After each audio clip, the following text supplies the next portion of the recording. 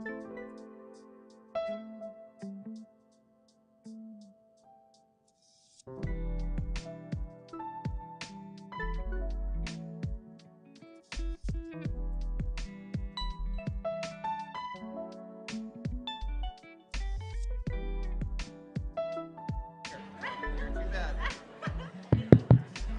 we coming up and doing flat night doing questions? You guys determine that?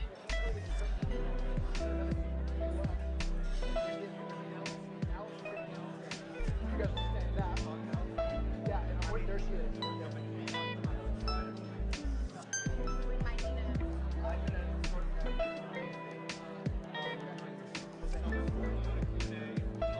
Because Vlad and I sat down with her during the meeting, and she was.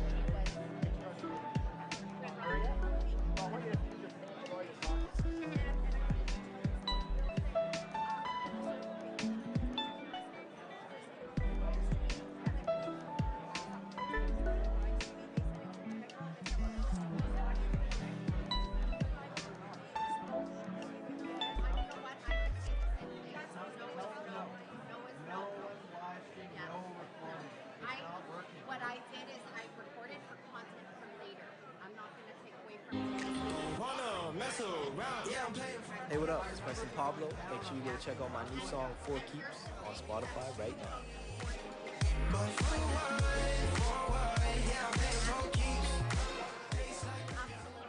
I kept up first.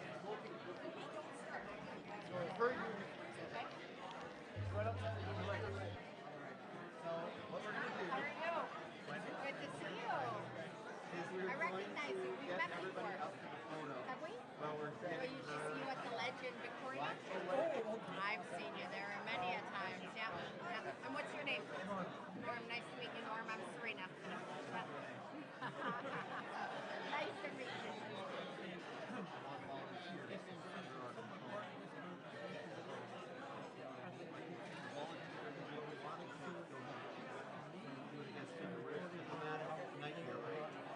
Yes, yeah.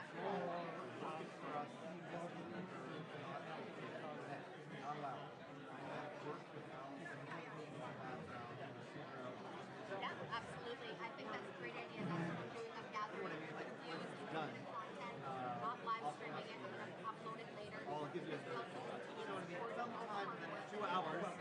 You'll get a note or what's on. So in terms of video, Yes, have you see it? My monologue.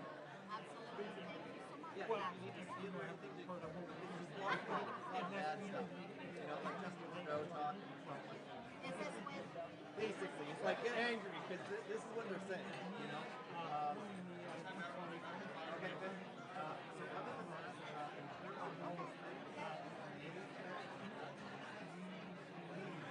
Yeah,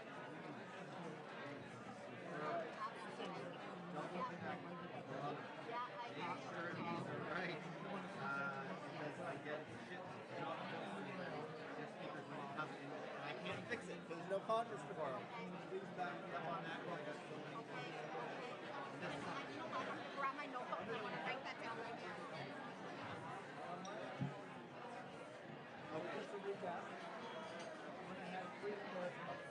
And then, because I'm always happy to see work with you.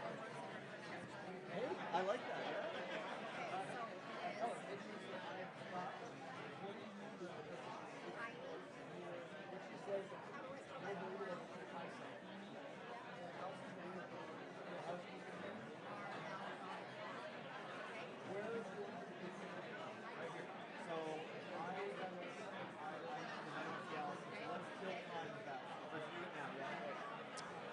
And sorry.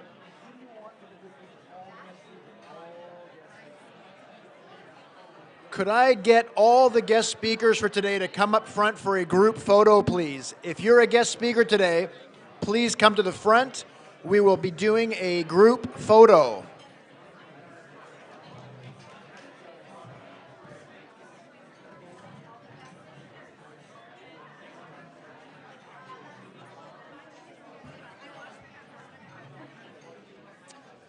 So we need Dr. Milburn, Dr. Lang, Dr. Kindy, Dr. Pellick, Dr. Malthouse, please come to the front. Mr. Arnie Lang, or sorry, Mr. Lugosi, Warner, Honner, Shake, and Leighton Gray, please come to the front.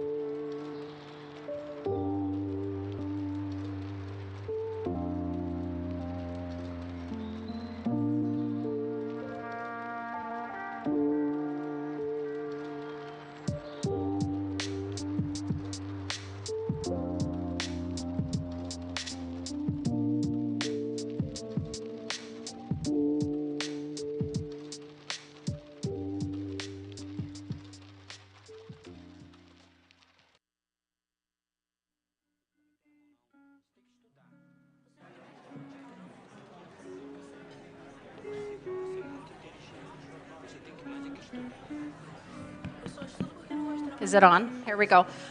Hello, everybody. Welcome. If I can just take a minute of your time before we begin. I want to address all of the alternative media in the room, and as well as anybody who is doing any kind of live streaming or broadcasting. We're going to take a moment to acknowledge all of the work that We Unify has put in today and throughout the weekend. It was a lot of work, and there were a lot of expenses associated with putting something like this together. So we have been asked to not live stream today. You are welcome to take any video footage or interview that you would like and later produce content from it. However, today we are redirecting everybody to weunify.ca. And the reason for that is because they collect donations for their, and this will give opportunity to fix whatever's happening there, so I'll just keep talking. But this is an opportunity when we redirect everybody to weunify.ca, they have to pay a donation to watch the live stream. That helps to support what took place this weekend. And that's extremely integral of us to recognize that the work we're doing, we were supported, and this is about us supporting the work that others are doing. So I'm going to ask everybody to please respect this and not live stream any of the content today. You can take video footage and create content from it for later upload. Thank you.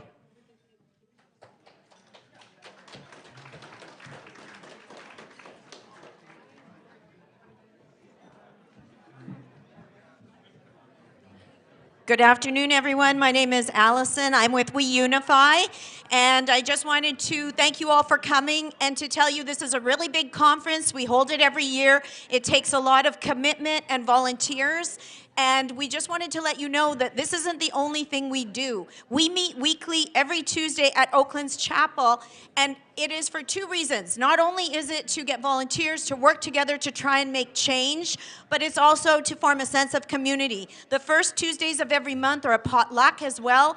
So if you're looking for like-minded people who share your values, it's a perfect opportunity. And one of the overarching themes of this event so far has been activism. How do we get involved?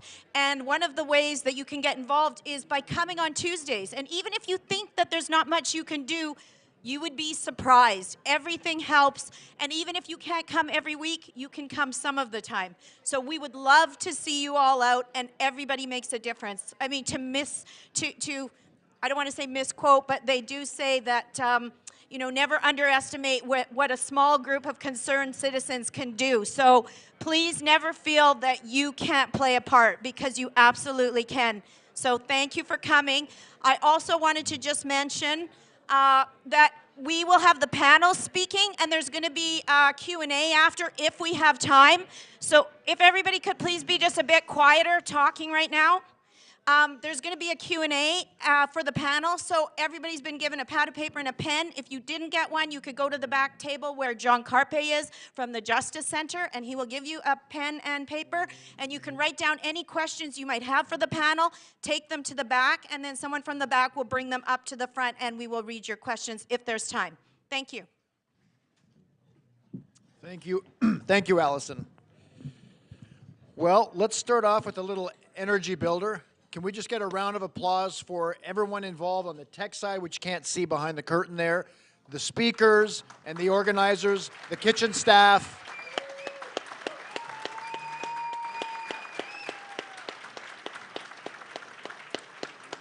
It's a lot of work putting this stuff on, and thank you. Who here's new today? For who is this your first day here? That's a good number. And who's been here the whole way through? Right on. Okay, well, there's something new every day, so everyone wins. All righty then. So let's kick off our final day. Can everybody hear me correctly? Is the volume right? Okay. One thing I've noticed over the past 3 years of these conferences by We Unify and the pandemic response itself is a very interesting phenomenon.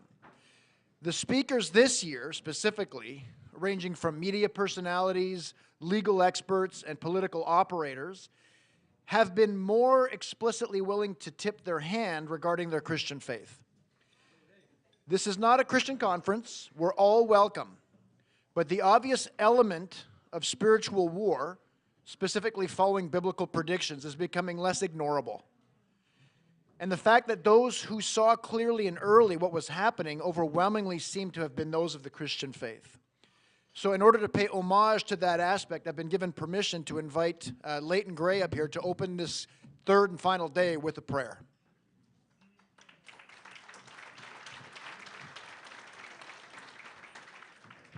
Thanks very much, everyone. Sorry, got to get this up to tall guy height. I'm a lawyer given a mic, so I'm going to cheat a little bit.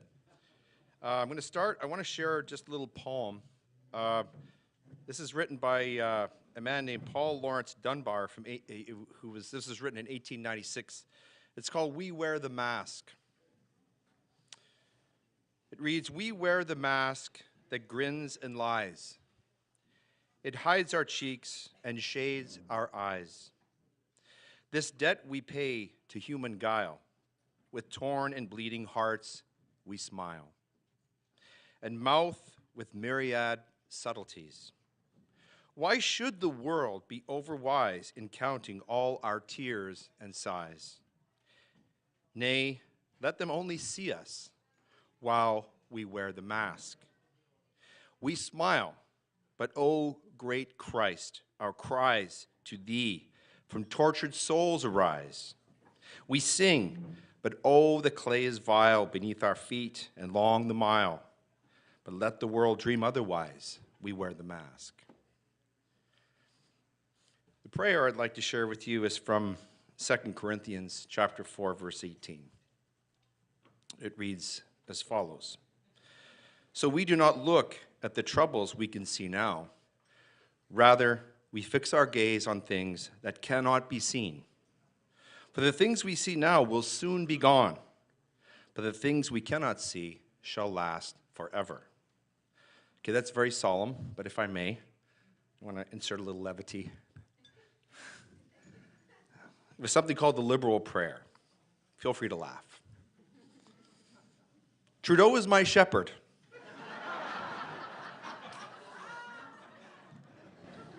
I shall not want. Not want him, anyway. He maketh me to lie down on park benches.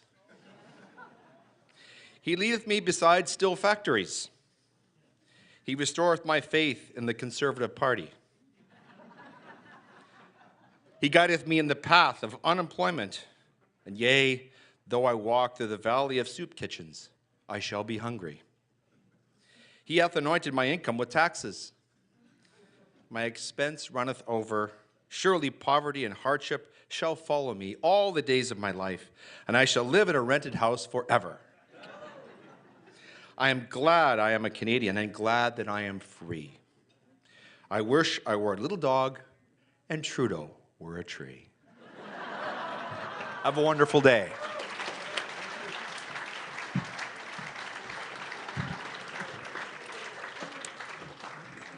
Thank you, Leighton.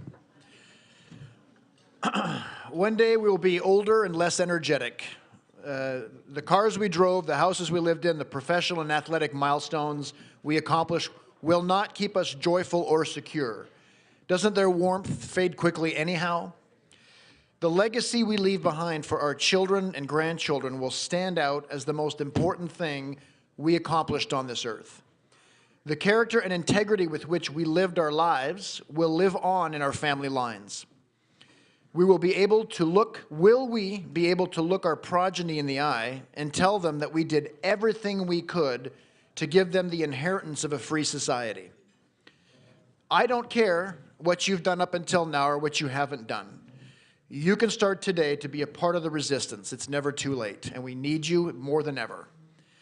This conference has one goal in mind. We've said this from the beginning, to get you to act. It may be a very unique way to act that is unlike any of our speakers that are in this fight in their own specific way. It may be very subtle and quiet and in the background. That's okay. Nike was right. Just do it. And to intro today's first panel, I'm going to cue you to a video presentation from the award-winning Cannes World Film Festival award-winning feature film, Unacceptable.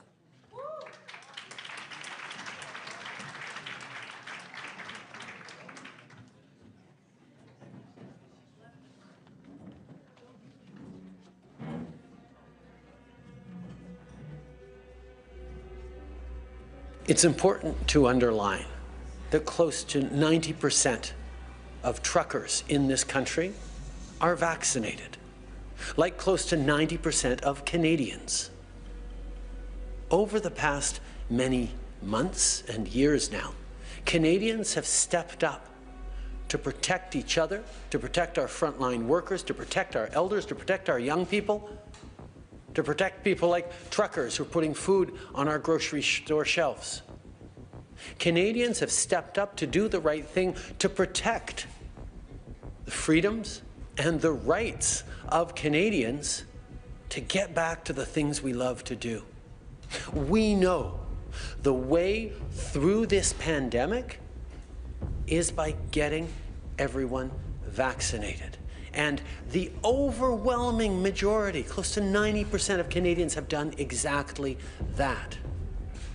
The small fringe minority of people who are on their way to Ottawa or who are holding unacceptable views that they're expressing do not represent the views of Canadians who have been there for each other, who know that following the science and stepping up to protect each other is the best way to continue to ensure our freedoms, our rights, our values as a country. Now, you sometimes hear about liberal bias in the media these days, how they're constantly letting our government off the hook for no good reason. Frankly, I think that's insulting. It's clear they let us off the hook for a very good reason, because we paid them $600 million. There's a wonderful journalist in the US. Her name is Cheryl Atkinson.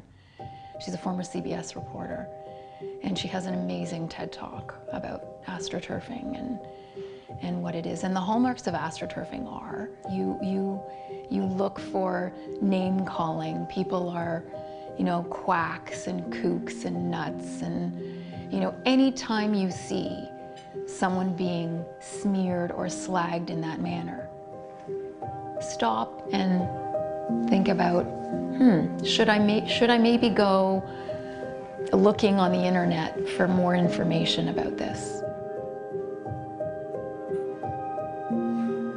Mingling with unvaccinated people markedly ups your risk of contracting COVID-19. That's according to a new study out of the University of Toronto. The authors of the research say the findings strengthen the case that public health involves everyone. It's been 18 months since the COVID-19 pandemic began and around 6 months since vaccines became available to the general public. Yet, only around 79% of Canadians 12 and older are fully vaccinated. Please get the vaccine for the sake of everyone around them. It's not an individual freedom issue, it's an issue of community good. According to Leger, more than 3 in 4 Canadians have negative views of those who are not immunized. Many people feel they're irresponsible and selfish.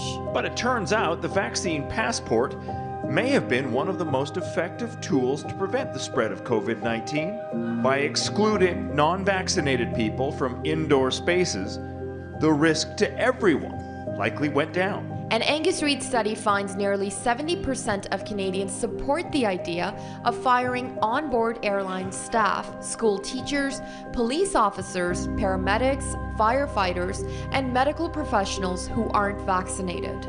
If you don't want to get vaccinated, that's your choice. But don't think you can get on a plane or a train besides vaccinated people and put them at risk.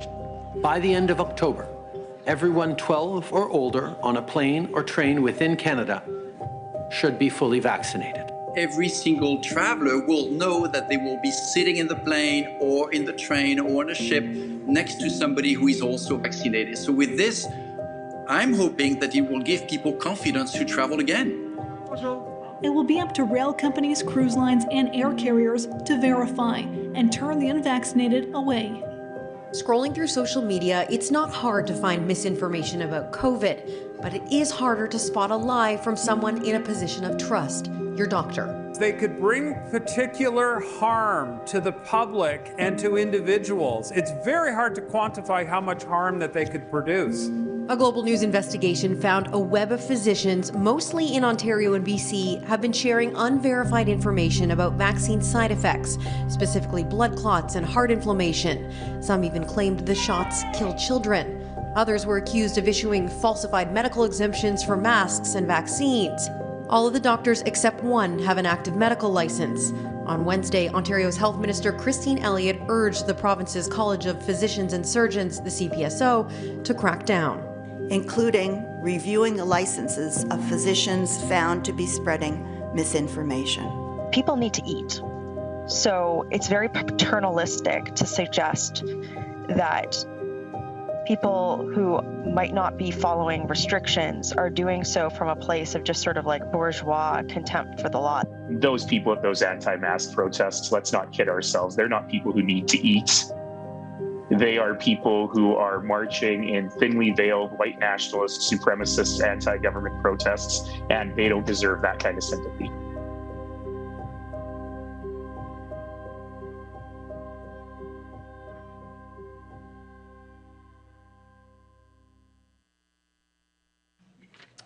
Oh, that is powerful. If you haven't seen the documentary, I suggest you get right on that. That's your homework. So we're going to open up today with the health panel, and we have quite the lineup for you guys. First up will be Dr. Milburn. He has been practicing medicine for 22 years. Over that time, he hasn't shied away from controversy. He was removed as head of emergency medicine for publicly questioning some of his province's COVID-19 decisions. Please help me welcome to the podium, Dr. Milburn.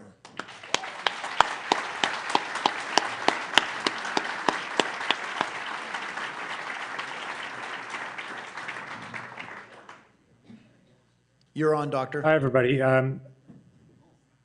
Thanks. You're from the other end, you're breaking up a little bit, so I'm hoping you're going to be able to hear me okay. I'll do my best.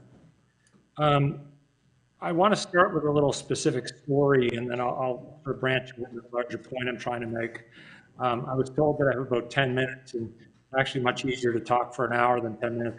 10 minutes, you have to be succinct. I'll do my best to impart what I want to in that short time. I currently, since I was had the rug pulled up out from under me as head of the ER and working in the big ER, I now work as a very rural family doc in what I call a micro hospital. It's a hospital. When we're full, we have 6 inpatients. We have a tiny little emerge, 1 X-ray machine, somebody who draws our blood, and a physiotherapist who comes in twice a week. This hospital was built to replace the old hospital. It was built in the 70s. It's been running well. Traditionally, the community is so small that everyone knows it. When we get a patient in, if I want to know anything about them, I find out which nurse who's on is their cousin, and I ask them questions and I get the answer. So traditionally, with the doctors being on call for a week or 2 weeks at a time, we can't respond to every little niggle and sore toe and whatnot. They're very good at that. They're very adept. And traditionally, they've given advice to patients. They know the patients who call in. They usually know their medical histories. When the patient has a question, they never take any chances. If the patient thinks they have heartburn because of their chest pain, they're still told to come in. On the other hand, if the patient has stubbed their toe and it's 1 in the morning, they usually don't wake us up. We had one incident where a patient from out of town showed up at a very awkward hour, kind of delayed and put off, and they decided not to wait, and they went to their own doctor the next day. And their own doctor was quite upset that the patient hadn't been seen immediately in our ER, and so there was a complaint launched about having to wait, even though there was no harm that came to the patient. In response, we had a herd of managers descended on things and decided that the nurses were no longer allowed to give phone advice. The problem with this is that nurses had been giving phone advice in this hospital probably for 100 years without a problem. We literally never had a bad outcome that I'm aware of because they gave phone advice. But the managers and the lawyers got together and decided that we couldn't do that anymore. But that just fundamentally changed the way that things worked for the physicians there and made our call much less dependable. So it actually made it harder to keep doctors in the community because of that one change. So that's my little story. I want to sort of back out now to a broader picture and tell you why I think that happened, why it's bad, and hopefully what we can do to change and make things better. There's this idea in our modern system that there's no problem that can't be solved by more management, right? Experts know the best. A frontline physician taking care of patients in the community is not the best one to decide how to look after them. There's some centralized expert who has a bunch of statistics and spreadsheets who can look at that and tell us how to run our system. These experts need data, and to produce that data, it's caused a proliferation of paperwork. One of the nurses I talked to has been, she's a 35+ year veteran. She said that when she first started working, she estimates she spent about 1 to 1.5 hours of each shift doing paperwork, which she considered a lot at the time, but did it. Now she estimates that she spends over half of her time on paper, 50 to 60% of her time spent on paperwork instead of with patients. And that's a decision made by the central manager. They need information when you register that 50-year-old to sprain their ankle playing volleyball. You don't just need to look at their ankle now. The nurse needs to do a suicide prevention screen. They need to take their temperature. They need to take their pulse, their blood pressure, all these things. They need to write them all down. It generates a whole lot of data, which makes work for managers to make things that they can now manage. In looking at it in the big picture, doctors and nurses are now seen as cogs in this big healthcare machine. We're not individuals who interact individually in our unique community with individual unique patients. Instead, we are seen as fulfilling a role defined for us very narrowly and strictly by management, somebody far off who may not know anything about how our particular little hospital runs. And the problem with, as I see, my wife and I started sorry, I'm jumping around a bit. My wife and I started an initiative called Free Speech in Medicine. So freespeechinmedicine.com, you can check it out, and hopefully we might see you at our conference this fall. But why is free speech in medicine a problem? I don't think it was COVID, it was going on before COVID.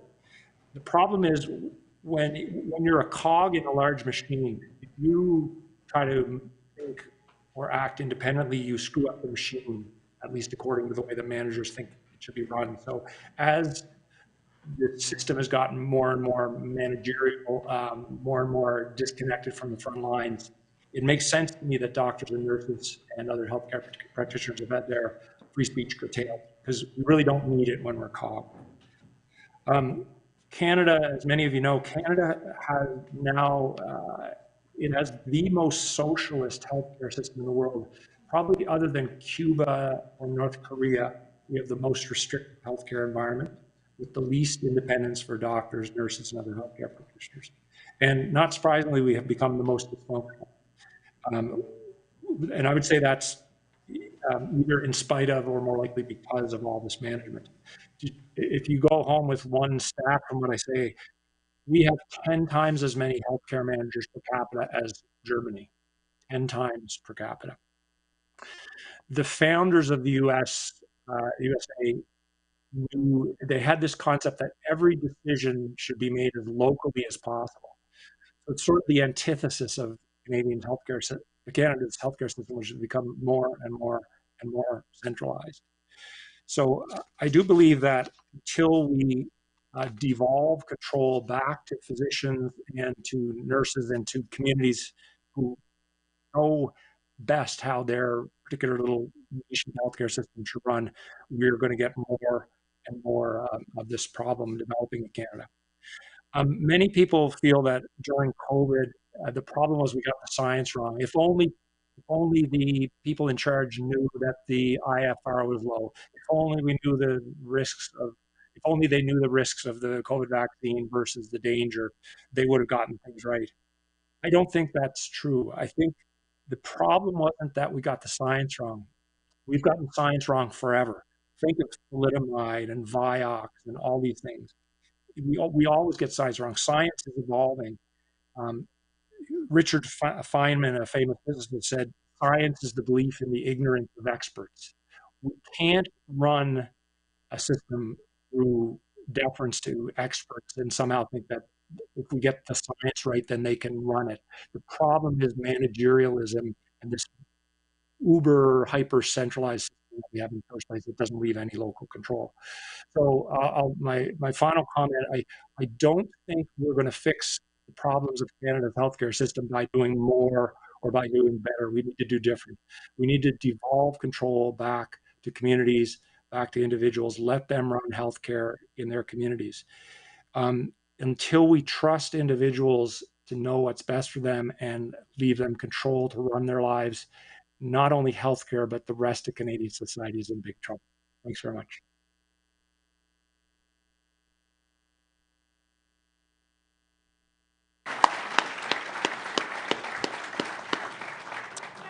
Thank you for joining us, Dr. Milburn, and thank you for your courage. All right, moving right along. Our next speaker is Dr. Lang. He has served in the military and has worked as a biology and science teacher, as well as a research scientist and a physician. He is the author of a series of 4 recently published books entitled Confessions of a Conservative, Our Ship of State Towards Civilization.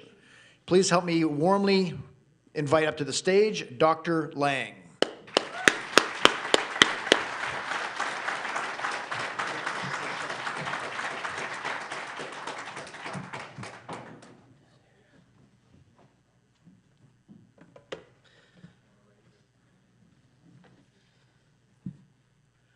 Good morning. Thanks for coming. Let me just get my PowerPoint set up here for you.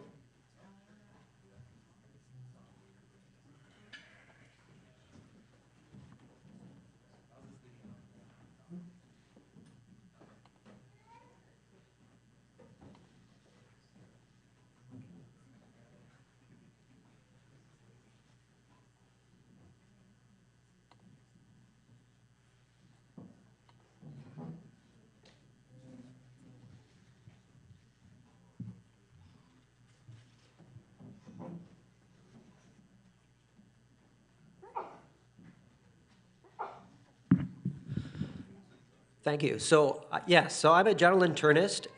I practice actively in Ottawa, but my roots are from BC. My roots go back before Confederation in Vancouver Island, and I'm of they call it the pioneer class of the Island Medical Program when the UBC Medical School expanded to Victoria. I'm back. Let's see if I can help the cause here a little bit.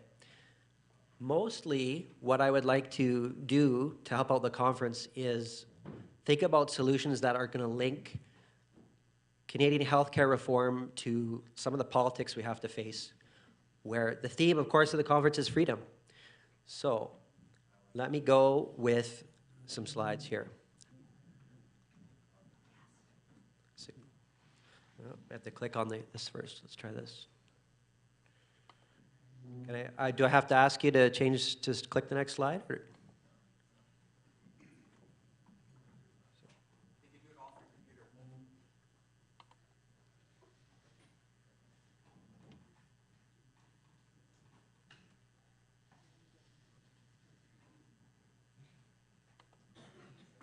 Okay, good to go. Thank you.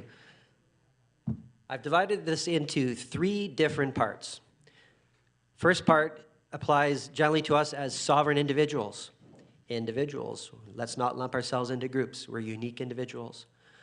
I think like a doc, so I'm going to describe them as prescriptions. You might not like them because it's kind of medicine. It's not candy. A lot of politicians often offer candy. I'm not running for any office right now. I'm just trying to help. The second aspect here is that we have a need for an accountable Canadian healthcare that has other prescriptions. I can list 5 that are within the Canada Health Act, and we have to think of about 4 outside of the Canada Health Act. And finally, I'll just summarize by just saying that the Canadian ship of state is not on course. Okay.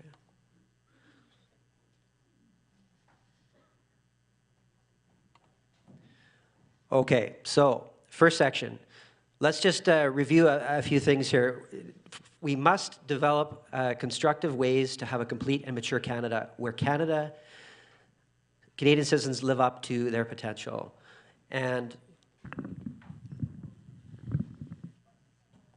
in order to do that, we need to learn lessons from civilizations of the past that valued freedom. Not only am I a physician, I'm a trained research scientist. In fact, one of my colleagues up on the panel here was my research supervisor way back in the day. That's how small the world is in Canada, okay? So what that means is that if you look at the lessons of not the current culture, but of way back to the ancient Greeks and to the Enlightenment, freedom was required to understand the world around you, because as a conscious individual, you had to be able to have freedom of inquiry. You had to evaluate, set up experiments, empirically learn about the world so we could have our advances to a healthcare system based upon data and evidence. If you want to read more, you'll have to go to my books, okay? But basically, this chart you can find in the back, and we as individuals are based upon reason to make any advancement for getting a healthcare reform where you're in the bounds of the freedom axis and sustainability axis, and we have to shift to the right on that diagram if you look at it carefully. That's all I'll say there. So, in order for sovereign individuals to have and achieve a medical advancement, the first point is to have reason and wisdom at the level of the sovereign individual and not groupthink identity politics. And the second is to recognize empirical objective reality. It might offend you sometimes. And so here are my prescriptions, just as for your general health, I'll just give 4, okay? Do not expect scientific advancement by always thinking that one person or authority is always correct. As my last colleague just spoke, that is not what science is. It is not the science. It's about the scientific method. We are always learning new things, and we have to adjust our thinking based upon new data. Number 2, allow an individual to make their own healthcare decisions with informed consent. The doctor-patient relationship.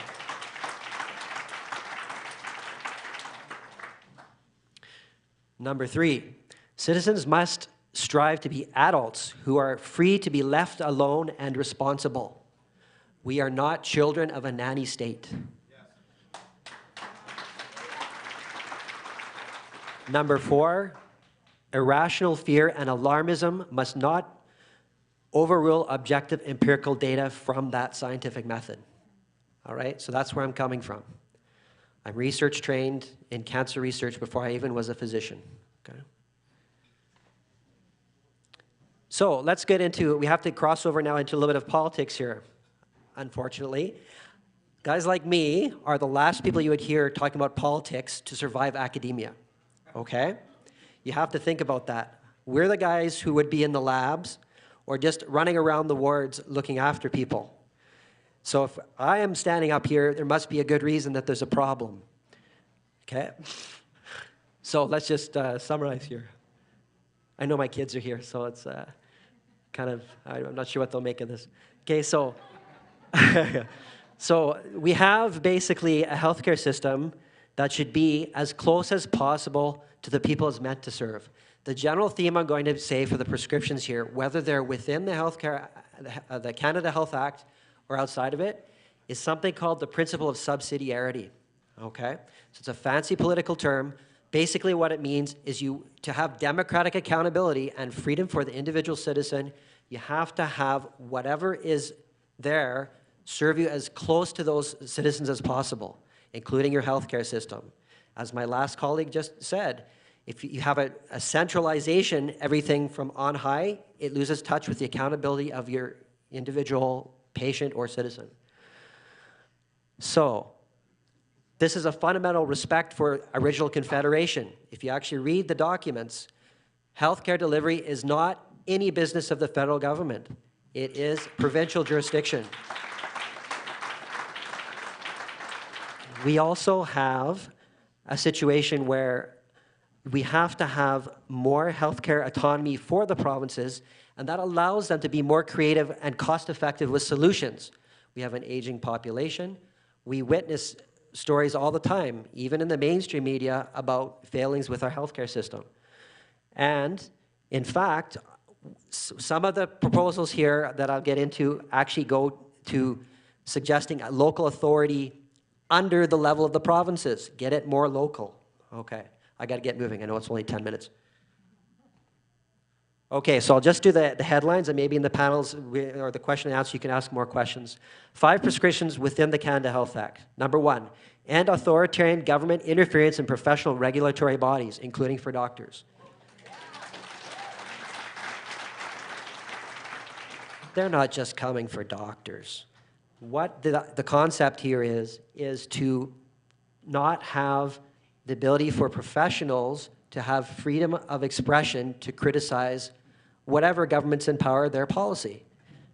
Because instead of having self-regulatory professional bodies for whatever your profession is, it will be controlled by the government in power. You do not want the government suppressing your freedom to say what you want. You no longer have a democracy. Number 2, provinces, territories, and federal providers must come together to have one common drug formulary. Stop bickering, get it done, save some money.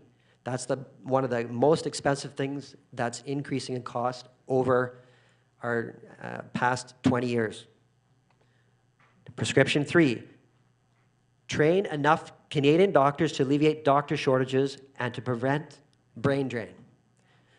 I can go in detail there, but basically, make medical school admission based on merit and have it so that national defined detailed curriculum so that it's not anything other than objectivity, which I mentioned at the beginning. Number 4, provinces should enact medical savings accounts. This is actually just on the margins of being outside the Canada Health Act. What I'll say for brevity is that it's still in the Canada Health Act. You could do it as a province. The idea is from Singapore, and the idea there is that you see it on your taxes that you are seeing the direct cost of your health care. If you make a bad choice about wasting that healthcare resource, you'll have less tax credit remaining on your tax form. For catastrophic coverage, you're still covered. This is what they do in Singapore. It is worth thinking about, okay? Refer to David Gratzer. These ideas get lost in the mists of time. He's a doc who wrote this in Code Blue. He's discussing Canadian healthcare system. Okay, final one here. Within the Canada Health Act is long-term care should be the responsibility of local authorities, not the provinces. If the hospitals are hanging on to patients that could be discharged, but there's no long-term care facilities, then the local authority should be charged for the cost of that hospital bed until they build more long-term care facilities. Let's clear the back door of the hospitals. Okay, so finally, I'm getting into ending top-down interference in healthcare decisions and getting into things that would technically violate the Canada Health Act. But everyone, if you look at examples around the world, no country has adopted the Canadian healthcare system for good reasons. Most countries have public-private combined models for good reasons. So let's look at some of these. Number 1, prescription outside Canada Health Act. If you got the guts, you need a federal government to do it. End government monopoly on healthcare. Number 2, provinces must directly collect the taxes necessary for their healthcare delivery, no more dependence on federal transfers. Number 3, citizens must have access to private health insurance given unreasonably long wait lists causing suffering to get the care you need. Number 4, get democratically accountable healthcare as close as possible to the people it is meant to serve. That's how freedom links to healthcare, okay? From at least my perspective, I'm just one guy. I'm a unique individual. Let's talk, right? So, the Canadian ship of state is not on course. I could review this as a summary that you need to have individualism, objective reality, and reason back into the equation to get to civilization. And hopefully that gives you a chuckle. If I have to read it out loud, I can see it on my screen here, right? So it's all good, Canada. We're negotiating with 13 co-captains as we speak. Yeah, at least you can see it. So I look forward to maybe some questions from the panel or from yourselves later on. Thank you very much for listening to me.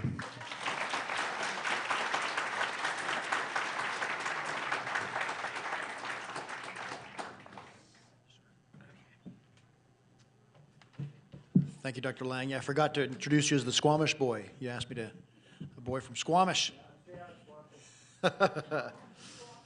Our next speaker is Dr. Anna Kindy. She is a physician who practices in Campbell River. She joined the Freedom Movement as an advocate for informed consent. There's an idea. To allow individuals to make their own choices in their medical care after being educated properly on the risks and benefits. Now, what she never puts in her bio, but I always put in her bio for her, is that she also was a member of the Olympic freestyle skiing team for Albertville, France in 1992.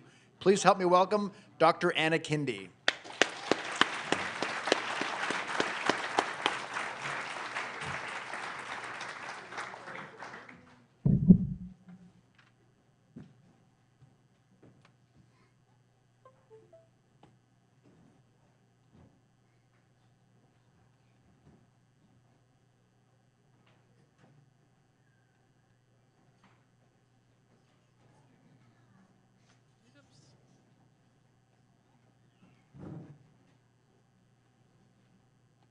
Is there a reason this isn't?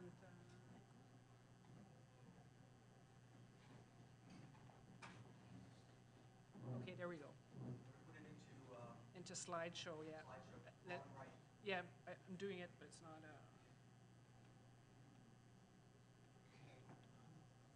Don't feel under pressure. I don't.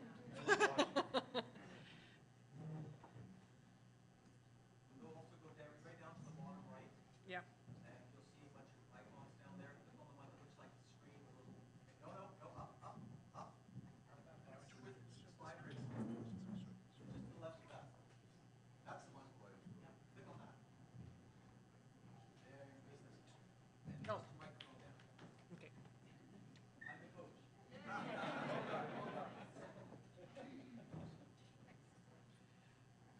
Okay, so hi everybody. Sorry about the delay here. So I'm going to talk about caring doctors.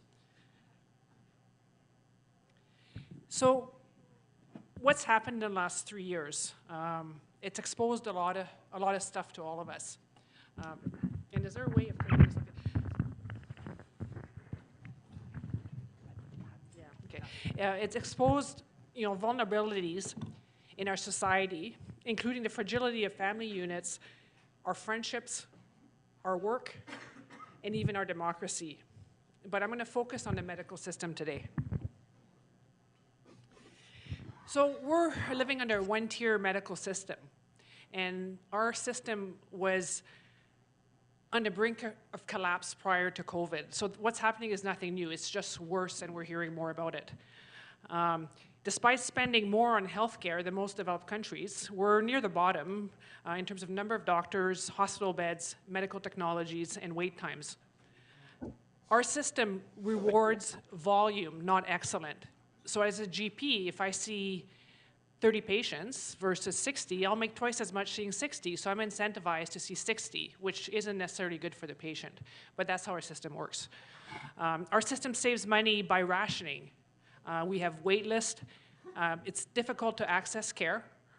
And now we have MAID. And I would argue that, the cost of our system, most of what we cost as patient happens in the last 3 months of our life. So we've taken care of that quite well in Canada.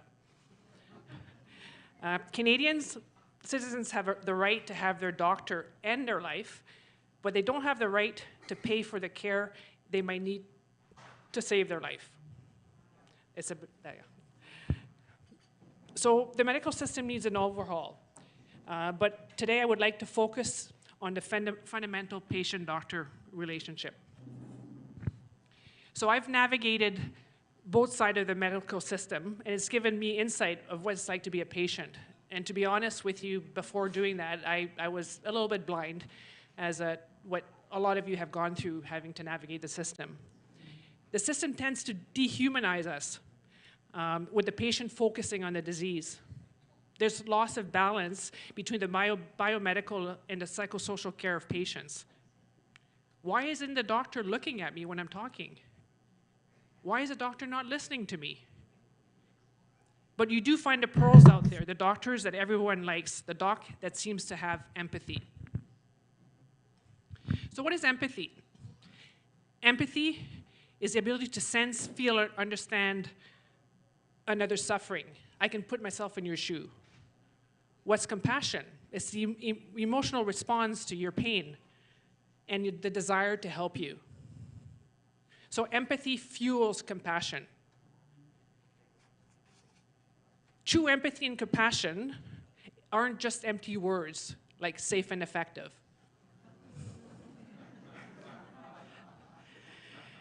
So in my opinion, a minority of the general populations have true empathy and compassion.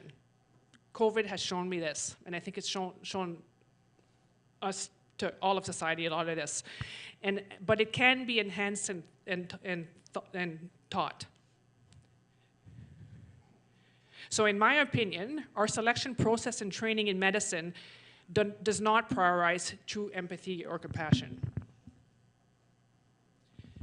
So as William Osler says, the good physician treats the disease, and the great physician treats the patient who has a disease. So where does the problem start? Well, just look at how doctors are educated. And we'll start with medical education, and I'm looking at who goes into medicine. Do they go into medicine for the right reason? And there's something comes to mind at that point is I remember in my husband's office, who's a plastic surgeon in Campbell River, he had a young lady in grade 10 who came in to ask him how she was to go about to get into plastic surgery. Okay, so in grade 10, already having decided to go into plastic surgery. So is she going into medicine for the right reason? So pre-med, medical school, residency training, and subsequent placement all foster hard work. You can write exams very well. Your interview skills are excellent. You can compete with your peers extremely well. And you've become very compliant to authority. You basically have to start kicking ass. Kissing ass. Not kicking ass, kissing ass. Okay. So, and what I mean by that is, once you get into medical school, by first year, you have to have decided what specialty you want to do. So within a year or two, you have to do your rotation in that specialty, so you get in that specialty. And then you keep kissing ass until you hopefully get into that specialty. And once into that specialty, you want that job. And so you keep kissing ass. That's how I see it anyways. This is going to sort of change your look of doctors a little bit. I'm sorry about that. So, following the latest medical guidelines is often encouraged, which in a sense does not foster critical thinking or empathy. And Bill 36 will worsen that. Right? So Bill 36, will eliminate individualized care. We will have to follow guidelines or there'll be consequences. In a one-tier system, the burnout factor can easily set in as well, and the balance between the scientific, technical, or the biopharmaceutical aspect of medicine with the psychosocial is lost. And what I mean by that is we dehumanize the patient. You become the disease to me. So if you come to emergency because you slit your wrist for the third time, I'm going to fix your wrist, but I probably won't have the time to talk to you as to why you're here, right? So, so again, why is that doctor not even looking at me or truly listening to what I'm saying? So what should we do? Maybe Google your care? And I just want you to sort of think about this. So there was a study done recently, AI, artificial intelligence versus doctor. So is me as a GP safe from robotic replacement? So this study fed 200 questions from subreddit and asked docs to chat GPT and physicians. The answers were evaluated by some health professionals for quality and empathy. So in terms of high quality response, robots scored 79%, physicians 22%. In terms of empathetic response, we did even worse. ChatGPT 45%, physicians 4.6%. So we need to do better. So what's AI? So it's basically algorithms that are trained on data. So these algorithms can detect patterns and learn to make predictions and recommendations by processing the data and experiences. So the biases of today will be reflected. So the data enters. So again, let's say today, if we were using AI, I would be prescribing, quote, safe supply, because those are the guidelines and the data would represent that, right? Safe supply is, unmonitored opiates, which I think is worsening the situation. Vaccines, no question, they're all safe and effective, right? Doesn't matter what age you are. That would probably be reflected in the data. And the other thing as well is, is AI fake empathy and compassion? It can't replace the real thing for now, right? I want you to think about that. There's a lot of lonely people out there. So dataism cannot replace your doctor for now. Where are we heading? So doctors need to do better. Our system needs to do better. So possible solution to foster empathy in medicine. So I'm going to talk about sort of internal solution and external solution. So internal solution means, what can we do in the medical system to change things?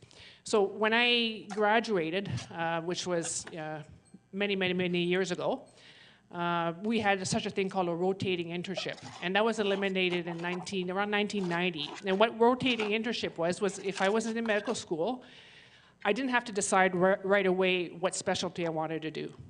Okay, so I could graduate from medical school and become a general practitioner, and then 3 years later saying, well, I really like orthopedic surgery, I love fixing bones, and get into fixing bones. And by that time, I was more mature, I loved what I did, and I didn't have the pressure to just perform, right? So we need to bring back the old system of rotating internship. We already mentioned that as well, is to train more doctors. So right now, the doctors are all working at full capacity. Most doctors cannot take more patients on. We're already not doing a great job because of the volume, in a sense. So we need to train more doctors, and that needs to happen now. And the idea of bringing in foreign doctors and foreign doctors, as much as some of them are competent, they are not trained the same way as Canadians. Okay, so all doctors trained in Canada will verify that. So we need to train our own physicians. We need to train our own nurses. We can set up lectures or courses on empathy and compassion. My opinion is those don't work very well. I mean, who didn't get the gift certificate for the gym, and with a trainer and go for a week, and then a year later attend the gym regularly?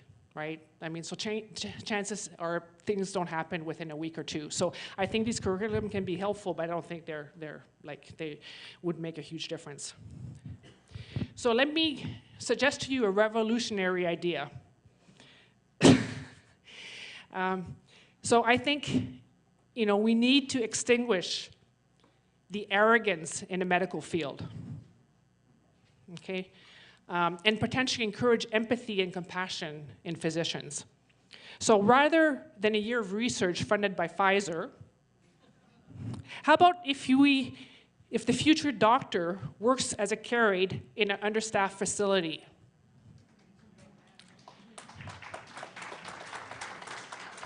And when I mean working as a care aide, I don't mean for 2 weeks, I mean for a full year, which will potentially allow the physician to actually get to know the residents and have the humility and skills to change adult diapers.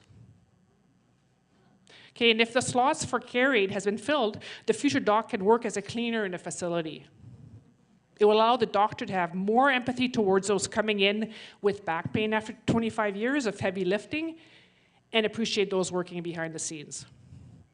And again, these are personal thoughts, having navigated on the other side. Okay, I was on this side, and I wasn't seeing it until I ended up on the other side. And you know what? I do think that some docs, and I don't think it's a minority of them, would benefit from that kind of training. Once graduating from care homes with good references, The next step would be to work in a hospital setting as a nurse doing shift work. And again, understaffed hospital. This will allow the future doc to really get to know their patients because they're not just coming in, putting in the orders. They actually have to stay with the patients for 12 hours and change a dressing and go get them ice water, etc., right? And what will that do? Well, the doctor might appreciate the staff, the nurses, and they'll really appreciate the doctors that have true empathy and compassion, okay? Because they'll see it from the other side. So this is a concept that would cost the government close to nothing and foster a well-rounded doctor that has humility and hopefully displays more empathy and compassion. So when a patient comes in saying, I want an exemption for vaccine, they'll maybe listen to why. So possible solution to foster empathy in medicine externally, meaning this room, what can you do? So this solution ultimately has to be driven by voters or consumers in a democratic system. So you guys we can change it internally as much as we can, but there's certain things we can't change. We cannot change Bill 36. You can change Bill 36. So if you accept the status quo, nothing will change. The other thing is let your doctor know in a polite, compassionate way if they seem to lack empathy. We're all busy, and sometimes we forget why we're there. Everyone benefits from constructive criticism, but remember your doctor's working in a system that's collapsing. But remind the doctor, you know, I'm a human being. If you find that your doctor's not listening, ask them to listen to you in a polite way. Please don't pay us less. Medicine, although rewarding, can be a difficult job. Quality comes at a cost, and you want to retain the best. Consumers need to have a choice so that empathetic doctors do better. Understaffed, single-tier medical system does not promote empathy, it promotes burnout. So let your MLA, and Minister of Health, and everybody else you know that's involved know how you feel. Thank you very much.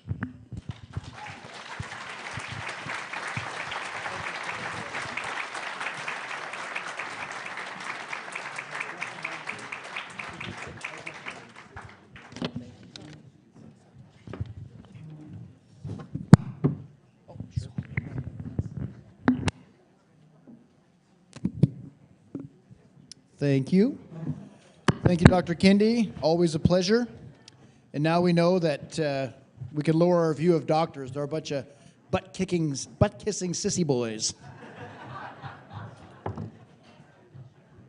All right, moving right along. Dr. Pellick has been a professor of immunology at the UBC Medical School for 33 years, is one of the founding members of the Canadian COVID Care Alliance,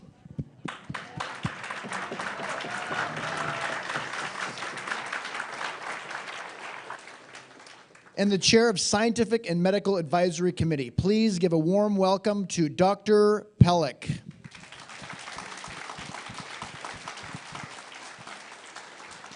Thank you very much. Well, good afternoon, and it's great to be able to be here and learn a lot myself and interact with so many freedom fighters and people that have actually worked so hard against what seems to be huge obstacles. I mean, when we see what we hear from our government, from our healthcare system, from the media, we kind of question, are we on the right track? How can we be so wrong and everybody else seems so right? And you have to question yourself, and we do that. We're actually critical thinkers. And I think that's why we've come to this point where we can recognize that there's problems with these systems. And we have to be part of the solution of that problem. And so that's why we're willing to take time out of all of our busy schedules, not just to be here, but to spend a lot of time really working hard to try to restore Canada to the Canada that we've come to know as we grow up, what we've been proud of, and we're seeing those things eroded in front of our faces in a very short order. And it's very discouraging, but I'm actually optimistic. I think that there has been a lot of impact, for example, from many of the people that are in this room and across that have actually said, no, wait a second, this isn't right. And those efforts are being translated. So, for example, we heard that the vaccines are safe and effective. And the data doesn't really support that. And it's becoming clearer and clearer. Those that are vaccinated still get COVID, even 2 or 3 times after they've been vaccinated multiple times. We're seeing vaccine injury on a scale that we've never seen before in reporting systems set up for that very purpose. The VERIS system, the UK Yellow Card system, the European Medicine Agency's Eurovigilance system, the World Health Organization VISI Access system have more cases of COVID injury reports, hospitalizations, and deaths than more than 80 other vaccines put together for over 31 years. You cannot ignore that kind of data. But yet, we are still hearing that these vaccines are safe and effective, but okay, they don't prevent you from getting COVID, and yes, we agree, it doesn't prevent you from getting COVID, but it reduces your symptoms so that you're not going to get very sick and die. And so even recently, the government of Canada has suggested that the lethality rate of this virus is about 1%. Theresa Tam, our chief public doctor, has been co-authored a paper, Dan et al., where they actually argue that had it not been for government interference in having these mandates, these lockdowns, the masking, and the vaccines, 800,000 people would have died in Canada. This is the kind of modeling that guides public policy in our country. Now, to put that in perspective, that is the equivalent of all the people that died in World War I, adjusted per capita, all the people that died of the 1918 pandemic, and all the people that died in World War II that were Canadians. That's more than those events alone. So from the perspective of the government that the population is sort of seeing, is that this is the most calamitous event that we've encountered in the history of our country. And it's actually ridiculous because we know that young children, the chances of dying is about 1 in 100,000. And that is usually with comorbidities. And with our elderly, they've been at high risk. It's very clear, especially in the first wave of the pandemic, which we actually, in my opinion, missed. We just got the tail end of that pandemic. From the clinical study that we've been running, we tested about 4,500 people over the last 3 years at my company, Connexus. This was not funded by government. We tried to get funding for it, but it wasn't in the interest, it appears, of the health authorities to determine the state of natural immunity in our population. But I can tell you that the BC Women's and Children's Hospital that we collaborated with and the BC Centre for Disease Control showed in a study in May 15th of 2020 to June 15th that 90% of the healthy adults that we tested, which half of them were healthcare workers, had already been infected with the SARS-CoV-2 virus and had antibodies. They had natural immunity. And when we did a larger study with 10 times that number, over the last 3 years, when we asked our participants in our clinical study, when did they first have the symptoms of COVID-19, it was actually in December of 2019, January, February, and March, before officially, according to the statistics, we had COVID-19 really in British Columbia. Now, I think we're pretty aware that BC, the Lower Mainland in particular, is the gateway to the Orient. So to have a virus that is going to come to British Columbia, not from China, but from Europe, because that's basically what the BC Centre for Disease Control has argued, that we got it from Europe, went across Canada, and then came to BC. So the ramification of this, two main things. One is that we do not know how large that peak of mortality and morbidity was in the first wave. I think it was the biggest wave we had. And it means that most of us were already infected with the virus and had natural immunity before our population decided to even get vaccinated. But our government decided, the Canadian government, that they negotiated these vaccines in the summer of 2020, where there was no clinical data whatsoever on how these vaccines were going to perform. And the approval came from Health Canada at the end of November, when there was only 2 months of studies with these clinical trials on whether they were effective and whether they were safe. And on that basis, we went ahead and vaccinated our population. And unfortunately, the data that we're seeing, it appears as though we're actually reducing the natural immunity we have by getting repeatedly vaccinated. We're developing tolerance. These vaccines, when you're injected, you have tens of trillions of lipid nanoparticles that are injected into your arm. There's 5 to 10 copies of the gene that encodes the spike protein on the surface of the virus, and from each gene you can make potentially hundreds of copies of that spike protein, and it's expressed on the surface of your own cells. And in order to get an immune response where you'll be producing antibodies, you have to actually attack and damage those cells, potentially killing those cells, so that you can have pieces of those cells with the spike protein on them that are digestible by innate immune cells that then can present those pieces to T cells of your immune system and B cells, which produce antibodies, so that you can have protection in the future. But what happens when you've already got immunity and you get vaccinated? In that scenario, now you have a very strong inflammatory reaction against the cells that are producing that spike protein from the vaccine.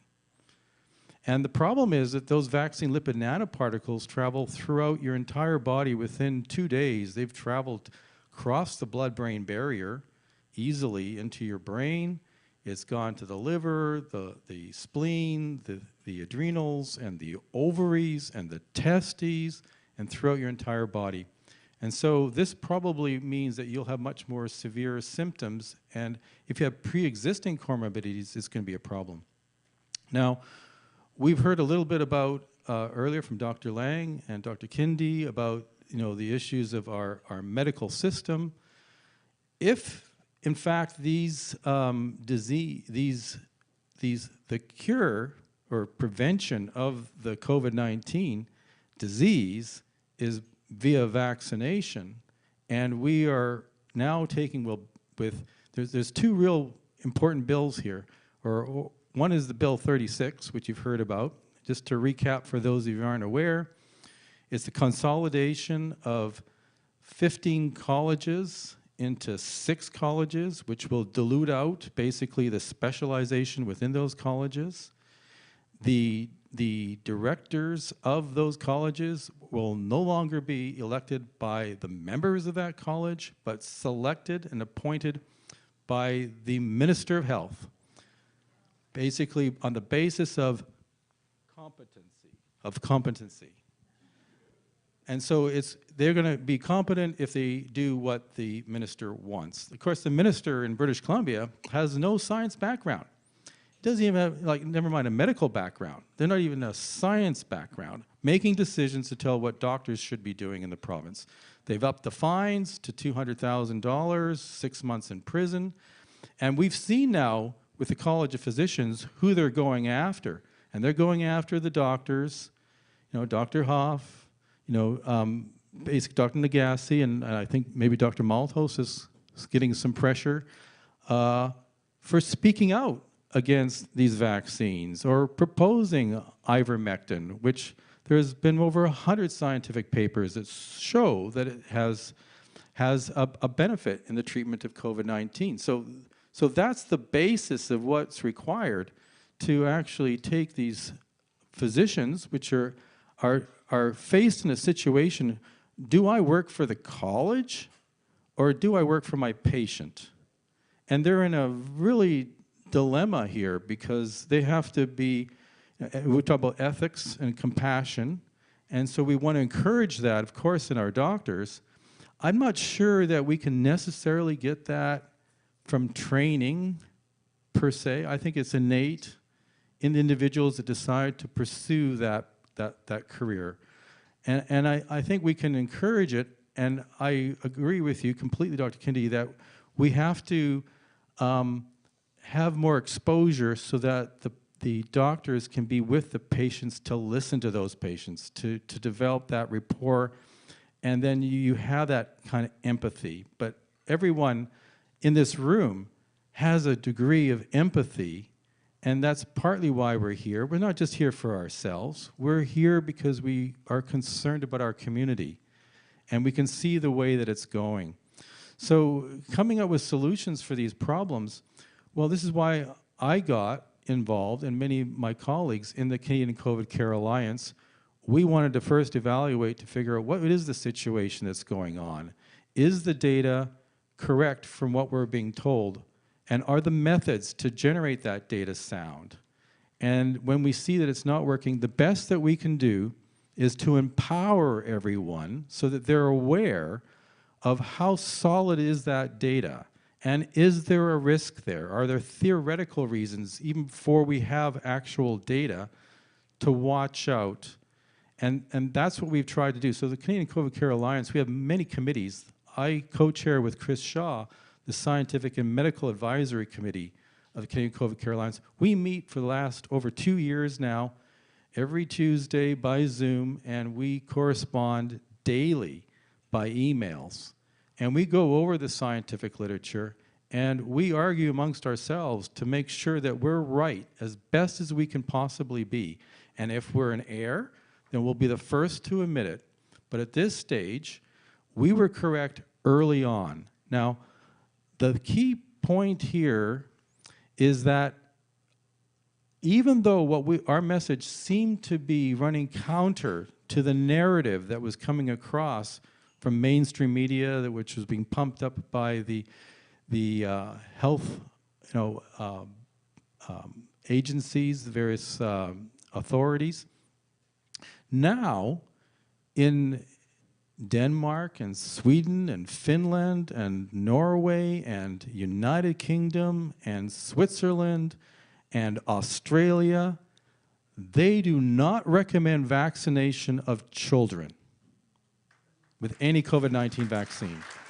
So these are health officials that are now delivering this message. Of course, here in British Columbia, we're vaccinating kids that were 6 months old with the Moderna vaccine, which the BC Centre for Disease Control publishes a paper about half a year ago where they did a study of myocarditis and pericarditis, myopericarditis, in basically all different age groups, but in particular, males with the second shot of these vaccines from 12 to 29 years of age. We can see that the risk from the Moderna vaccine for getting that myocarditis or myopericarditis is 1 in 1,900.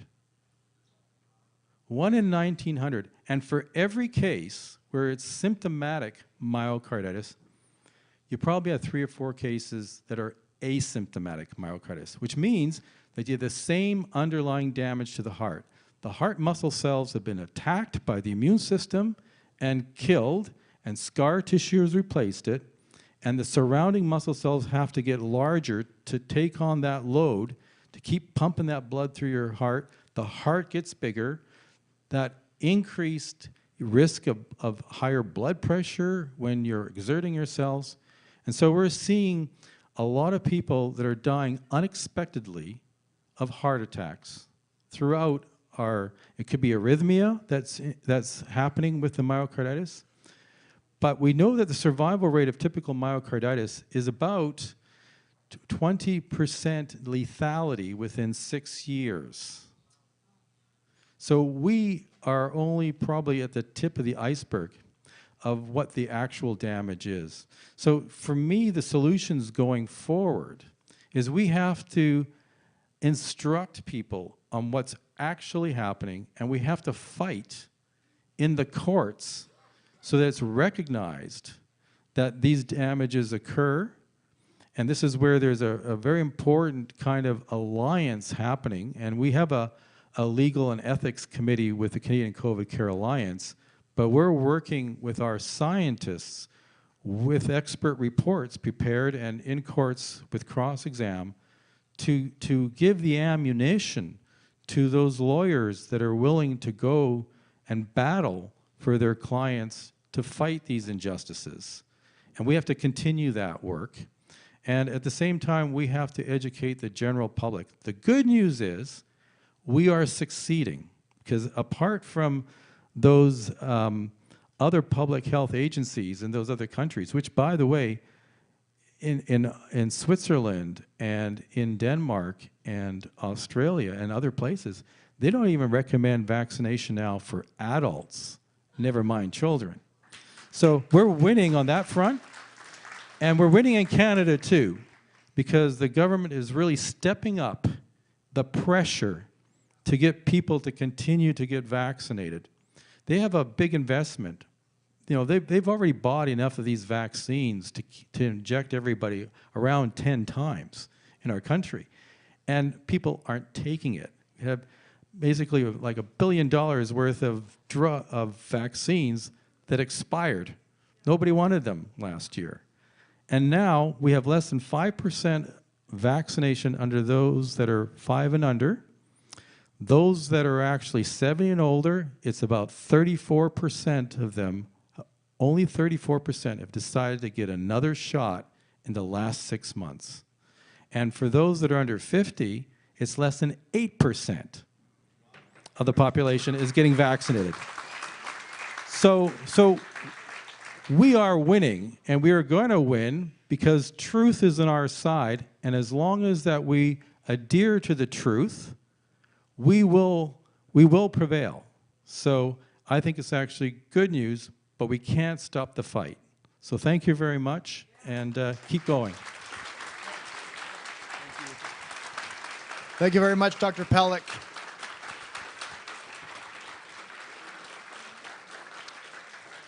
And I have to be the bad guy to try and put pressure on them to stop show, but I could listen to guys like that for hours. So my apologies that we all don't have all day.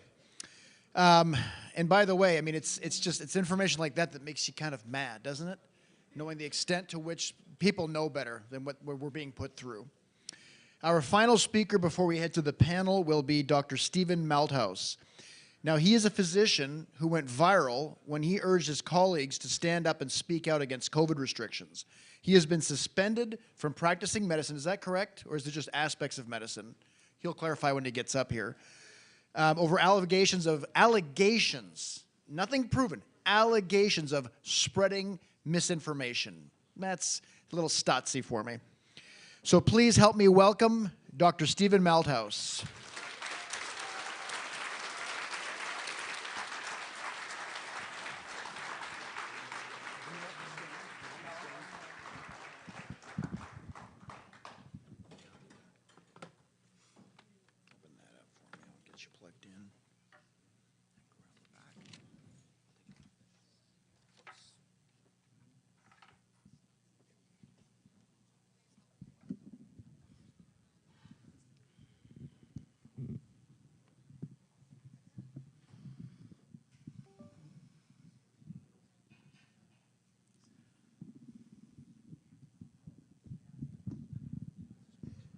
That should do it, I think. We'll see. I'll pull it off if necessary. Hello, everybody. Let's have the first slide, please.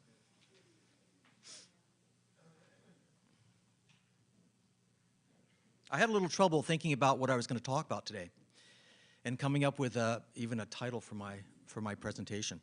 So let's see if, can we get the first slide? There we go. I think that's almost it. That's a different review here.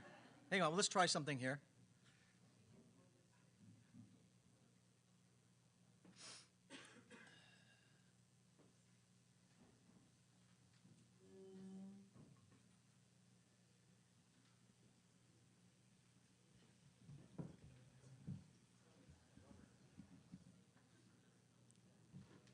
I'm going to have to get Dr. Kindy to come up and help me. Do you want to see if this slide will go on? Can you try that again? For me? I don't see it on the screen.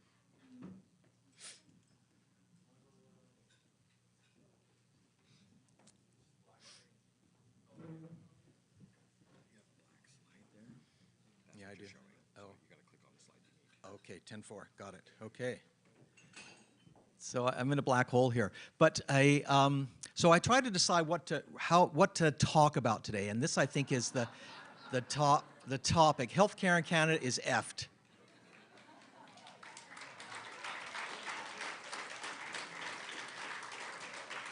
I can see where your minds are going with this, but this is what I really meant.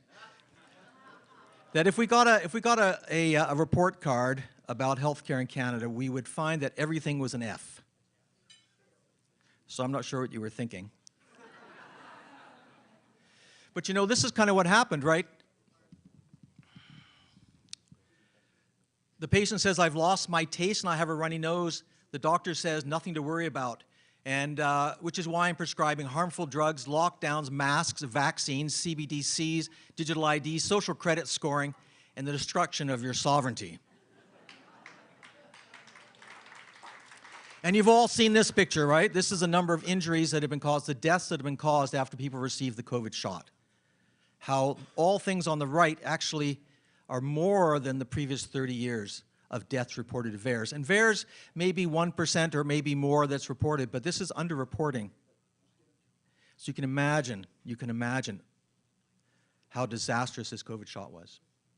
And of course, there are some statistics. This is the VAERS from the United States because of course, the Canada reporting system is it's a joke.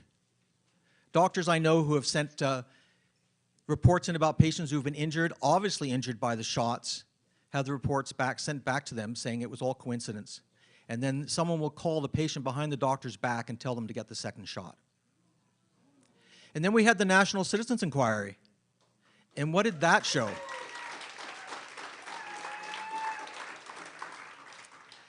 What was most remarkable about this for me is the cruel, inhuman behavior that patients experienced when they went to tell their doctors or went to the hospitals with their COVID shot injuries. I think we've realized that we can't rely upon doctors, experts, and our medical system to save anybody, and that conventional medicine just does not have the answers. Doctors have been brainwashed. Now, I'm talking in generalities, but the vast majority of them, I think, have been brainwashed. We've been brainwashed probably since before medical school, but certainly during medical school. They took our brains out and they put them through the washing machine. And then they put back in things that, essentially propaganda. And that's what we've been living on ever since. The Hippocratic Oath is useless. It's worthless. Why is that? Because most of us took the Hippocratic Oath, but who followed it when it was required? So what's the bottom line? Patients, you're on your own. Let me go back in time a little bit because, you know, this didn't start just today, yesterday, or 3 days ago, or 3 years ago. This started back, well, maybe even further back than this when we talk about propaganda and control. But the Flexner Report, which came out in 1910, you know, Flexner was a school teacher. And he was asked to do it because they thought we needed some changes in education. He followed the German model from what was happening in Germany, and he loved that. I don't know why exactly, maybe because it was scientific. Anyway, he went around the United States, and he was very diligent. You know, he was sent on his task by the Carnegie Institute with a lot of money added in there from the Rockefellers. The American Medical Association, which, by the way, was created to get rid of homeopaths who were taking too much of the business model away from them. They also contributed to this. Anyway, they cut the medical schools in half. Now, a lot of the things they did were actually good. Some of the things that Flexner did was good because the medicine of that day was not very well standardized. There were a lot of physicians coming out who were lousy practitioners and actually dangerous to their patients. There was not a lot of science, I would say good science, in the study of the therapies that they had. But there were some things that were really bad. Among them are that they took out, or because he didn't like, different therapies such as osteopathy, chiropractic, eclectic medicine, naturopathy, and homeopathy. He got rid of those because they were competition for petroleum-based medicines. So where did that lead us? Evidence-based medicine, the randomized controlled trial, is like the god of medicine today. How many times do you go to a doctor and you say, well, look what I found? They say, well, is there a randomized controlled trial on that? And you say, well, not yet. And they say, well, tell me when you get one. And of course, randomized controlled trials cost a lot of money.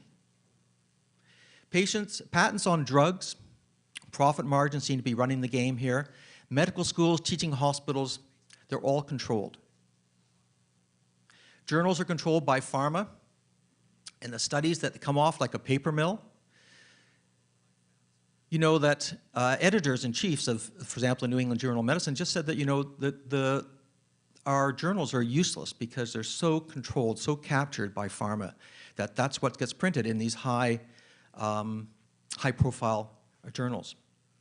What else? Poor regulation of drugs. Look what they've done. I mean, they just copy what's in the United States.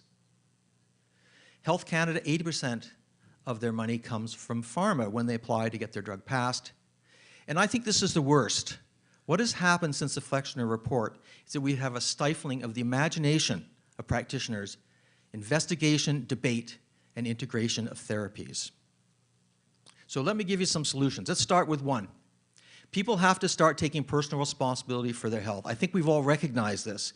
If people had just been taking vitamin D, we probably would not have had a so-called pandemic. At least a lot of people's lives and illnesses would have been prevented, lives saved, illnesses prevented, just from vitamin D. People have to eat well, they have to exercise, they have to have good lifestyle, that's obvious. And people are going to have to start taking responsibility for that. So that's kind of number one. What about number two? We need to reintegrate medicine. We need to bring back all those different practices which were abandoned after the Flexner report. We need to bring back homeopathy. We need to bring back naturopathy. We need to get people talking to each other. We need to bring back everything. Even we need to bring back pendulums, believe it or not, because we need to open our mind to the possibility that there are therapies we think are hokey that doctors would dismiss immediately, which may have some value in them. And we have to investigate them. Now, there are many things in medicine that are worth keeping, and we're not going to get rid of everything. Emergency medicine, surgery, they're fantastic.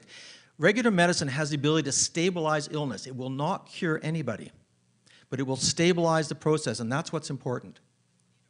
But to actually cure, to treat chronic disease, you need to go somewhere else. You need to go deeper, the greater understanding of how disease comes about.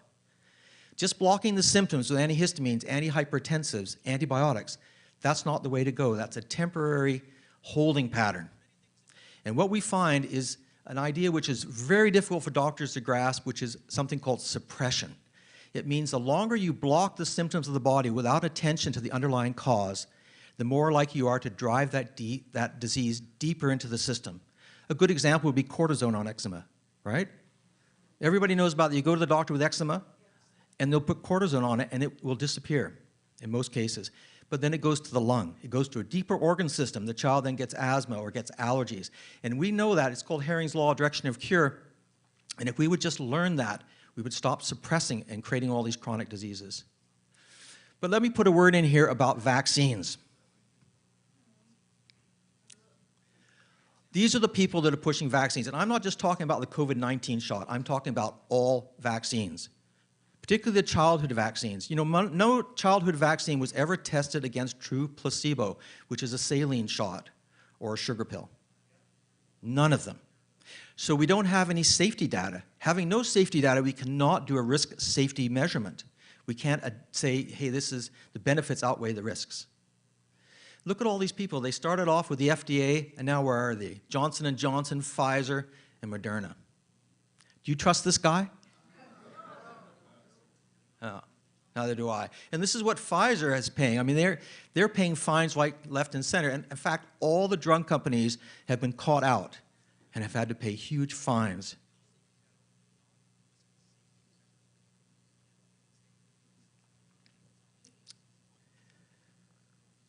No, they can't be trusted. But when we look at vaccines, so let's say, okay, we don't trust the salesman. But what about the vaccines themselves? This comes from Dr. Paul Thomas, a pediatrician's paper, and where he looked at the children that were unvaxxed, completely unvaccinated in his practice, and those that have been fully vaccinated. And if we look at them, the unvaccinated are the ones on the blue line, and the vaccinated are the ones on the orange line.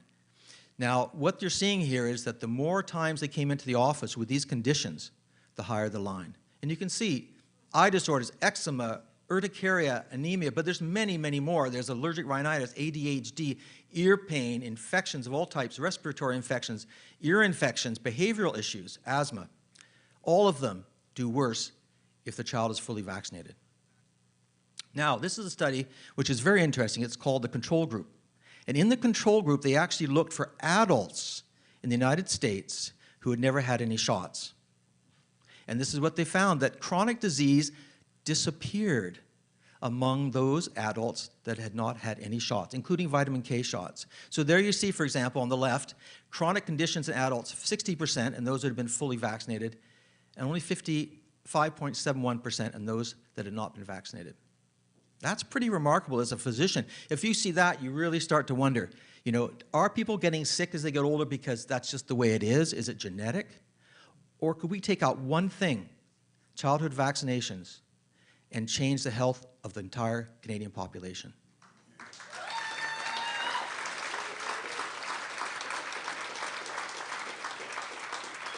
So I'm the past president of the Canada Health Alliance, which is a group of practitioners right across the country. We have about 5,000 members. We also have a lot of volunteers.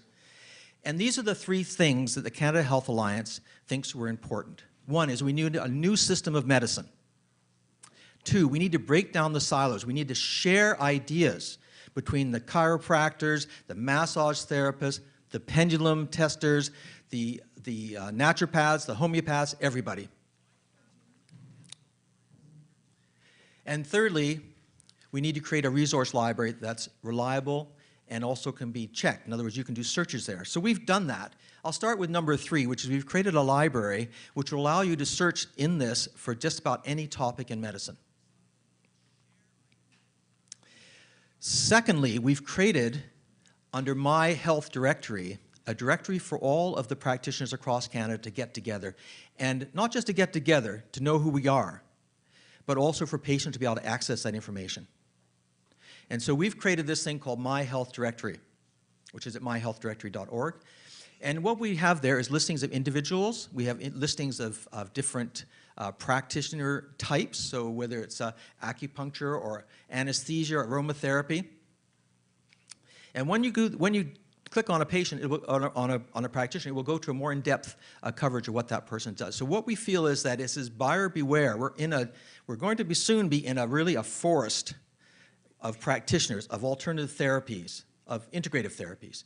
And people are not going to know what to do because there are going to be so many. So we need to give them guidelines on how to choose, how to select their practitioners carefully and give them as much data as we can. So that's the purpose of this directory. And once we get the directory up and running, we have enough people, that's when we start to connect people to create community health hubs. And there's already one being made. There's several actually popping up all over the country. But there's one in Cowichan Valley here, which has a number of practitioners, all different types. I understand they just bought a couple of, or donated a couple of ambulances.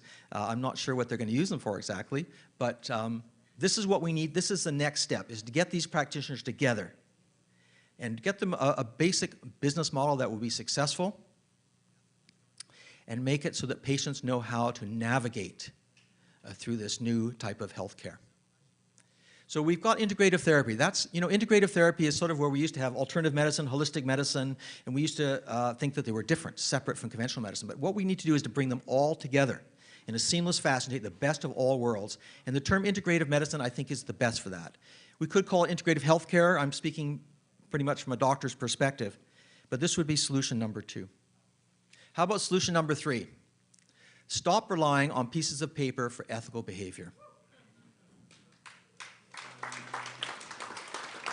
I think this applies to all types of paper. It's just that, it's just paper. And if we don't have the person behind it, we don't have the moral compass, then we have nothing. And we've seen this, I think, with our Constitution. I think we've seen it with the Hippocratic Oath, for sure. I think we're going to see it anywhere. It's just a piece of paper. So we have to do something different here. We have to actually start investigating. And the only way that we can become ethical as a society is for us to start digging deep into ourselves. So we think this battle is outside, but really the battle is inside. And the battle is we have to investigate into ourselves to find out what we are. And when we go on that journey, we're also going to find out about conscience. And you know the thing about conscience? It's that it will bite you if you do the wrong thing. It's not a small little voice. It will nag you constantly if you do something wrong. So what we have to do, we have to awaken our consciences. And that is really going to take the place of what we thought, the paper lion, the Hippocratic Oath. So we have to encourage people to start digging deep into themselves so this never happens again. We have to have enough people in society and humanity who have reached into themselves and actually awakened their conscience, and with that consciousness too, but particularly their conscience, so they do only the things that are right, and then we won't fall back as we have before. So, in summary, we need self-reliance. We need an integrative therapeutic model, integrative therapies. We need morality which is guided by conscience. But we do have some big obstacles, and hopefully we'll work on some of this today. I think the previous speakers have given me some real things to think about here. But our big obstacles are we need ethical and accountable regulatory bodies. Our college really stinks. It smells of corruption, ignorance, and that needs to be changed. We have to learn how to practice legally outside the system. If we can't change the college, we have to go in another direction, and we have to learn how to do that. Perhaps the lawyers will give us some clues on how we can do that. We have to deal with this enormous propaganda machine that has been convincing people to poison themselves for such a long time, whether it's the food or their lifestyle or whether it's the medicines, and I think particularly with regard to vaccination. And we need a government that is different, that's not pharma-based, that doesn't have this monopoly that forces you to do one type of medicine. And those things that we can start to incorporate will make the changes that are necessary. Thank you very much.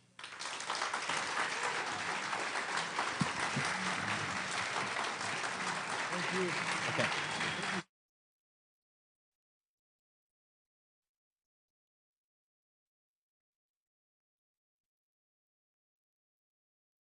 I could get the speakers to take their place at the table for a panel. We will do a panel and then we will do a short break. So bladders are full, I understand, and legs need to be stretched. And if you had questions, please make sure you've handed them in to the back table. This is your last opportunity to hand in your questions.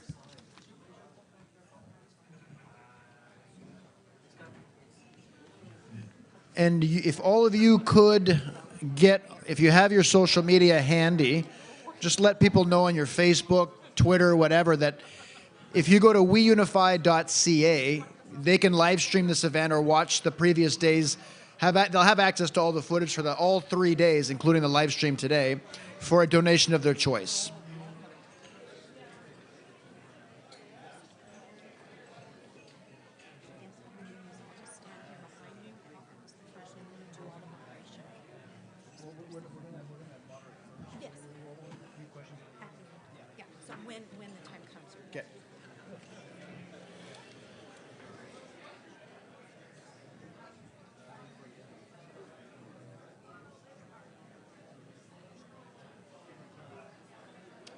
Anna, we're waiting for you.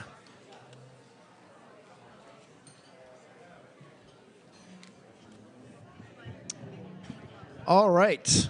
So I'm going to start with Dr. Makis because we did not formally get introduced to you. Let me introduce, if you're in the room, I'm assuming you're trying to listen. So if you guys in the back could be quiet, that would be awesome. Shh. You can get your tea and your yogurts quietly.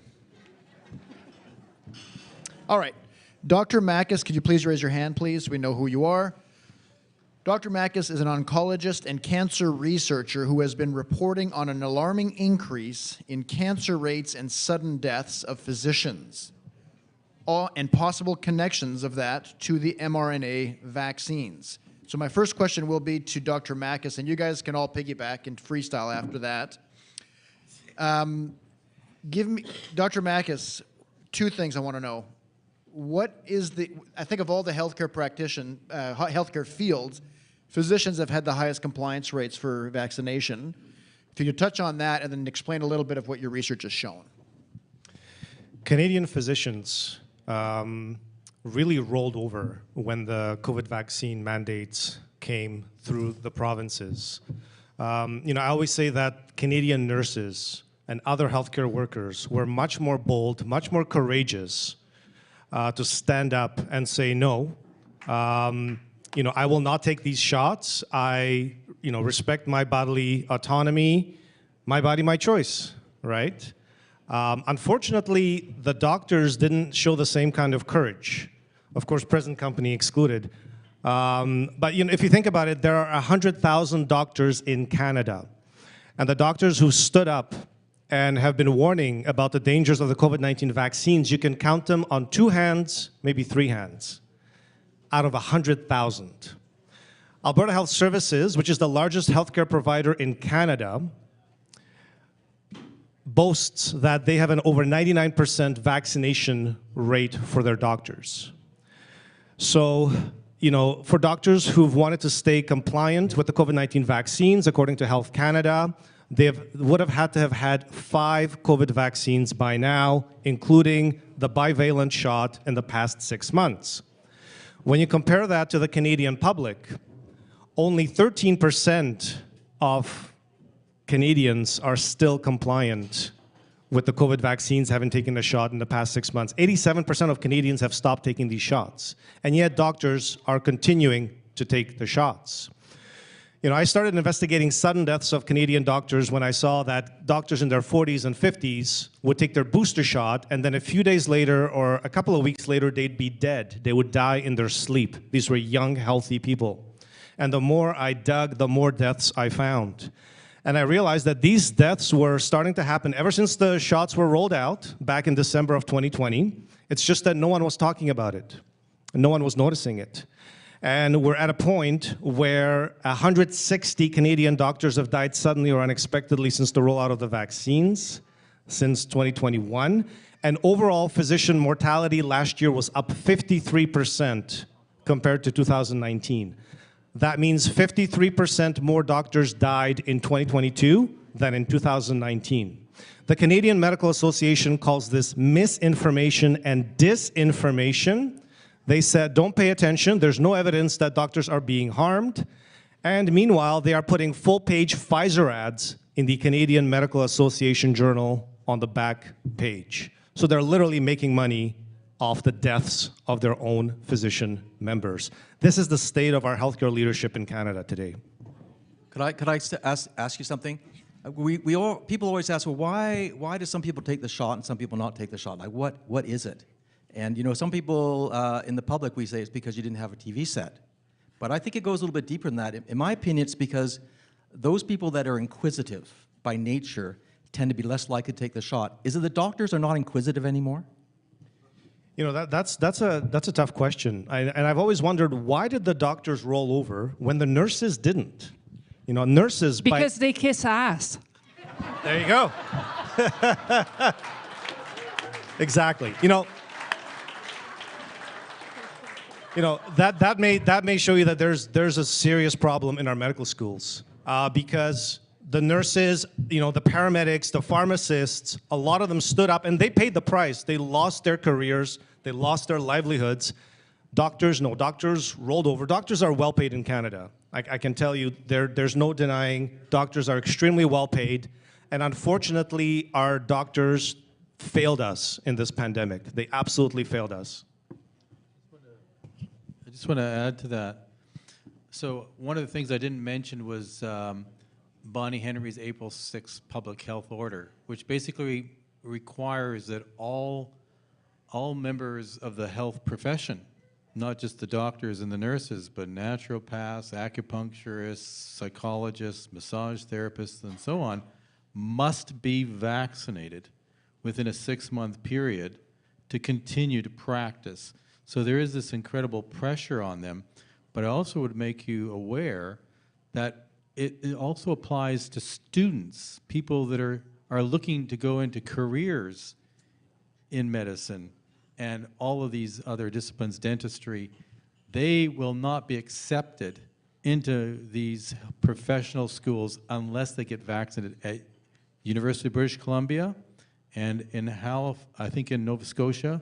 But those are the only places in Canada where this is required, and they certainly don't require it in other countries. And with Bill 36, it will be the minister that will mandate it, who's a politician. So it's no longer the public health, it's the minister can override the public health and mandate vaccinations.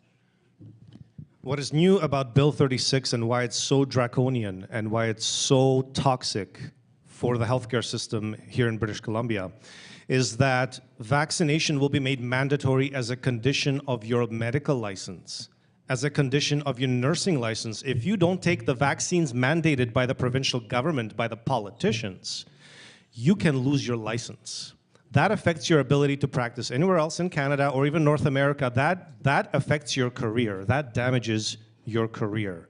Because what is put on your license, that goes with you wherever you go. This has never been done in Canada. This is the first time that this draconian legislation has been passed ever, and it's been passed here in British Columbia.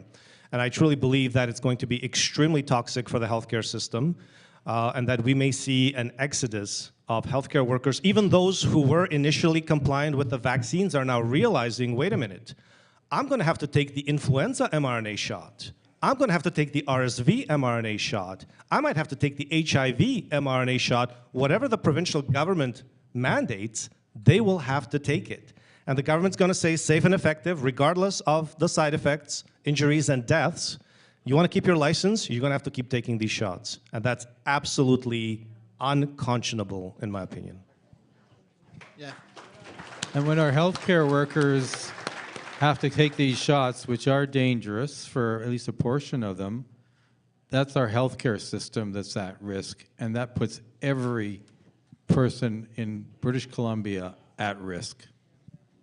Yeah, and we saw the childhood vaccination schedule from the boomer generation till now grow by a factor of 10x. If anybody thinks that we're just going to have COVID shots every year as healthcare practitioners, you're joking. You're kidding. We'll be getting 17, 18 doses in 5 to 10 years, you know, if we're still alive. I have a question. Just one more thing? Yeah. Yes. So let me put it a different way as well, because I'm actually practicing in Ontario, not in BC. There's 2 main points I'll make. One is that this won't be unique to BC. It looks like an ideological template, more broadly speaking, than BC. The second one is, even if, and for example, myself, I'm not against all vaccinations, but the point is that if you have the government dictating to you what you do with your healthcare decisions, that violates your doctor-patient relationship. You need to have a one-on discussion, individualized with your doctor, what you need to do. And you can agree or disagree with the recommendation of your doctor, but it's not the government telling you what to do in a free country.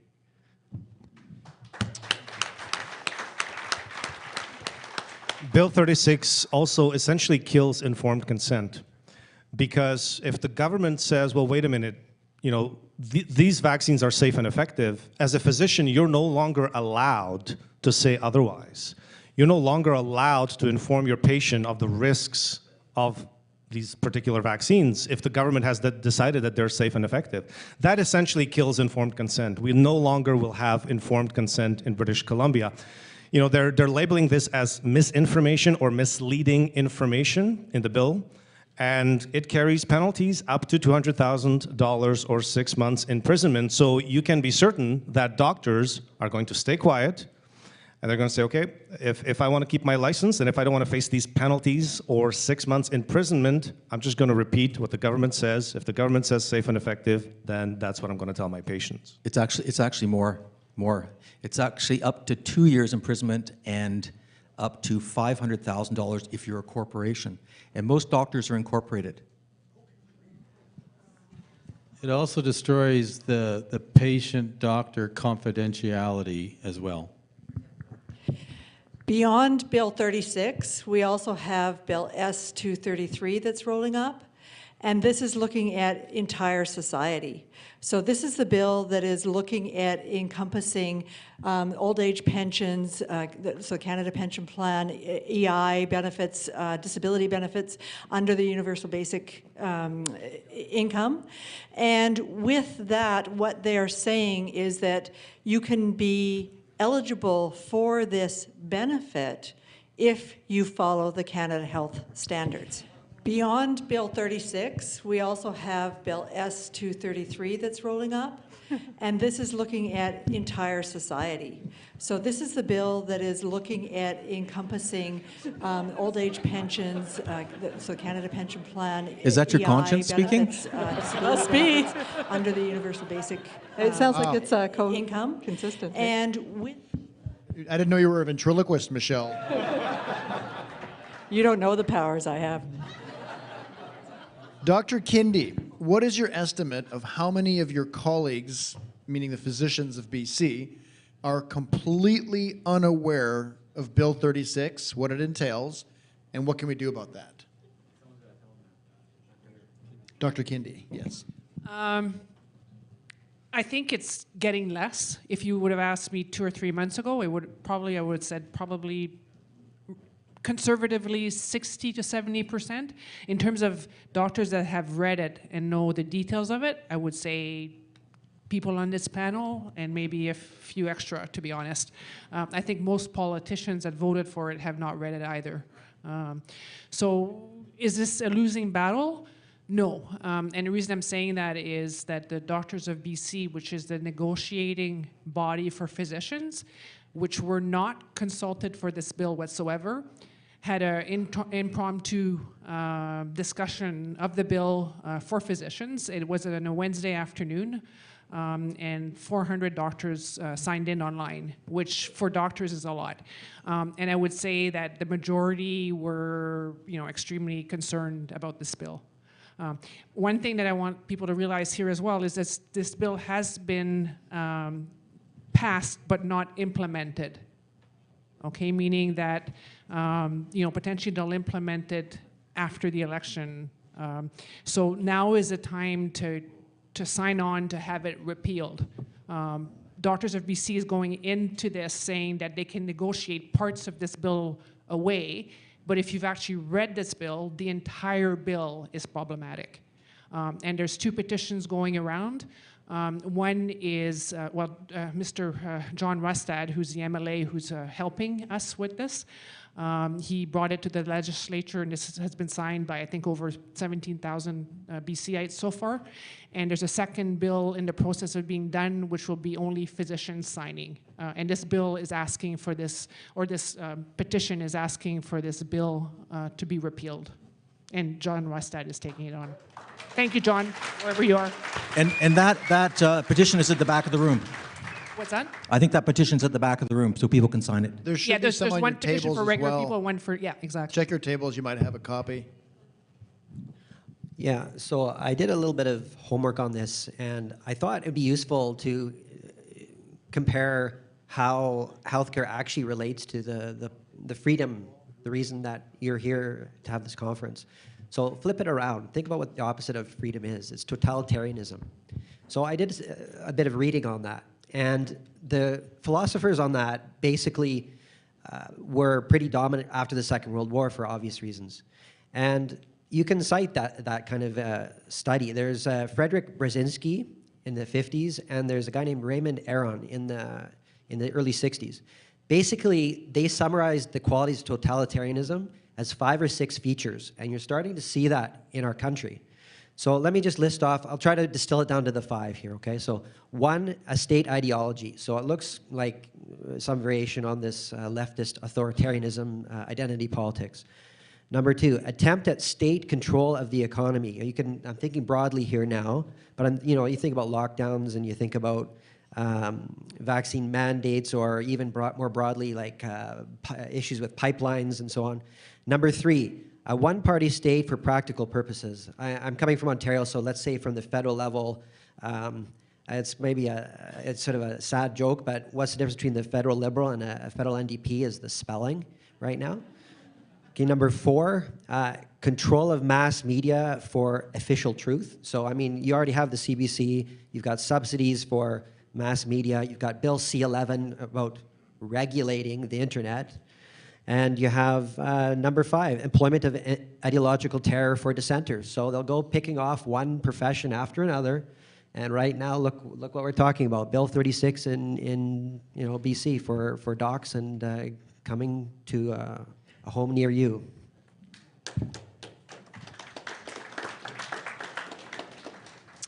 Anybody want to piggyback on that?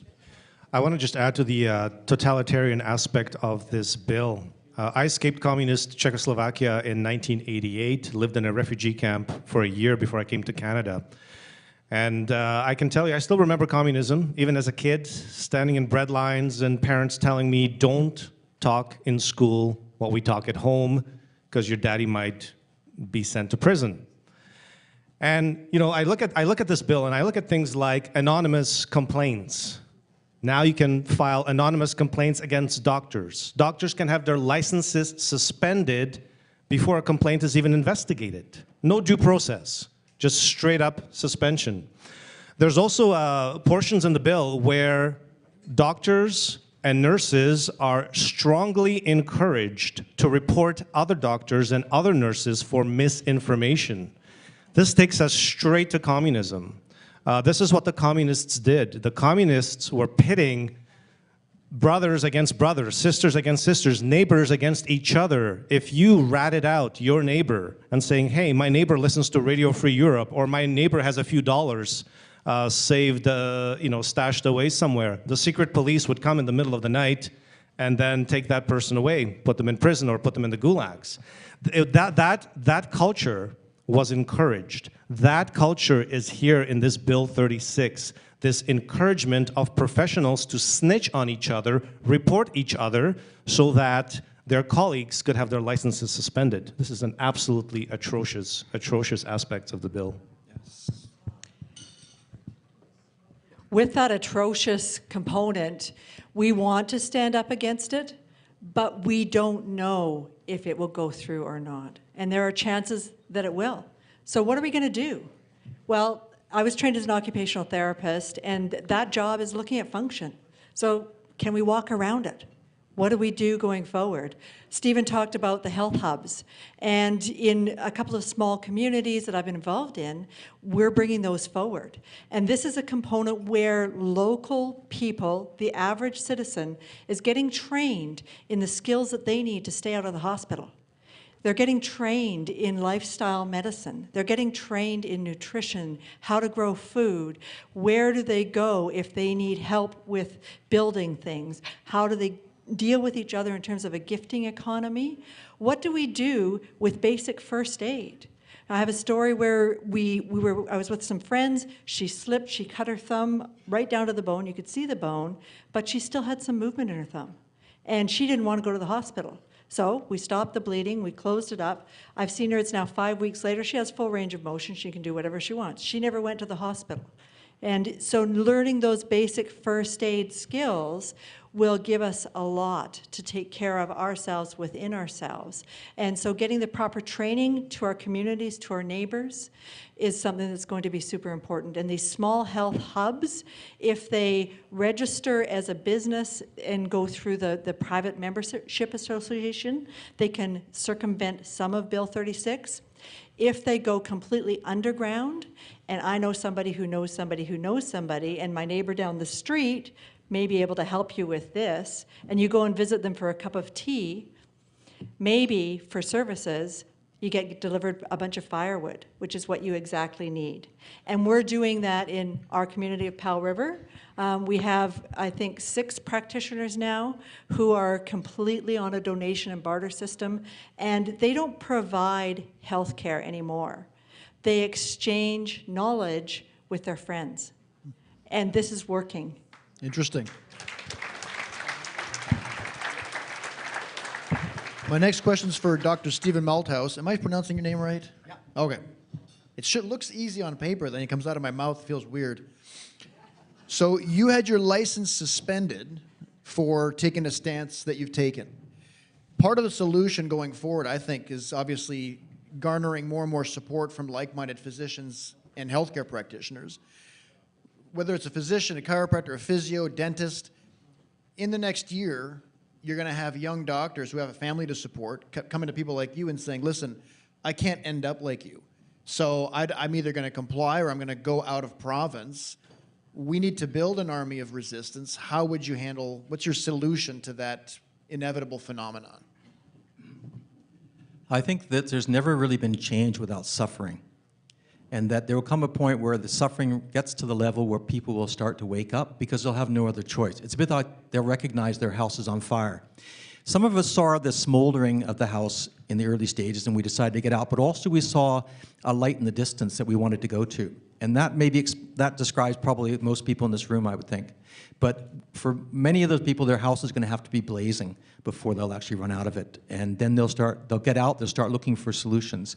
And then they will see a small group of people over on one side, and they will start to explore what they're doing, and then they will get onto that ship. I think that's how it's going to happen. I do suspect we have a little ways to go yet in terms of the squeeze that has yet to come on society and on physicians particularly. And Bill 36 is just one part of that. It's the foot on the neck, you know. Yeah, so that's my thing. With regard to people following me, I don't know whether they will or not. I don't know if you've seen that video where people are out, that one guy's out dancing in the field. And I think that's what we're out there doing. We're dancing in the field still. We're waiting for people to come and join us. But it usually happens, you know, 1 or 2 and then 3 or 4, and then suddenly it's a big movement in that direction. But I do think it is related to the whole development of humanity, that we have to get to a place where we will not fall back into this again, because with the level of technology we have now, next time round there would be no hope. So that means this is it. And for that reason, we have to move humanity ourselves further ahead than we are now so we do not fall back. We have to get to some point where what we've gained is permanent. And that's where I think the idea of consciousness and conscience is going to come in, and it's going to play such a big role.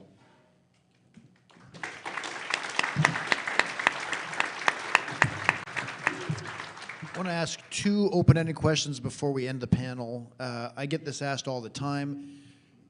In this crowd, there's probably a high level of non-vaccinated people. What is the current knowledge regarding vaccine shedding, getting spike protein contamination as an unvaccinated person from vaccinated people? Is that a thing? Do we know anything about it? Is there any data on it?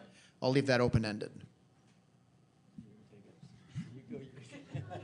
Well, this is something that, of course, many people are concerned about, and it's an actual phenomenon. People that are unvaccinated do sense when they're around a person who has just recently been vaccinated.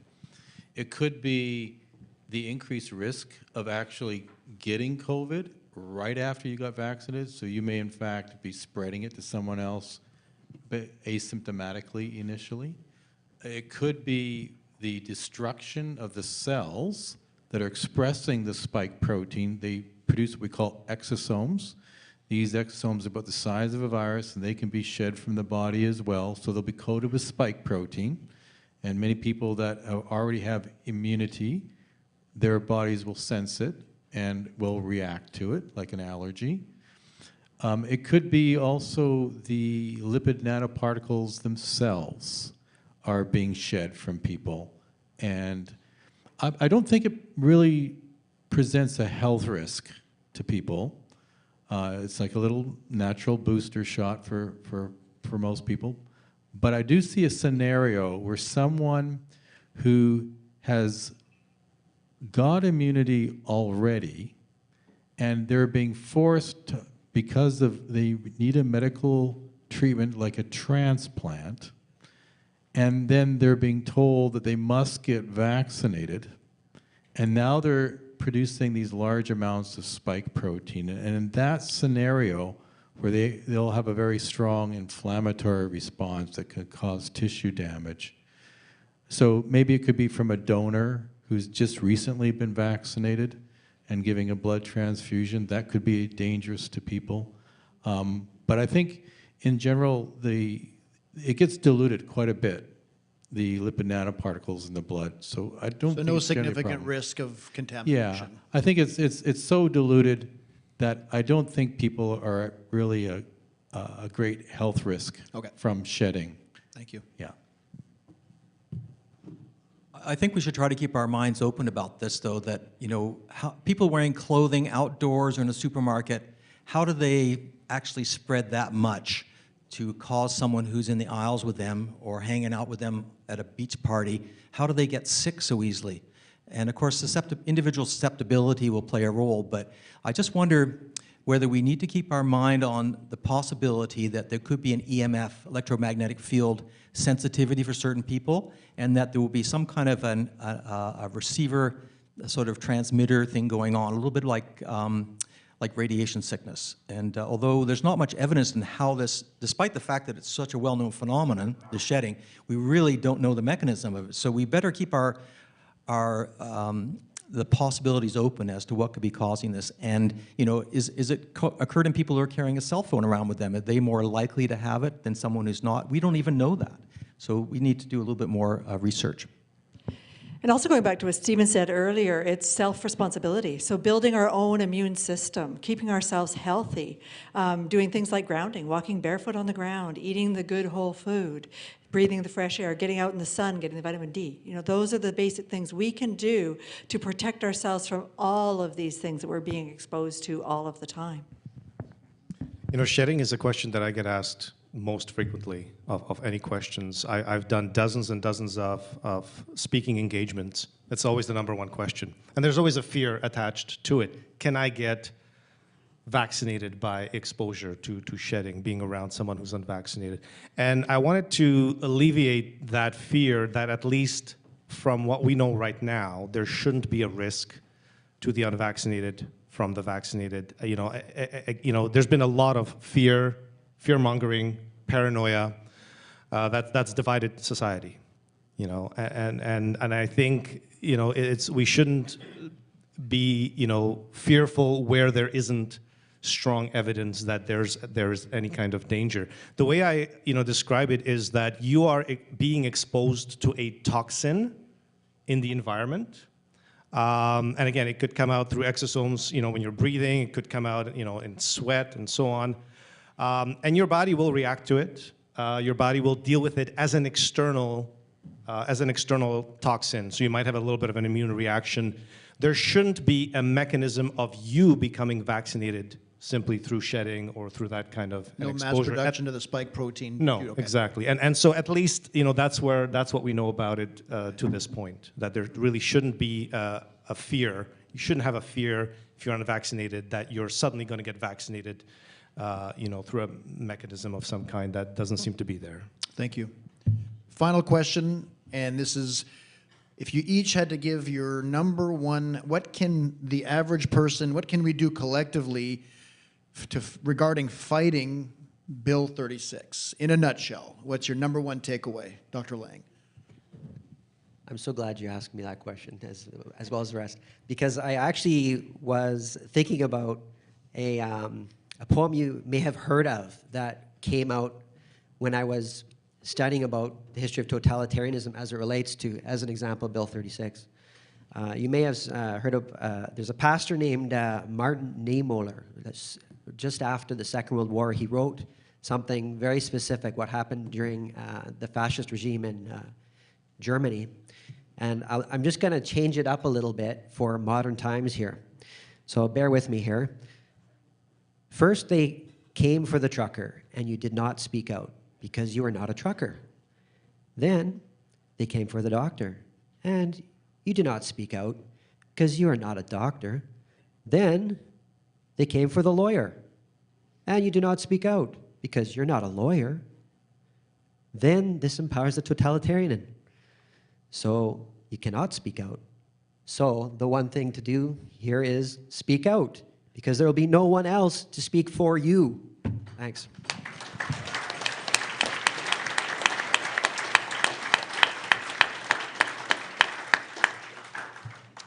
Anna needs a mic. No.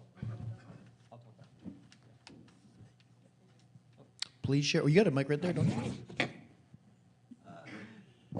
I think Anna keeps looking at me. She wants me to fix her computer. No, I'm just kidding. I want Stephen to talk about the package that Sure. was right back there, Ingrid is shaking, and I see that. the gals have put a lot of work into this. So if Let me explain this. This is about Bill 36. We call it the doctor package, even though it's not necessarily for doctors.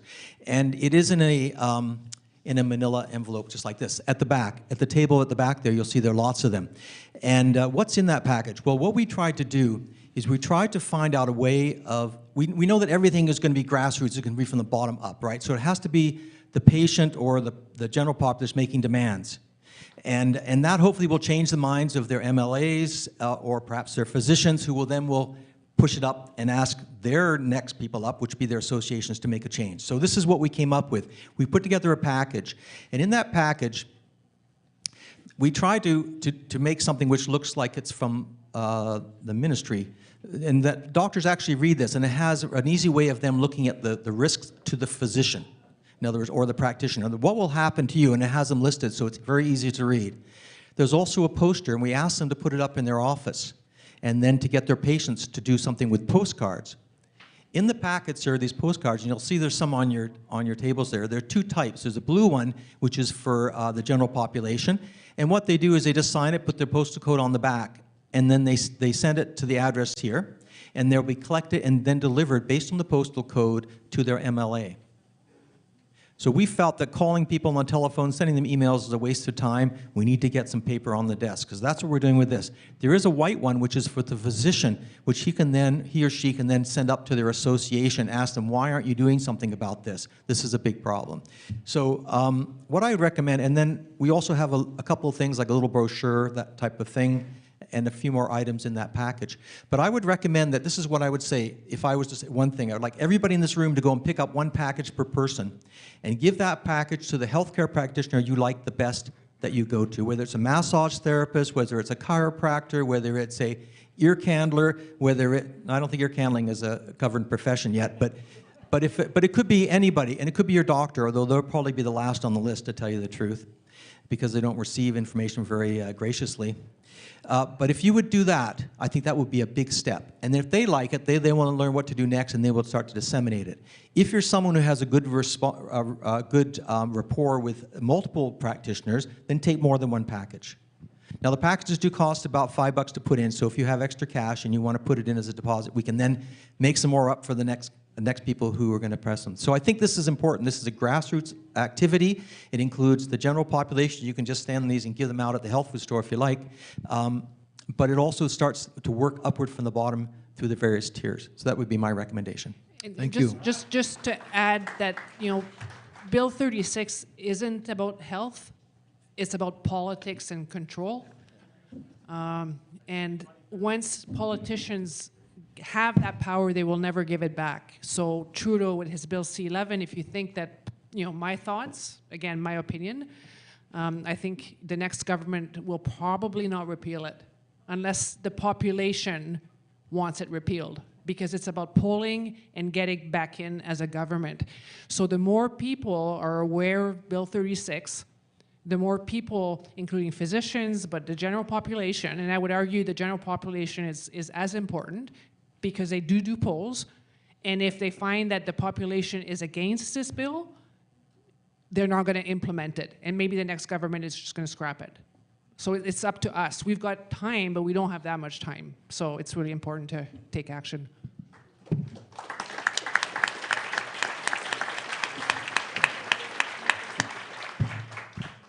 I wanted to tell you a little story about what happened in Ontario with the College of Physicians and Surgeons of Ontario. I had exposed online, along with a number of other people and some independent media as well, that the College of Physicians and Surgeons of Ontario was recommending to its doctors that they should consider putting their unvaccinated patients on psychiatric medication or sending them for psychiatric evaluation or therapy. Now, this was on the college's own website, and there was a huge outcry from the public. And the college started getting flooded with angry letters and emails and so on, to the point, and I was blamed for this by the mainstream media, but to the point where the college actually locked its doors to the public, their offices, their physical offices. So, that may be another way of pushing back, because, the colleges will be implementing this. And, you can push back, obviously, through, political means. And the best way, obviously, is to vote out the BC NDP government.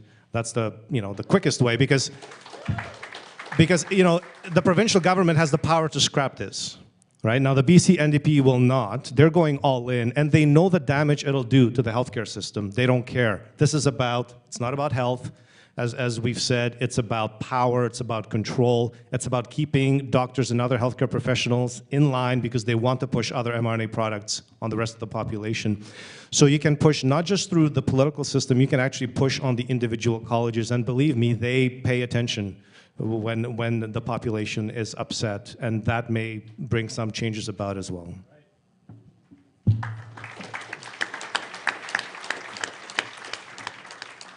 want to add? Are we done?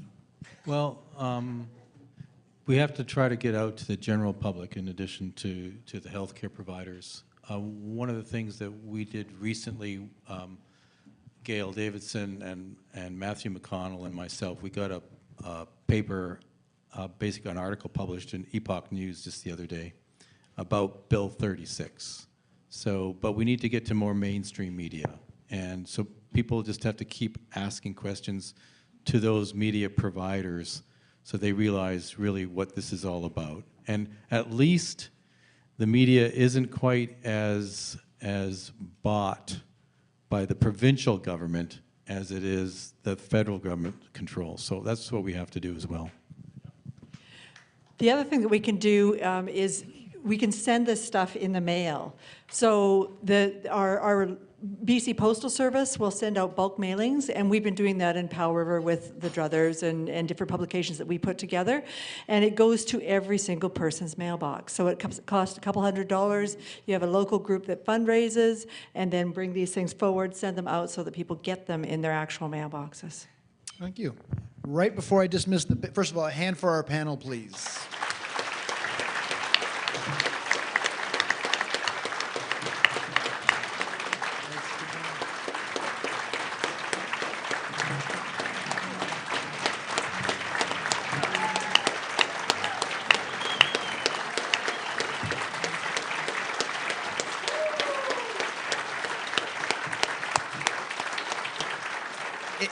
I've always thought that until leading members of the healthcare community, such as these brilliant researchers and practitioners, forcefully speak, the average Dick and Jane involved in the freedom movement is not seen as highly as physicians in our society. So these brave men and women, and Stephen Malthouse has lost the ultimate loss. Yeah, so these people are some of the bravest amongst us. Right before we dismiss everybody for just 10 minutes, I'm going to have Vlad come up real quick and put a button on the whole scene. All right, how's everyone doing? Okay, we're gonna do it much better. How's everybody doing? All right, I'm gonna open up with a joke to light up the mood. God made us perfect and complete where we are. Who would agree with that? God is perfect and made us perfect. And if you don't believe in God and I respect you, and you believe in evolution, and that's great, you would still agree that we made perfect. Our digestive system works great, our heart system and all those things work perfect, except God or evolution messed up one thing, and it's our immune system, right? God screwed up on our immune system, but then he made Bill Gates, right? And Bill Gates will fix our immune system, right? Anyway, Alex, the comic who brought the joke, does it better, but I just want to light up the mood a little bit. The point is that there's a science and there's a paid science, right? And I'd say this with the greatest respect to these doctors because they definitely acknowledge themselves that the medical system is broken. It's not a healthcare, it's sick care. And if you don't know, and if you didn't know, raise your hand once I say it. Do you know what's the third leading cause of death in North America before 2020? If you know, raise your hand. What's the third leading cause of death? Medical mistakes. That's before 2020. It's a statistical information that in USA, over 300,000 people die every single year from wrong prescribed medication, from botched surgeries, etc. And in Canada, it's over 30,000 people die before 2020 every single year because of a medical experiment. And you want me to trust the experts? Give me a break. And guess which, unfortunately, now is the first leading cause of death after 2020. I think we all know, and these doctors are unexplained death, you know, sudden adult death syndrome, right? Now, right? Before 2020, I was a health coach, and I've been an activist for the last 3 years, and I was questioning, like, why is all the other health coaches, and that's the same frustration that I share with all of you in your careers, because you would expect other people and leaders to stand up and it's like, this is wrong, like we have to stand up and speak up. And most did not. And you have these yoga practitioners and nutritional coaches, you know, wearing the masks and putting pictures with getting job, etc. Well, that happens everywhere. But what I'm getting to is that there's a lot of us out there that's been speaking the truth, so rely on those people. The biggest thing is that I want to acknowledge that was just shared earlier is that we all have to speak up. And I was on an activist panel on Friday evening, and most of you maybe didn't see this. That's why I wanted to take this short opportunity to share something with you that you can take action as well. Is that we all can understand that we're suppressed with censorship, right? The big tech, the government is suppressing ourselves. But I think most of you would agree, and I would ask you to reflect on that the biggest censorship that we're facing is self-imposed. So reflect on that, please. Thank you. That as uncomfortable as it is, and that was my key point as well that I shared on Friday or maybe even Saturday, is that the three main reasons why we're in such troubled time is, one, we don't have enough leadership in all the institutions and organizations, and we're definitely changing that with these amazing doctors and lawyers, etc., in different professions standing up and leading the path and being on the right side of history, right? The second, the most important thing is that people have to become comfortable with being uncomfortable. The biggest challenge that we face is what? To speak up and stand against tyranny is extremely uncomfortable. I'm getting goosebumps right now because I reflect. Thank you. I reflect on every moment that I had to challenge the authority, that I have to say I have a medical exemption. I'm not going to wear masks on airplanes. I'm going to go eat my soup in Toronto Eaton Center, and you can send 2 cops to discriminate against me. And I can go and work out in Vancouver in Fitness World Gym because that's what you do is to stay healthy. But you have to do that. You guys, you have to become comfortable with being uncomfortable, right? And the biggest challenge that we faced is that most Canadians still believe to this day is that the government is your best friend. And the reality is, and we better face it sooner or later, is the government is your worst enemy, right? Because they cahoot with Big Pharma, etc., and we all know that. I don't want to waste time on that. To other point that I want to mention that was shared earlier today is that I'm blessed to be a father, and my son, who just turned 7 years old with my previous relationship, he's vaccinated for multiple things. However, I'm blessed to have 2 young daughters right now, and they don't have anything. They are organic human beings. And thank you. And guess what? With my daughter, with the first daughter, it was very uncomfortable to say, my mom, no, I'm not going to do anything. She's like, oh, no, it's just the COVID jab was the bad one. The other one's okay. None of them safe and effective, none of them. And then same thing with my in-laws. Both of my in-laws, they're physicians from Iran. And the father didn't go for the requalification, but the mother is 9 years trying to qualify as a physician in Newfoundland, living outside of her own home, trying to become a physician in this country. And you can only imagine the conversation we had to say, no, we're not going to vaccinate our kids. None of them safe and effective. There's no K-shots, no drops, no nothing. And I'm blessed to have a new daughter now. She's going to be 3 months soon. Same thing, nothing. And you can see the connection, the awareness, the strength in these kids have to step in. And it's challenging that it is for me to manage with my son's situation. I'm blessed to reflect that I was strong enough because of those experiences to stand up for my next children, and I want to stand up for all your children at the same time, and I ask you to do the same.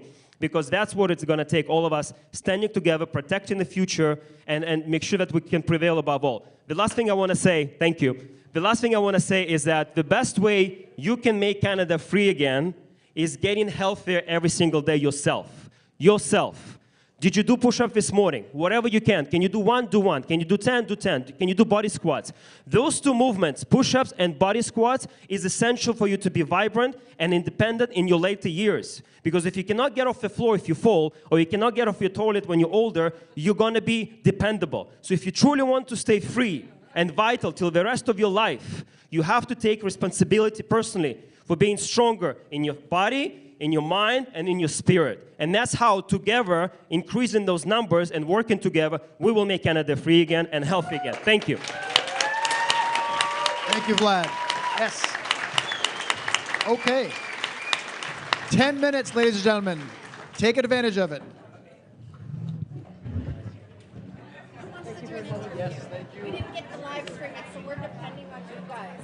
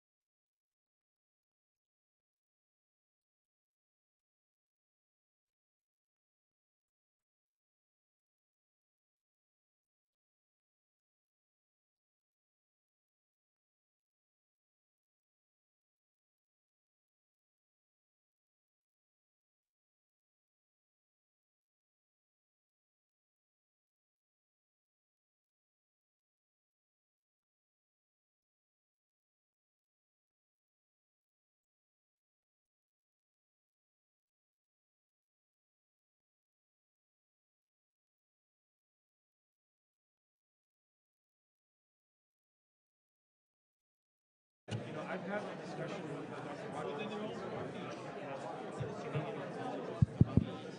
2-minute warning, ladies and gentlemen. If you got to do some washroom break, yogurt top up, 2-minute warning.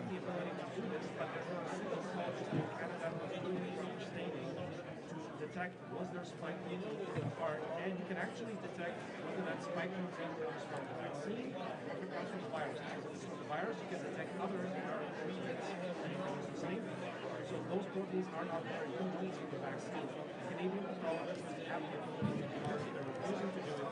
Chief medical examiners in each province are actually discouraging these autopsies from being done because they don't calculate any deaths to the vaccine. Can I squeeze by? I don't want to fall down. I have a bad apologies. No, it's okay. The number one cause of death in Alberta, like the that's never happened before.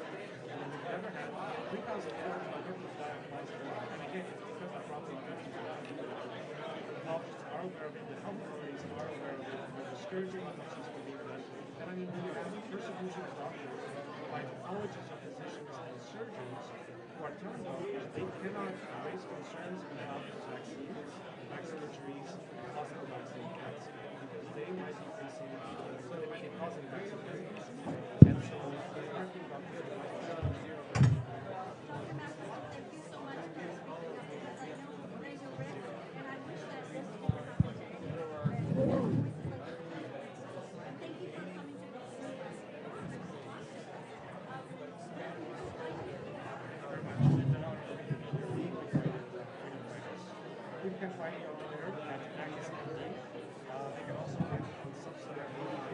Oh no, I blocked your TV.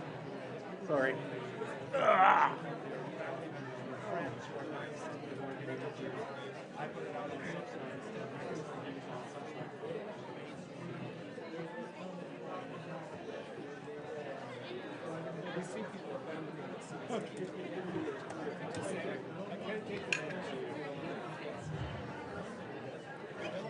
Of course.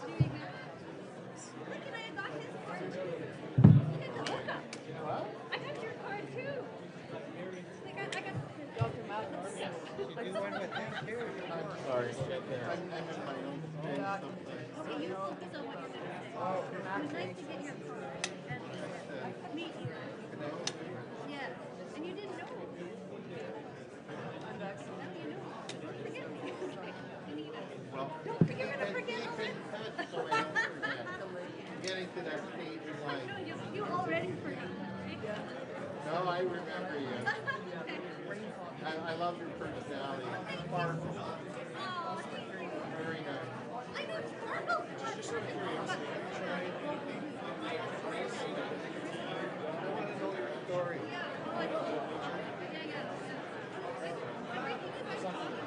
No, he's got the statement that it's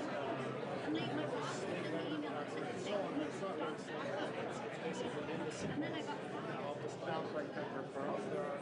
Yes, and I worked there 20 years. Some people, that might actually be okay. Parts of that sequence. Now they bind. Okay, ladies and gentlemen, we are going to rock and roll. Please take your seats. Time to sit down. Please take your seats. So we move this a little bit closer for you. I guess you can turn it this way, but as long as you're like closer. No. You want me to put it right back? What Had it all set up. Oh, it's for you. No, I mean when you're talking to them, because you were disappearing off camera. Okay. One step at a time, right? You want me over here? Yeah. Okay. Once. I can't do sideways. No, I meant for the panel discussion, so it's all good. Oh, for panel, yeah. It'll be during the panel with Rodney, Oh, moderator. Yeah. Just make sure he knows that. Oh, okay. All right, let's put it back. You get like this, Charles? Straight out. Yeah, straight out. And this is Straight out. Yeah, that's good. Thank you. Do whatever you want I'm just worried about afterwards. the moderator. Thanks.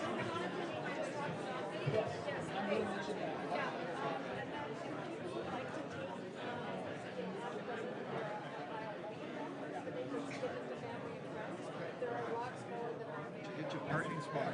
What's that? Did you get your parking spot? I did, and I'm very grateful. Thank you.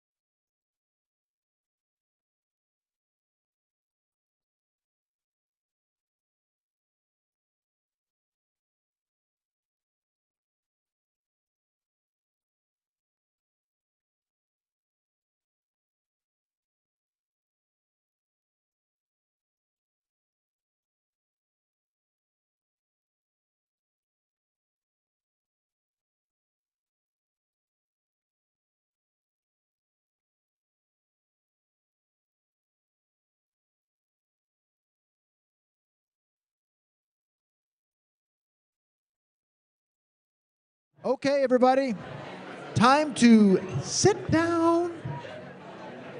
We must get the show on the road. Can everybody hear me? Raise your hands if you can hear me. Raise your hands if you're ignoring me. Sit down, please. It is time to sit down.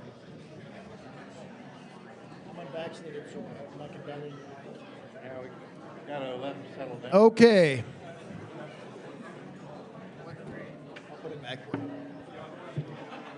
Does everybody, there's a lady in the back. Well, hold on. 30 seconds till the kids get back into class.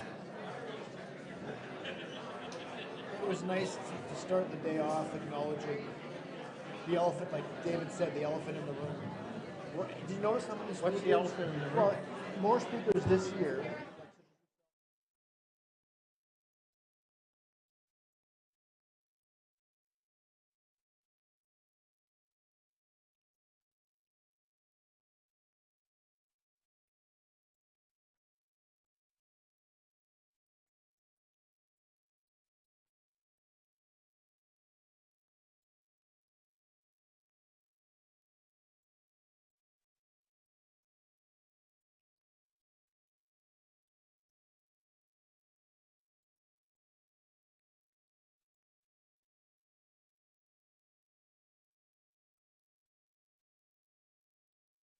I don't have a mic. Do I have a mic?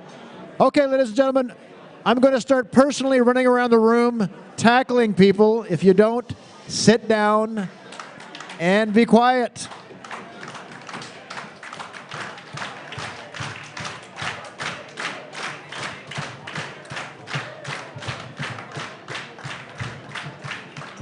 Okay, we are going to get started. Do you guys have one of these postcards on your table? If you do not, if I can direct your attention to the lady in the hot pink shirt at the back of the room, you can go there and get as many as you would like, and if you fill it out and leave it with them, they will mail it for you. But take some for your friends and family. It goes directly to your MLA saying, if you want my vote, kill Bill 36. This is the least we could do coming out of this weekend. Now also, lift up your hands if you have a Facebook account or a social media account of any sort, or if you're a live streamer. Each and every single one of you can put a post up if you want.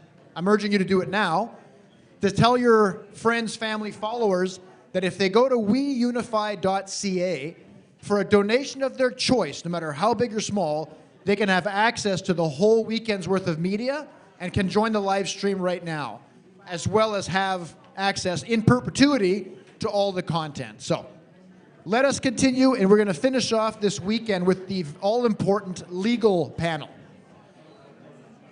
There's a lot of chatter. I don't want to get mad. You don't want to see me mad. I have 4 kids. I have perfected the dad voice. I don't want to bring it out.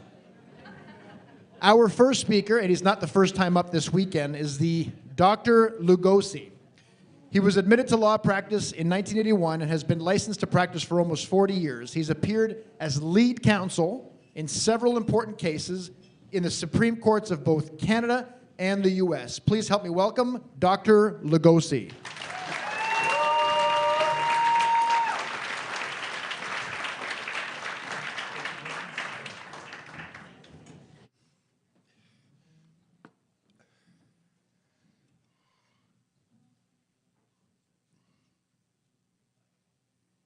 I'm fully aware that we're behind schedule, just like yesterday.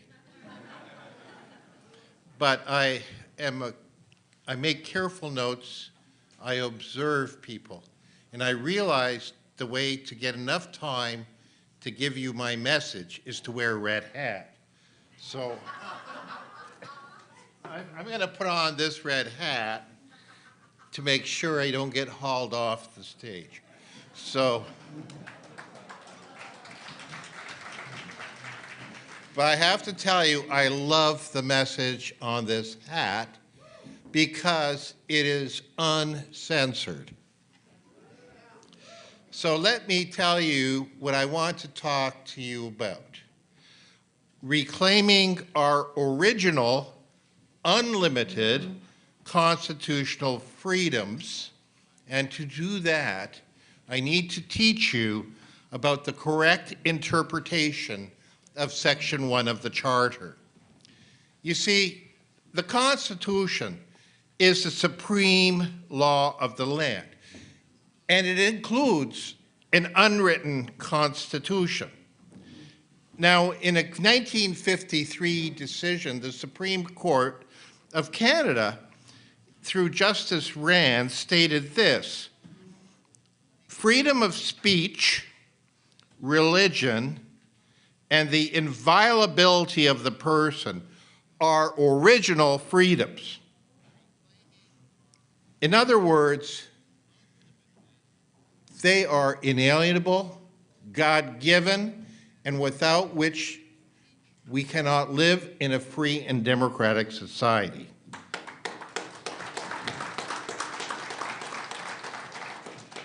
Now, an original freedom is a natural law truth that all human beings are free by nature and equal in their inherent God-given rights, including those of life, liberty, conscience, thought, belief, opinion, religion, and speech. I contend these rights and freedoms are the lifeblood of a free and democratic society.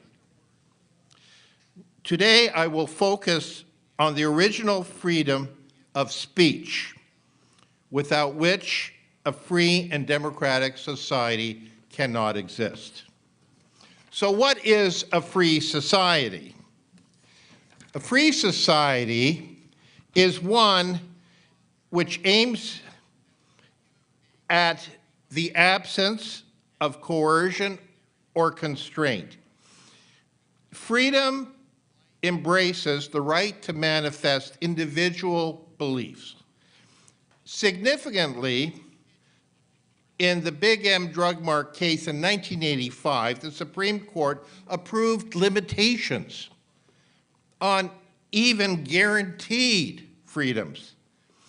They say freedom means subject to such limitations as are necessary to protect public safety, order, health, morals, or the fundamental rights and freedoms of others. No one is forced to act in a way contrary to his beliefs or conscience. So, what is a democratic society envisioned by the court? Well, this is what the court says in that case.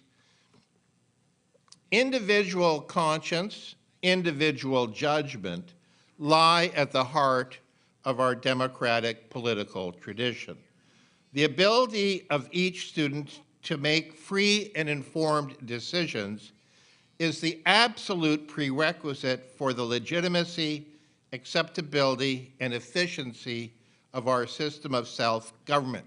That's why these rights are deemed fundamental in the words of the Constitution. Now, a genuine democracy is evaluated how it treats minorities. A political system that enacts laws and issues executive orders to the detriment of those who do not hold power threaten democracy.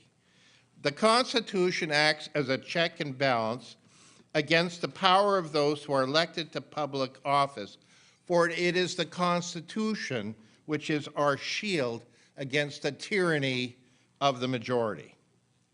Freedom of expression must be unrestrained when it comes to exposing and proclaiming the truth. Democracy depends on free and open debate of public issues, freedom to criticize, freedom to talk truth to power. Without these exchanges, democratic government itself is threatened. In my view, political speech is at the core of the Canadian Charter of Rights. Political speech is the single most important and protected type of expression. The state cannot hinder or condemn a political view without harming the openness of Canadian democracy and equality for all. Permitting an effective voice for unpopular minority views is essential to democracy. The ability to engage in effective speech in public means nothing if it doesn't include the ability to persuade one's fellow citizens through debate and discussions. This is where political discourse happens. Members of the public, as viewers, listeners, and readers, have a right to information, so the Charter protects listeners as well as speakers. In 1957, pre-Charter, our Supreme Court had a judge called Abbott, and he suggested the freedoms of speech and expression were absolute. He said, neither a provincial legislature nor Parliament itself can abrogate this right of discussion and debate. So how is it that the freedom of speech has become limited in the era of the Charter? Well, I contend that the limitation provision of Section 1 in the Charter of limiting absolute rights and freedoms is incompatible with a free and democratic society.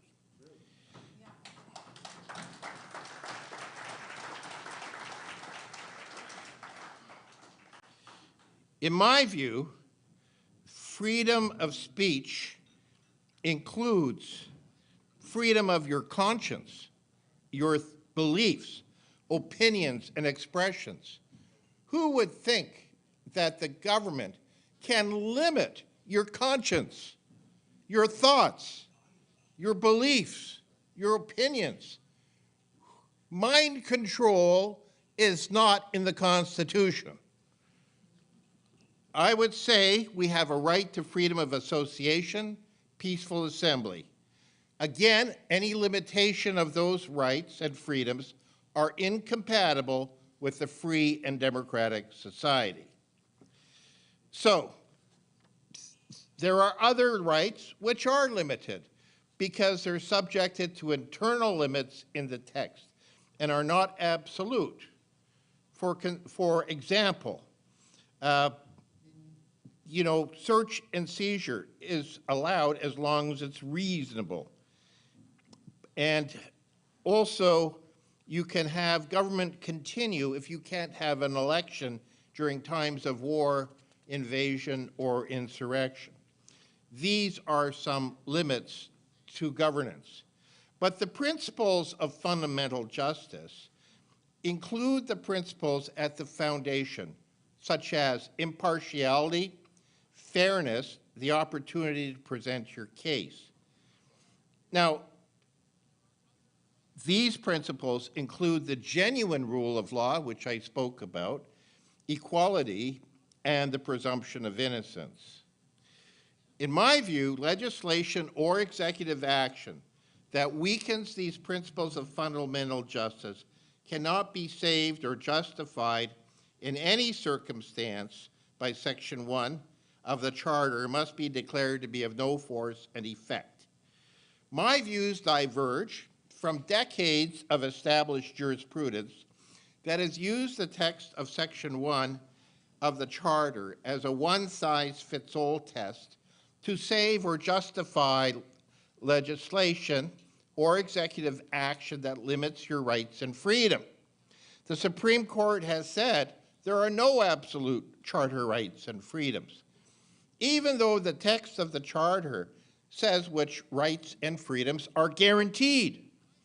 So, to determine whether or not any right or freedom may be subject to reasonable limits in a free and democratic society, since 1986, the court has applied what's known as the Oakes test. It was created in the context of a criminal law case where the defense argued successfully that putting the onus of proof upon a defendant on trial for a narcotics offense violates the right of presumption of innocence until proven beyond a reasonable doubt. A court now has to be satisfied that the reasonable and demonstrably justified in a free and democratic society has to be part of a kind of a balancing test. In other words, is the objective related to concerns that are pressing and substantial to be important? If yes, are the chosen means chosen by Parliament proportional, in that the measures to limit your rights and freedoms are reasonable and demonstrably justified? Proportionality depends on circumstances and requires a balancing test between the interests of society and the interests of individuals and groups. The measures must be carefully designed, not arbitrary, unfair, or based on irrational considerations, and rationally connected to the government's objective to limit rights and freedoms. These measures must impair as little as possible the right or freedom at stake. Now, the measures, above all, must be proportional. The greater the effects of the measure, the greater the importance of the objective must be in order to be reasonable and demonstrably justified. Now, that's a lot of words and quite complicated mental gymnastics to work through it all. But the bottom line is, in the drug case of Oakes, the court said, look, there's an important objective to combat drug trafficking, but the measures were not proportional in its effects because the reverse onus clause could result in the wrongful conviction of an innocent person, not guilty of trafficking, but only of possession. So the courts try to have a very good test in that context. But here's the problem, because the test began to be used in every single case, for every single charter right, for every single charter freedom. And because it was such a convoluted test in some ways, the original test became eroded, with the result that all these careful nuances and hierarchy of rights envisioned by that court evolved in favor of a diluted, simplified version of the original test. Noted scholars and practitioners, including Christopher Brett, a classmate of mine, and Brian Bird, a professor, have advocated for a rights-specific approach to Section 1 analysis. Because today, the courts have abandoned the stringent standard of justification, weakened the evidentiary threshold. And here's the thing. The loss of constitutional freedoms and rights occurs when the court reduces the value of the charter or freedom at stake. So if the court in its mind think one value or freedom is more important, they'll pay it more attention. If they think in their mind that value or freedom or right is less important, they can adjust it. In other words, it's a sliding scale. And so we remember the examples of the truckers in the Freedom Convoy, and we also remember bubble zone laws to ban disagreement or disapproval with government objectives. And all this diminishes the right to assemble and express peaceful protest and to exercise freedom of speech. And ultimately, when the Liberal government used its executive power to unilaterally activate the Emergencies Act without meeting the preconditions stipulated in that legislation to crush a perceived political threat to its power, this act violated the rule of law and demonstrates that the guarantee of rights and freedoms in our Constitution is worthless in a society that is no longer free or democratic.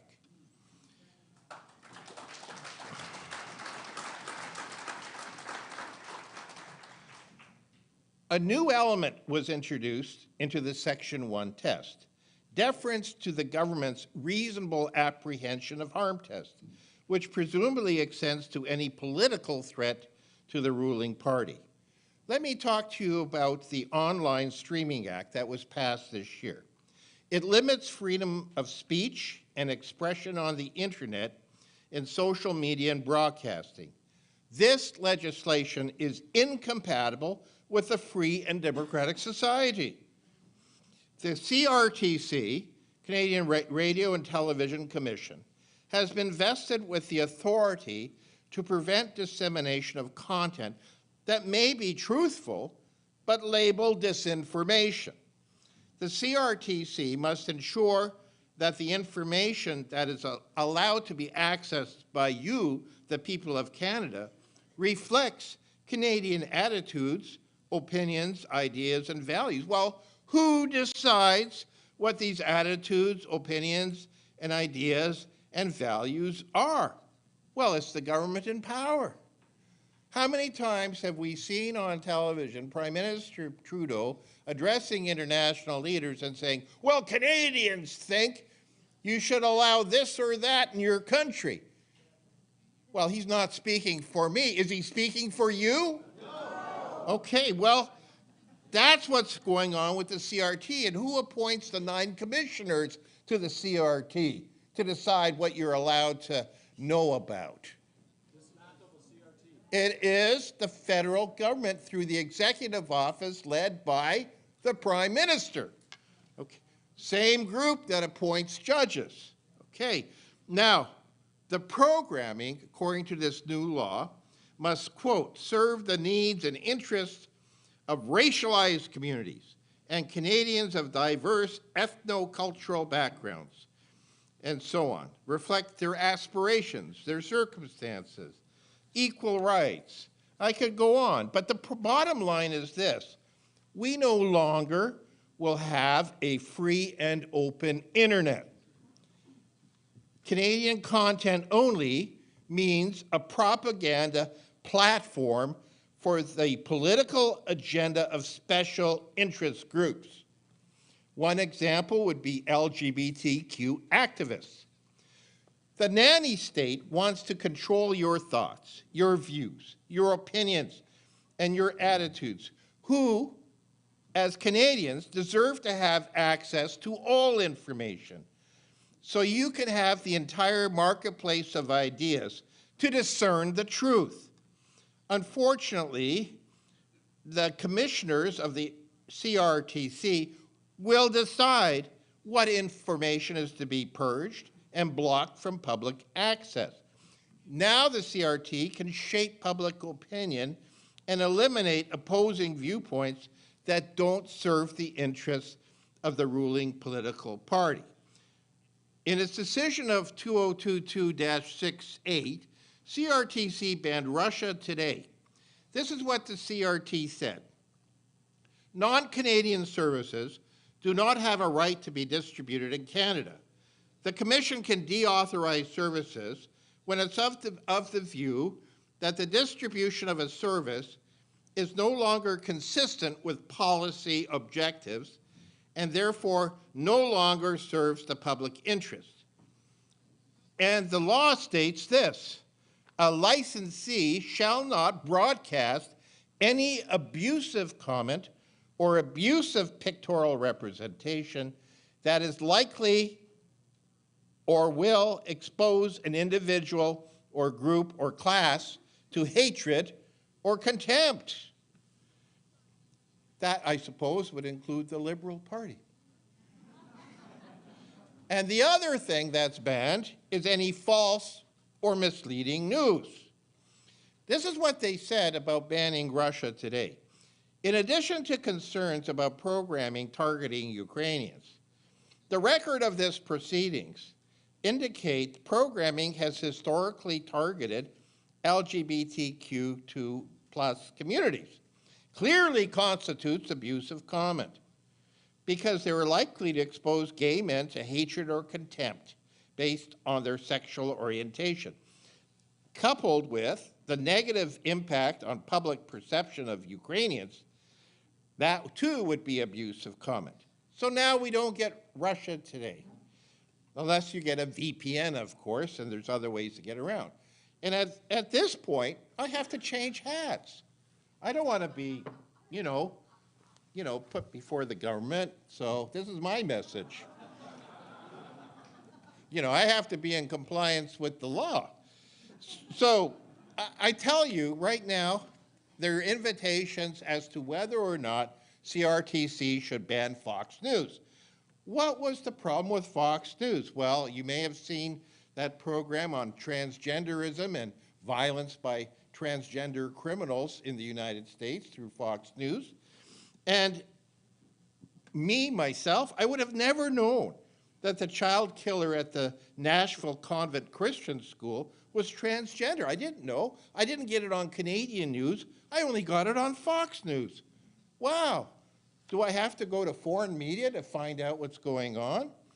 So why do you think Canadian broadcasters didn't say that? Well, they'd run afoul of the law, because if you likely expose or might tend to expose the transgender community to hatred or contempt, well, that's illegal. You can't say anything negative about it. And so a decision by the CRTC is subject to administrative action, subject to judicial review. So you take an administrative tribunal and you can challenge it in court, and it goes to a reviewing court, in this case the federal court, because it's federal jurisdiction, and they would apply a test developed by the Supreme Court in a new case called Vavilov. That's a Russian name for those of you who don't know Russian. But what it is this: an administrative tribunal's decision will not be overruled if it is reasonable. Reasonable. They say, oh, this is derived from the Oakes test, all that complicated formula. But now it's all boiled down to reasonable, okay? So I asked the question, what's wrong with knowing all the facts? Would your minds be poisoned by knowing the truth? Yes or no? No. Do you want the whole truth? Yes. And nothing but the truth? Yes. So have we become a nation of snowflakes? Can the people of Canada handle the truth? Well, so long as Section 1 is wrongly interpreted to limit constitutional original freedoms, like freedom of speech and expression, Canada can never be a free and democratic society. The universal use of a reasonable or reasonable limit test to curtail original, guaranteed constitutional freedoms is dangerous. It has the effect of eliminating truth and enables social engineering. I want to give you one more example before I conclude. There was a human rights case in BC entitled Auger versus Watcott number 7. It's a prime example of how political speech, which is supposed to be the single most important freedom in democracy, is not protected in Canada. Auger was a candidate in a Vancouver political general provincial election. Watcott targeted him Watcott distributed a flyer, and he asserted in that flyer that Auger was unfit to hold public office because Auger was dishonest for self-identifying as a woman. Watcott exposed the truth that Auger was born a biological male, and it was impossible for his DNA to change from male to female. Watcott said it was a lie for Auger to pretend to be a mature female of the human race. Watcott quoted from the Bible as authority to justify, based on his religious and moral belief, there was only two genders, male and female. Watcott said his message was truthful, and the message in his flyer was constitutionally protected. But Auger complained to the Human Rights Tribunal because Auger lost the election by about 500 votes. Auger complained Watcott's political and religious expression offended Section 7 of the BC Human Rights Code. That code's language is just like the CRTC's language. In other words, you can't publish anything that indicates discrimination or an intention to discriminate, and if you produce a publication and distribute it, it could be illegal if it's likely to expose a person or a group or a class of persons to hatred or contempt. And so what legal test did the Human Rights Tribunal employ? Well, of course, the reasonableness test. It's a balance and proportionality analysis. And they said the objectives of human rights legislation justify limits on Watcott's freedom of political expression and religion. And earlier, Watcott got into trouble in Saskatchewan with their Human Rights Commission. And in that case, they created a test, an objective test. It wasn't just a reasonable person or what is reasonable. It's the perspective of an imaginary reasonable person. So you can sit on the tribunal, be brainwashed with woke ideology, for example, and imagine a reasonable person that thinks like you do. Well, what do you think the result was? Well, he was convicted of violating both sections. And here's the scary part. The tribunal ruled that freedom of expression is not absolute. This freedom may be limited if the values in the ideas are judged to detract from values held by a reasonable person vision of a free and democratic society. And so they refused to accept that his message, done in the middle of a political campaign, as political literature, was not constitutionally protected political speech. And going back 50 years, it was. Things have changed. It ruled Watcott's flyers undermined democracy, was unlawfully discriminatory because it challenged the legislated, imposed human right of transgender ideology. And so this is what they said. The framework of deceiver, pretender, is at the heart of the ideas that Mr. Watcott put forth. By calling Ms. Auger's identity a falsehood and an impossibility, she is cast as deceptive and therefore unworthy of public office. Now think back. If you study history, in the 1848 or so, there were elections for president in the United States.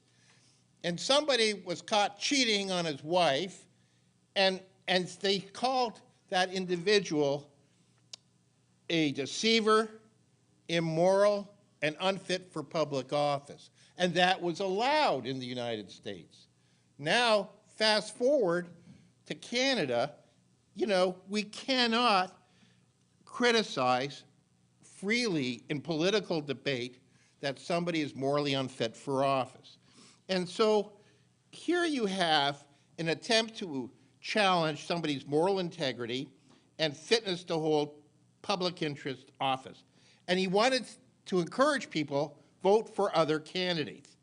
And so it didn't matter Watcott spoke the truth, because there's no defense of truth in defending an allegation of hate speech in human rights proceedings. Did you get that? Truth is not a defense in human rights proceedings. Evidence of truth, in his case, was inadmissible as irrelevant. And they quoted from the Supreme Court of Canada from the other Walcott case, where the Supreme Court said, truthful statements can be presented in a manner that would meet the definition of hate speech. Wow, you say the truth, hey, that's hateful, you're in trouble now. And so this is what they said. His freedom of speech, his manner of expression, was not political, but hate speech, as defined by the Human Rights Code. Okay, do you consider yourselves to be reasonable people? Okay. I'm going to give you just one example of what was said in the flyer, and then I'm going to ask you whether you think it's reasonable or not. And I'll tell you what both sides say. Here's what he wrote. Ronan Auger is a biological male who renamed himself Morgaine Auger after he embraced a transvestite lifestyle. Ronan is running for the NDP in the Vancouver False Creek riding, and BC's media and NDP are promoting a false narrative that Ronan is a woman born into a male body. The truth is that there are only two genders, male and female, and they are God-given and unchangeable. Ronan may have government ID that refers to him by the French name Morgaine, and the media, NDP, and everybody in the writing might try to pretend Morgan is a woman. But the truth is, Ronan's DNA will always be male. He will never have a uterus, and no amount of cosmetic surgery, fake hormones, or media propaganda is going to be able to change these facts. Quote from the Bible, God created man in his own image. In the image of God, he created him. Male and female, he created them. Now, he said, continues, this is the end of the quote, because gender is God-given and immutable, transgenderism is an impossibility. A male cannot transition into a female, nor can a female transition into a male. One can only cross-dress and disfigure themselves with surgery and hormones to look like the gender they are not. This practice is harmful and displeasing to God. Now, if you believe in the Bible and you're a devout Christian, you will believe that Walcott's thoughts are not hateful at all because he acknowledges the supremacy of God and obeys the moral authority of the Bible. His political message is an application of sincere religious beliefs. And as a reasonable person, you will find Walcott's message was not hateful, but truthful, lawful, and constitutionally protected. But if you reject the supremacy of God, and you reject the moral authority of the Bible, you will detest and vilify Walcott for offending your view of reality. You will believe that gender fluidity is real and must be respected in a society that promotes and caters to self-identification, self-delusion, hedonism, immorality, and narcissism.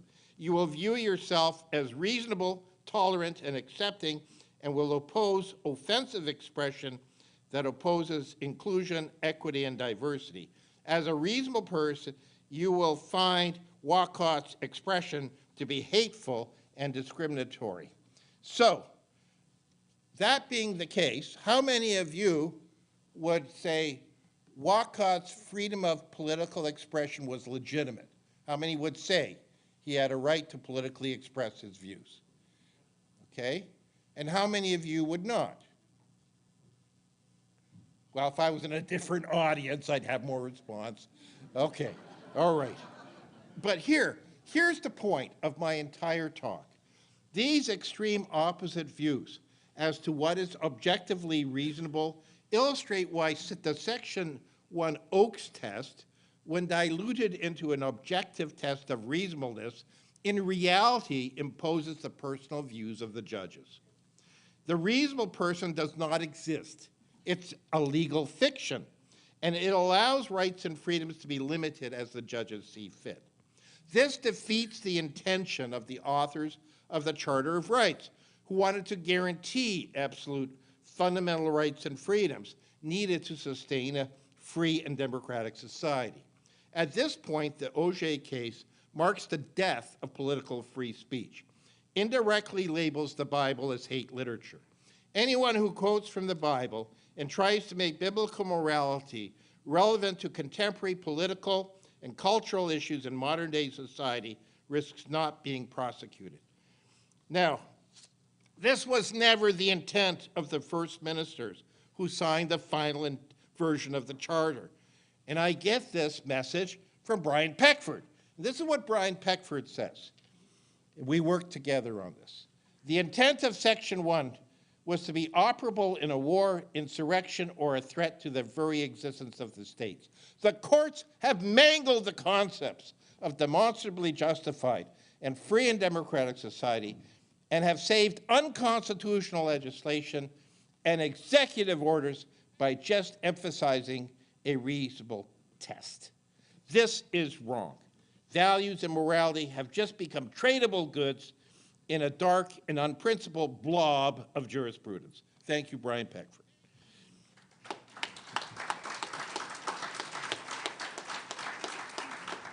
It is time to reclaim the Charter of Rights, to restore it to its original vision. For the Constitution of Canada is all that guides this nation from its slide into tyranny.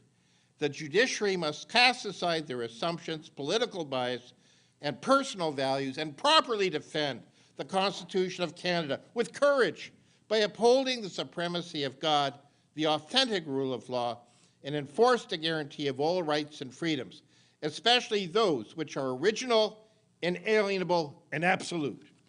Thank you.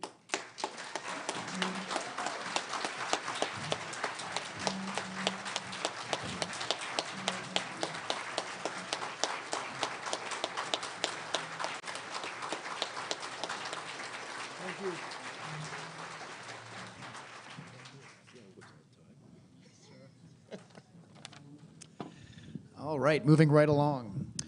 Our next speaker is Kip Warner. You're probably familiar with him at this point. He is the Executive Director for the Canadian Society for the Advancement of Science and Public Policy. Why did you have to name your organization so hard to pronounce for me 3 times now? Which has currently, this is huge, filed a class action lawsuit, which is in the works, against the BC government regarding COVID restrictions. Please help me welcome Kip Warner. I think I may not need slides.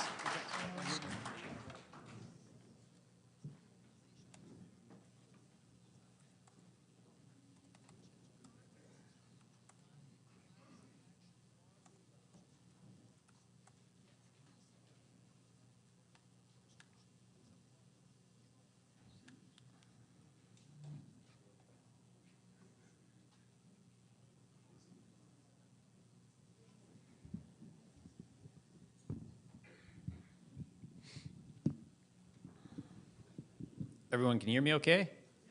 So I apologize if you're getting tired of seeing me. This is the 3rd time now that I've presented this weekend.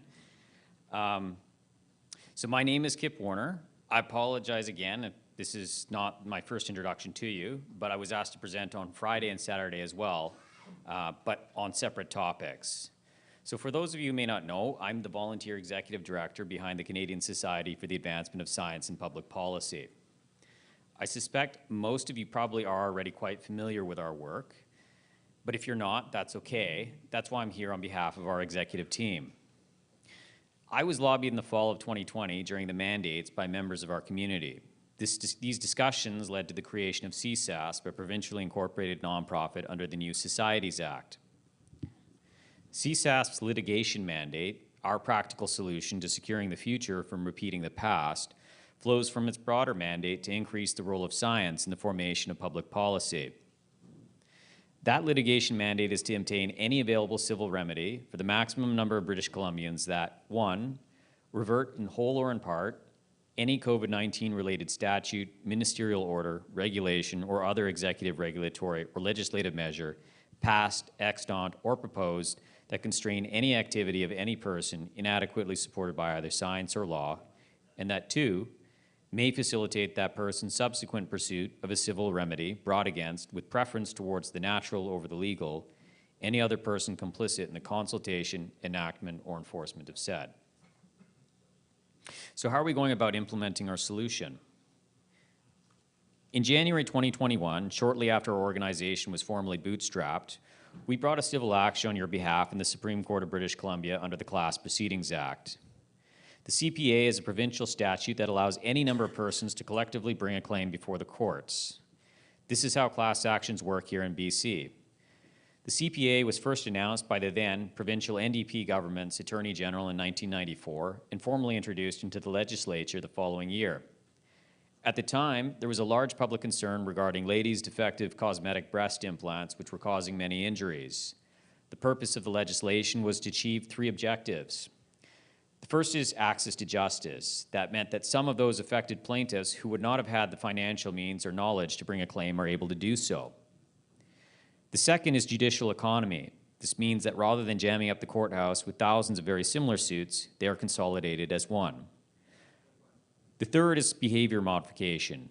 This means that the defendant is incentivized to alter their behavior in the future to avoid being dragged into court with potentially unfavorable outcome. The position of CSASP has always been that the most appropriate way to seek redress for the millions of people who were adversely affected by the COVID-19 related mandates is through the CPA, specifically by naming Dr. Bonnie Henry and the Provincial Crown as defendants. We represent a very diverse following. I would feel comfortable saying that we are probably the most diverse anti-lockdown organization in the country, which may be our secret to our success to date. The media has a tendency to portray everyone in the movement as right of center or far right. I would say that's a rather broad stroke. Being in the unique position that I'm in, I have a wonderful opportunity to receive communications from all kinds of people that were never present at protests, rallies, or other events the media covers, but also many of those who did too. The actual makeup of those who are critical of the mandates is actually much more ideologically diverse than most people realize. Our supporters are neoliberals, progressives, alt-right, social conservatives, ecological feminists, men's rights activists, environmentalists. We have even some Marxists, market socialists, techno-libertarians, anarcho-capitalists, John Birchers, New Agers, survivalists, paleo-conservatives, symbolic nativists, Christian nationalists. There's some free men on the land, and everything else you might sample across the ideological mosaic that makes up life in Canada. There's even a handful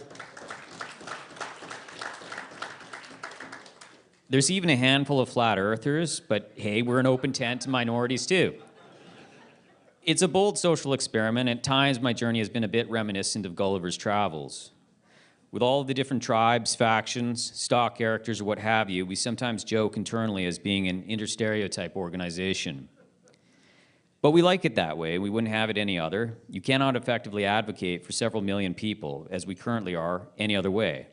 After all, part of the test in obtaining class certification is your willingness to fairly and adequately represent all affected class members. In terms of how our following is geographically distributed, we have hundreds of thousands of people widely distributed across the country and in various jurisdictions around the world, from Germany, Australia, South Africa, Costa Rica, Mexico, the Philippines, Czech Republic, France, Switzerland, the UK, and more.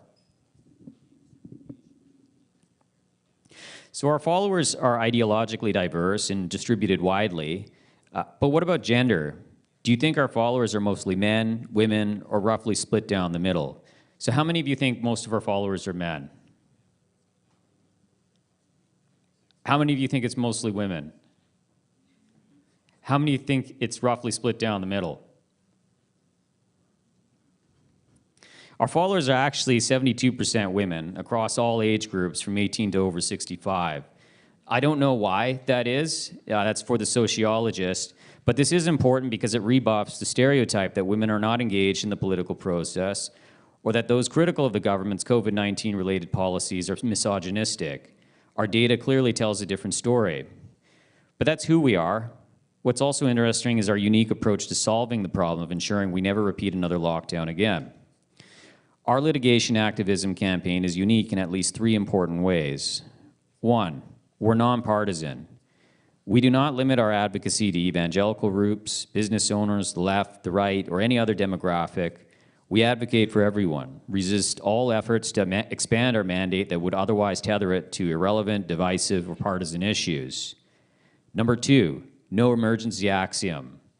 The architecture of our class proceeding never presupposed the fundamental premise that there was an emergency. We predicted long ago that anyone who brought a legal challenge with a bona fide public emergency as an assumption would achieve little, if anything. This has since unfortunately been historically validated on numerous occasions. Leaving the government with the emergency card only served to strengthen its rationalization for the continued exercise and abuse of extraordinary executive powers. We are asking the court to critically examine the premise that begot those powers to begin with. Number 3, we drive our own bus. Our class proceeding is crowdfunded and client-driven by our organization. We are a non-perfunctory representative plaintiff that performs continuous and extensive public consultation. This approach represents a citizen-led and model design for the responsible use of the Class Proceedings Act without precedent in Canada. This approach of directly managing our own litigation and instructing counsel is a substantial departure from how class proceedings have, on occasion, been historically conducted as vehicles to advance class counsel's career ambitions. The latter must remain subordinate to the public interest, as the general public would define it, if Parliament's objectives behind this legislation are intended to be fully realized. The law is a public utility. It is far too important to be exclusively in the hands of aristocracy. When the CPA was first introduced by the NDP, the then Attorney General promised it would offer hope to groups of people who have been overlooked by the justice system. He also cited how the legislation could be used to advance civil rights. Our work to date has accomplished a lot over the last 2.5 years through the many court appearances we've had and the incremental tactical victories. We helped transform the public discourse by displacing the Overton window of socially acceptable subjects to encourage greater tolerance of diverse views in respect to COVID-19 related policies. This happened almost immediately after we were awarded public interest standing in one of our proceedings and the subsequent headlines that ensued. Mainstream media's tone changed virtually overnight, like night and day. This transformation of a topic that was not being taken seriously into one that is important for all of us. We established the first crowd-funded, client-driven, and I emphasize that, client-driven, class action in BC and possibly in Canadian history. What we're doing has never been done before, to the best of my knowledge. We witnessed for the first time a certification hearing that has ever been filmed in BC. That ruling that allowed us to do that was a pioneering move on Justice Creerar's part that greatly expanded public access to the judiciary, which is essential for safeguarding our democratic institutions. With the 10-day, much-anticipated certifications over, judgment is now under reserve since their conclusion of several weeks ago. For many of you who might not have had an opportunity to witness it in person, and the first day the gallery was packed as usual, you can watch it online on our website. That's subani.ca. And if you click, I think it's court records in the menu and then hearing videos, you'll see it all there. Lastly, we will be having our annual banquet again on the evening of Friday the 7th of July, 2023 at Van Dusen Botanical Gardens in Vancouver. There'll be live music, food, drinks, guest speakers. I believe our friend Brian Peckford will be there, dancing, all of that. You're all most welcome to, so please mark your calendars. Tickets are limited, and the last year we were at capacity. So on behalf of the executive team at CSAS, we would all like to thank you for continuing to make our work possible.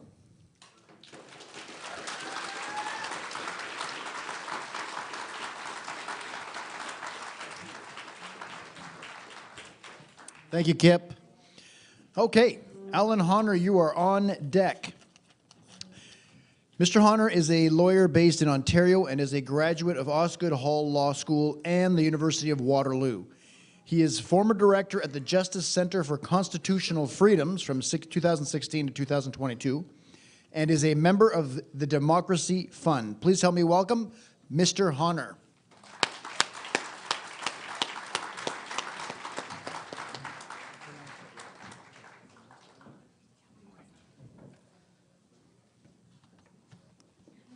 Hi, everyone. I am the litigation director at the Democracy Fund. I'd like to thank We Unify for inviting me here to speak today. You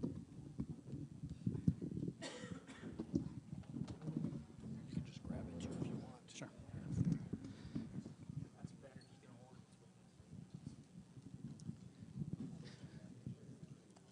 I'd like to begin by telling you about one of my personal heroes, a man named Václav Havel. He was a Czech dissident, he was a playwright, and he was imprisoned for political activity. That political activity included defending a rock band. He went to jail for 4 years. After communism fell in Czechoslovakia, as it then was, he became the first president of that country. In one of his essays, called The Power of the Powerless, Václav Havel made an observation. And he said, if an observer who only studied the laws of Czechoslovakia, but who knew nothing about what life was actually like in that country, if this happened, this person would be utterly incapable of understanding what everybody was complaining about. That person would not see the political manipulation of the courts. He would not see the closed nature of trials. He would not see the selective application of the laws. That person would see that accused persons are provided with a lawyer and that criminal procedure is followed. And in fact, in communist Czechoslovakia, when a dissident was being prosecuted, the courts took extra steps to ensure that the appearance of justice was preserved. Please, can you hold your mic a little closer to your mouth? Canadian dissidents today, well, let me go back and say, why was, this perseverance of the appearance of justice was so important in communist Czechoslovakia? Because it was not a classical dictatorship where the rulers could do whatever they wanted to.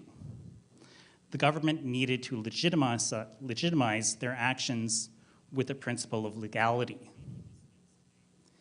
Now, Canadian dissidents today may feel a certain affinity with the Czechs of the 1970s and the 1980s. Our laws seem pretty good when you look at the books. What do we have to complain about? We have human rights at the provincial and federal level.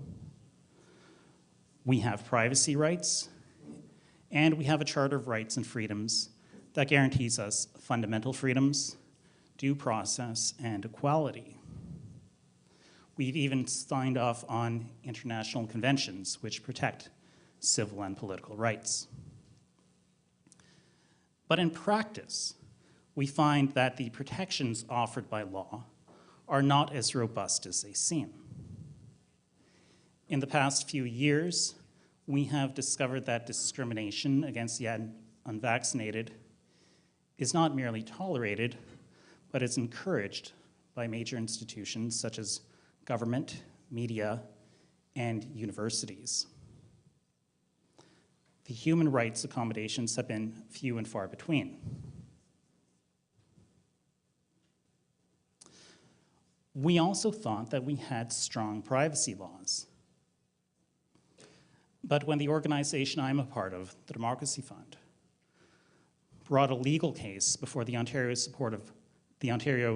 Superior Court of Justice in an effort to protect students from University of Western Ontario from what we thought was the illegal gathering of their personal health information, we found out that the court interpretation of privacy law in Ontario was quite different than what we expected it to be, and it rendered the protections largely illusory.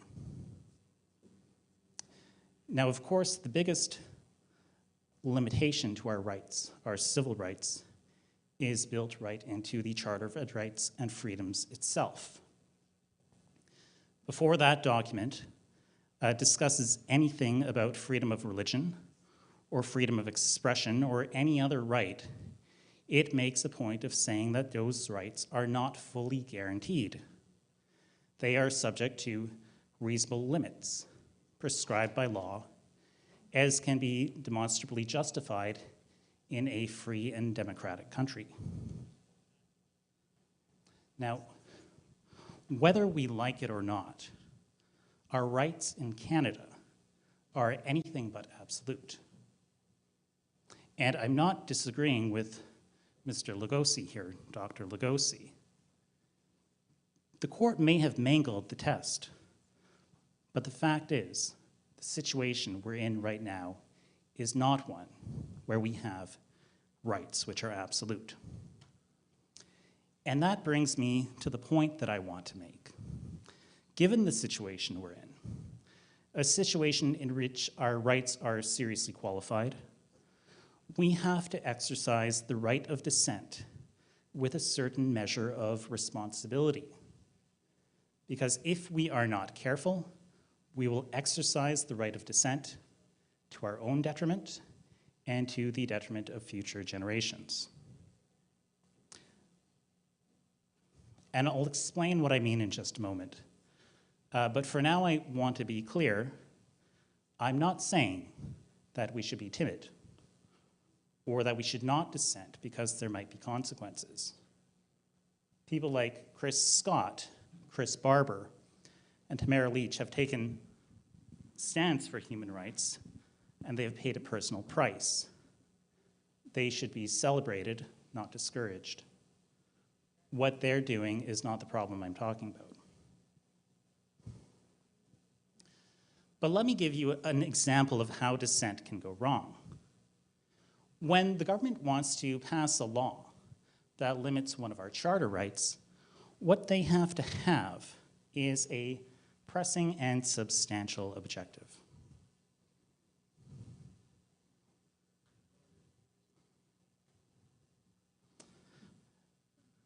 A pressing and substantial objective is essentially an objective that's important enough to limit one of our charter freedoms. And what I think we shouldn't do is exercise our charter freedoms in a way that delivers up that pressing and substantial objective to the government. We shouldn't make their job easy for them. So how could that happen? Let me give you a hypothetical example. Let's suppose there's a protester, somebody who's protesting the participation of a transgendered person in women's sports. This person has a certain argument to make. A woman who is forced to compete against somebody with a different biology is arguably devalued. But what if that hypothetical protester uses inflammatory language that skirts the lines of hate speech? And what if that competition doesn't merely involve adults, but involves children? Now children are being exposed to this impugned speech. And all of a sudden, the government has what they see as a reason to ban protests outside of sporting facilities during competitions because they need to protect people from harmful speech against characteristics that cannot be changed and which are supported or protected by human rights legislation.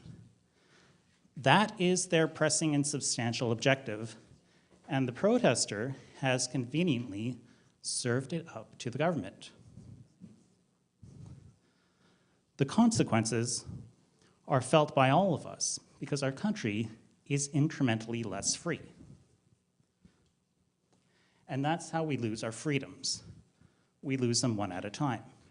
Nobody notices when it happens that way. Here is another thing which I say we should be careful about. Consider the Supreme Court of Canada. Does anybody here believe that they have a certain ideological bent, a certain progressive bent? Yes. Okay. Well, if you believe that they have a certain progressive bent, do you want to appeal a case to them that is going to set a precedent for the entire country? Now, I'm not saying that we should never do that. I'm saying we should be careful about it. Because there's a certain glory in going to the Supreme Court, but there can also be a certain folly to it. The same could be said about legal challenges. The responsible dissident, in my view, will be careful in starting major legal challenges. Charter challenges are notoriously difficult to win. If you lose a charter challenge, the government will see it as a rubber stamp by the court that their legislation is charter compliant. Now, it may only be minimally compliant, but that doesn't matter because our governments have abdicated any role they have in preserving civil rights in favor of the courts. That is one of the unintended consequences of the charter. In bringing a constitutional challenge, as lawyers or as clients, we should remember that constitutional cases are not decided in a vacuum, in a factual vacuum. And that means that evidence matters, which means that you need the right applicant and the right timing. I want you to consider a case called Carter v. Canada. You've probably heard of it. It was the case that ushered in medical assistance in dying in Canada. The applicant in that case was a woman who was bound in a wheelchair because she had ALS. She was expected to lose control of her hands, her feet. She would gradually lose the ability to walk, chew, swallow, speak, and eventually even to breathe. She did not want to die that way. And regardless of what you think about medical assistance in dying, I put it to you that you'd have to be inhuman not to feel some sympathy for this woman. And the point I'm making is that the people behind that challenge had the right applicant. And not only did they have the right applicant, they had the right timing. It was 20 years since Rodriguez was decided by the Supreme Court. That was a case that had upheld criminal code provisions against medical assistance in dying. But since that time, multiple jurisdictions had allowed for some medical assistance in death. There were also papers published by royal societies recommending changes to our laws. So Carter versus Canada, not the best case in the world from my perspective, was perhaps 20 years in the making. But those people were patient.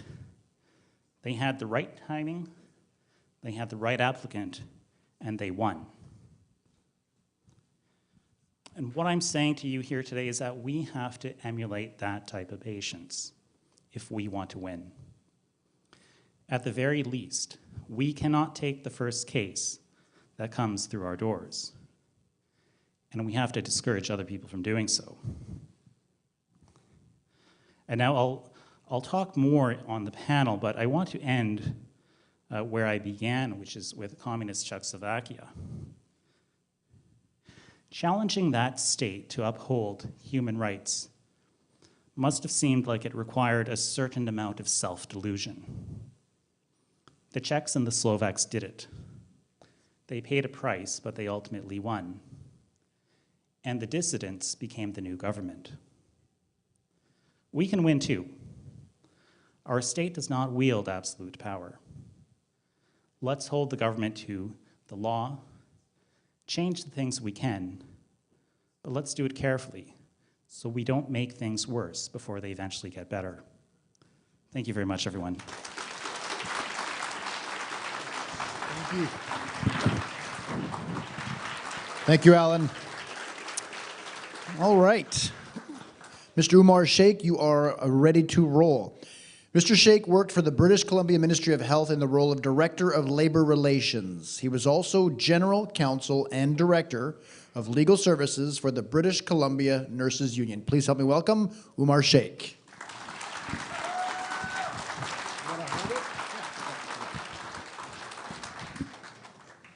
All right, well, thank you very much.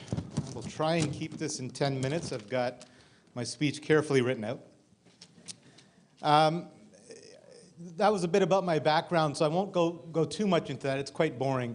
But I will tell you a quick story to start of how I got involved in this movement. So about 2 years ago, I was walking with my son. He was 10 years old, and we were downtown Victoria. It was a nice, beautiful summer day.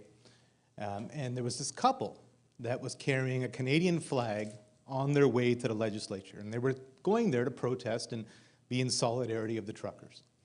And all of a sudden, this mob right on Government Street formed around this elderly couple, and they started accosting them. What rights of yours have been violated? How dare you do this? And clearly, these were some woke people around them. And so I said to my son, I said, okay, you know, Dad's got to get involved. Come with me. We're going to go and talk to these people. And my son was just bewildered, saying, why would we do that? And so I walked in the middle of the crowd and I said, listen, stop accosting these people. I'll explain what rights have been violated to you. I'll give you some examples. And I went through them in a very calm, professional way. And then something happened that changed the course of my history forever. Have you ever heard something so stupid that it makes you question your own reality?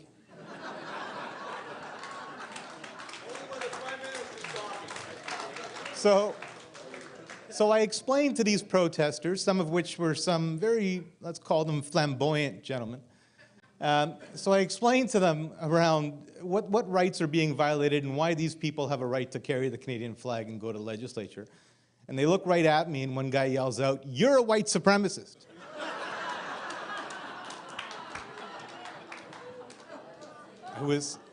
I was stunned. For a minute there, it made me question my reality. I looked down, I said, I am? I looked at my son, and my son says to me, Dad, are we white supremacists? I said, don't tell your mother, son. Don't tell your mother. We don't want to talk about this at home. The stupidity of that statement really sums up the counter-narrative and how they tried to pigeonhole folks of every creed and every ilk into these ridiculous categories of who they were. And so I decided, thank you. So we got those nice elderly folks. By the way, they were Portuguese. We got those nice elderly folks where they were going, and the mob dispersed a bit after the stupidity of the commentary. And I decided, okay, you know, it's time to help. One of the things that I've done in my career is I've spent years fighting governments and winning at those fights. And one of the last ones that we did was on the flu vaccine mandates, and we were able to get those declared invalid and off of healthcare workers in this province.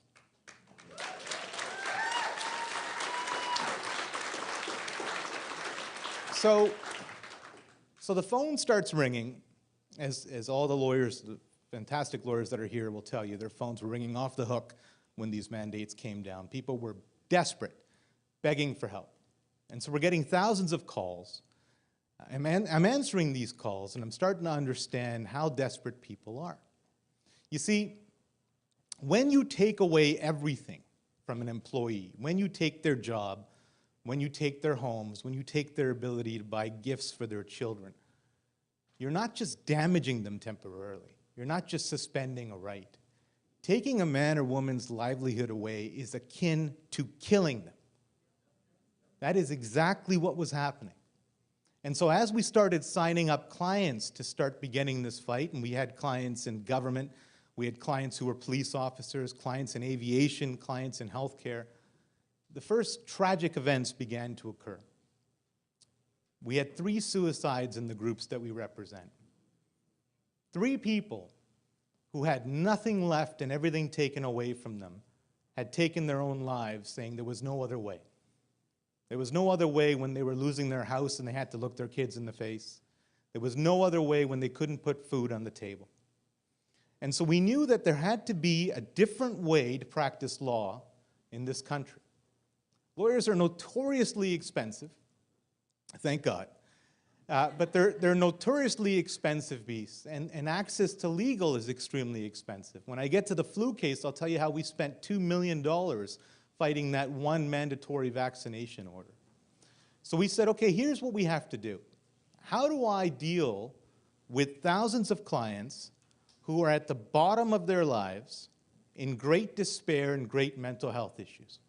It's almost impossible to have a working relationship with people who are so down and out and have nothing left. And so we said we're going to develop something called the Karmic Retainer, which was the first of its kind, I'm proud to say, anywhere in Canada. And what we said was we would be willing to take on these groups, whether you were a public servant or a healthcare worker or anybody else, we'd be willing to take you on. But the first thing you had to do was organize yourselves into your own group. And then once you did that, you had to create a hardship fund for each other, to help each other pay rent, to help each other buy gifts, groceries, anything that people needed. Any fundraising that these groups do first goes to them, not to pay our legal fees. And that was imperative for us in trying to build a sustainable culture of litigants. We then looked at, thank you.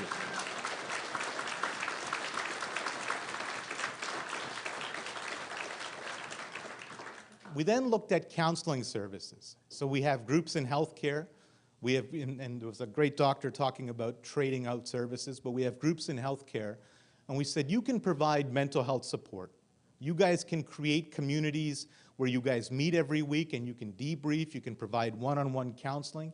And so that became a condition of the retainer as well, that all of those services had to be there. And then after that, if they could afford to pay us, great. And if they couldn't, that was fine too. We were going to waive the bill and we weren't going anywhere in our representation of these groups.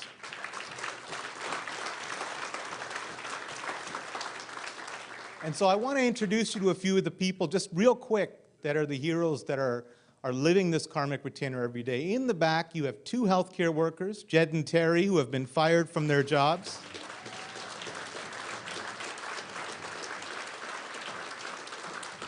You have Philip Davidson from the BC Public Servants for Freedom, terminated from their positions.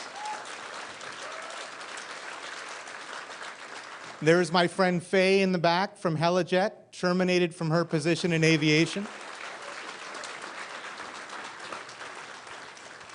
And so we began to amass these clients, and we're now representing about 25,000 people around this country. And we have them all in various groups, all under the karmic retainer model. And I'm very proud to say that there has not been a single suicide in our group since that time.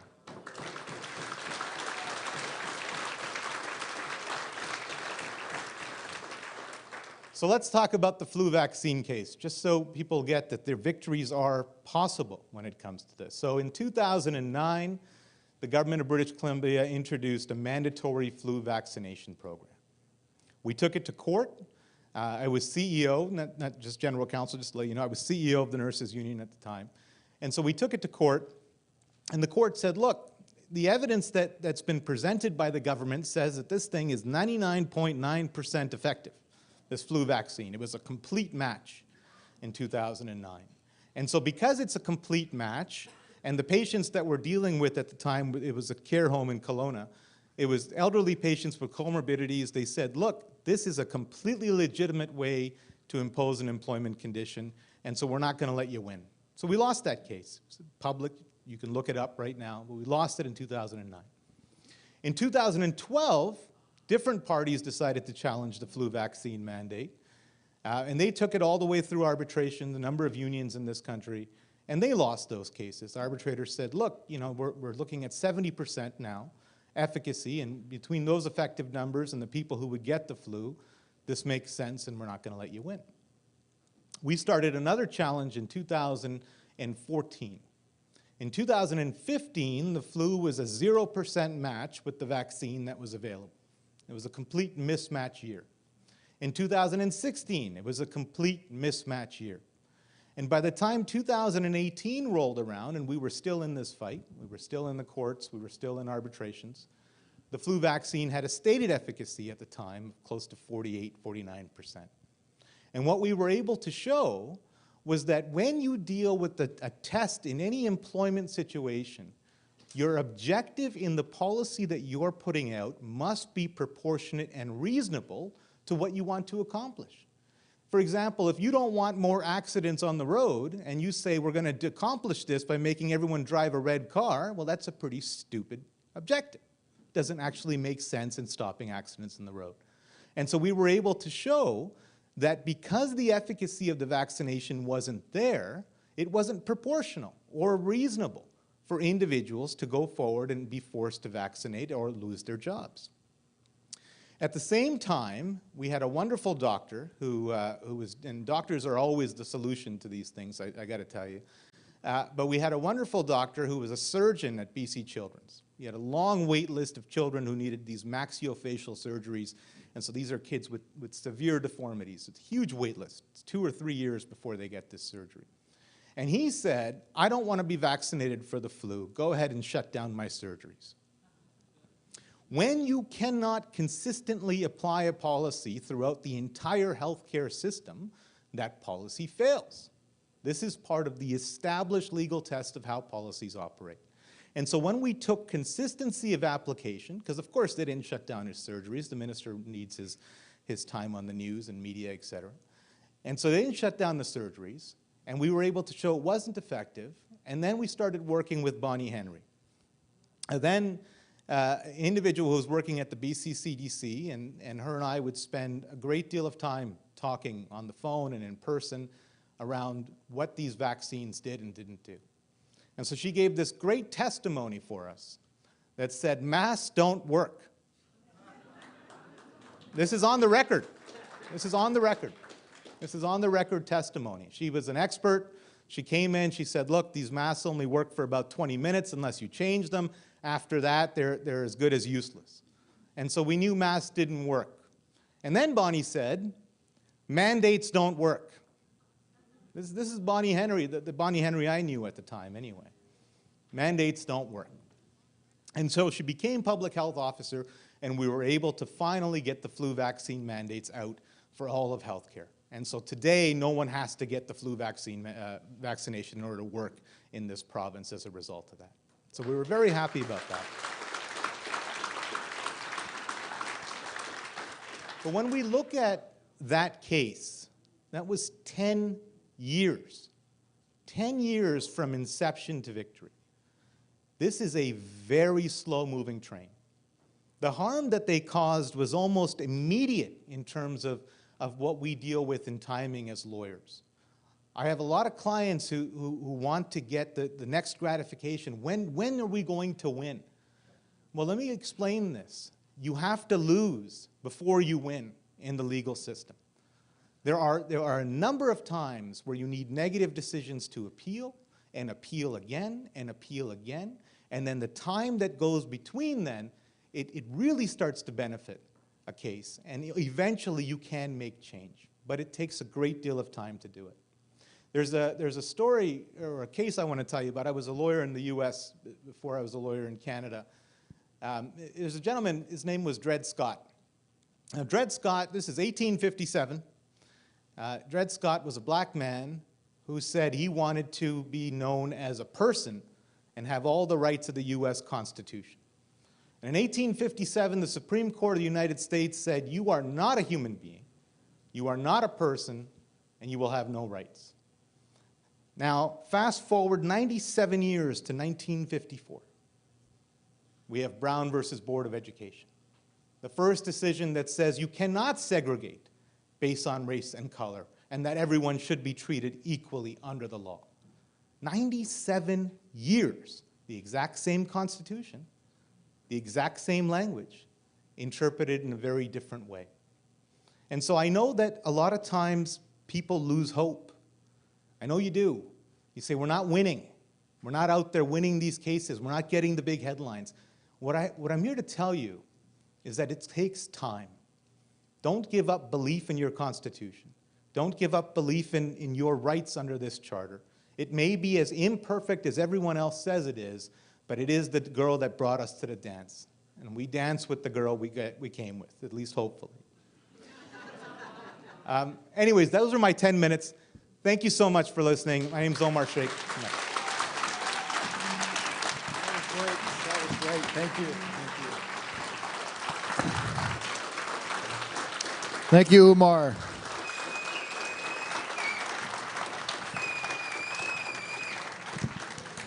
That was fantastic. We're moving into our last speaker before the last panel, so we're almost at home stretch, guys. You know, this whole conference has driven a joke to the front of my mind. There's a career politician, you can fill in the blanks, whoever that is. I don't want to sully the reputation of anybody here. A career politician goes into the afterlife, And surprisingly, he finds himself in the wrong place. And he goes up to the devil and goes, I thought we had a deal that if I sold you my soul, you know, you'd get me some immortality. And the devil goes, well, that's just the rub of it. You don't have a soul. So. Okay, Leighton Gray is next up to anchor the panel. He is a constitutional litigator and a senior partner with the firm Gray Walk Spencer LLP. He has conducted hundreds of trials before Alberta courts and is considered one of Alberta's top criminal trial lawyers. He's also the host of the Gray Matter podcast, so make sure to check that out. That's Grey, Gray Matter podcast. And he personally had the chance to cross-examine Dina Hinshaw when she was Alberta's problems and not ours. Please help me welcome Leighton Gray.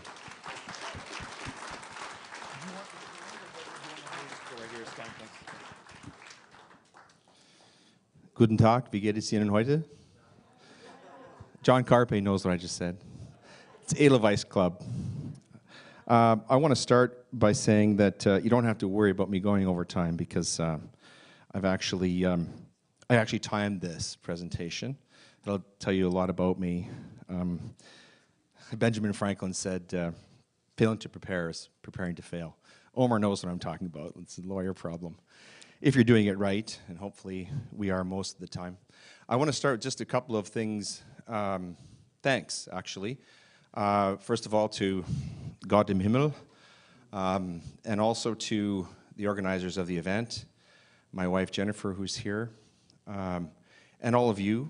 And a special thanks also to John Carpe, who you're going to hear from, because he offered me an opportunity that you just heard about to get involved with the case there. And working with the Justice Center has been one of the most rewarding experiences of my whole career. So thanks, John. And also to Mr. Honner, who you just heard from. The Democracy Fund reached out to me, and they gave me the opportunity to represent some really good people as well. So thanks, Alan. Okay, so why am I here? Is that quotation up there yet? Could you put that up on the big board? Everybody know they're John Milton? Okay, so you heard about my podcast. I've been writing a book. And so what you're going to hear is a little bit from my book. I promise a little. And if you like what you hear, then you can go and check out my website and learn more. And better yet, if you're offended, I really want you to go and check out. Because you hear from people like Dr. Mackis and John Carpe, who are and of course, Chris Scott. So my topic is the price of speech is not free. And I'd like to frame it in this way. You heard from Dr. Lugosi and some of the other lawyers here, and a lot of what you heard is sort of looking at the tops of the trees, especially in terms of freedom of speech. So I'd like you to do is maybe cast your gaze down from the tops of the trees and down and look down at the roots, okay? So it starts with a quotation. Many of you have heard this. It's attributed to Voltaire. We're not sure if it was he wrote this. He said, I may disagree with what you have to say, but I shall defend to the death your right to say it. Most people have heard that one, right? Okay. So we can all agree that as Canadians, we can justifiably demand public hearings into government abuse of executive power during the COVID-19 pandemic. These hearings ought to have occurred long ago, and when they do happen, God willing, they will undoubtedly vindicate many Canadians, some of whom are here, who suffered under the capricious authoritarian rule of public health officials like Dr. Bonnie Henry and Dr. Dina Hinshaw, both of whom are here in BC. It's your problem now.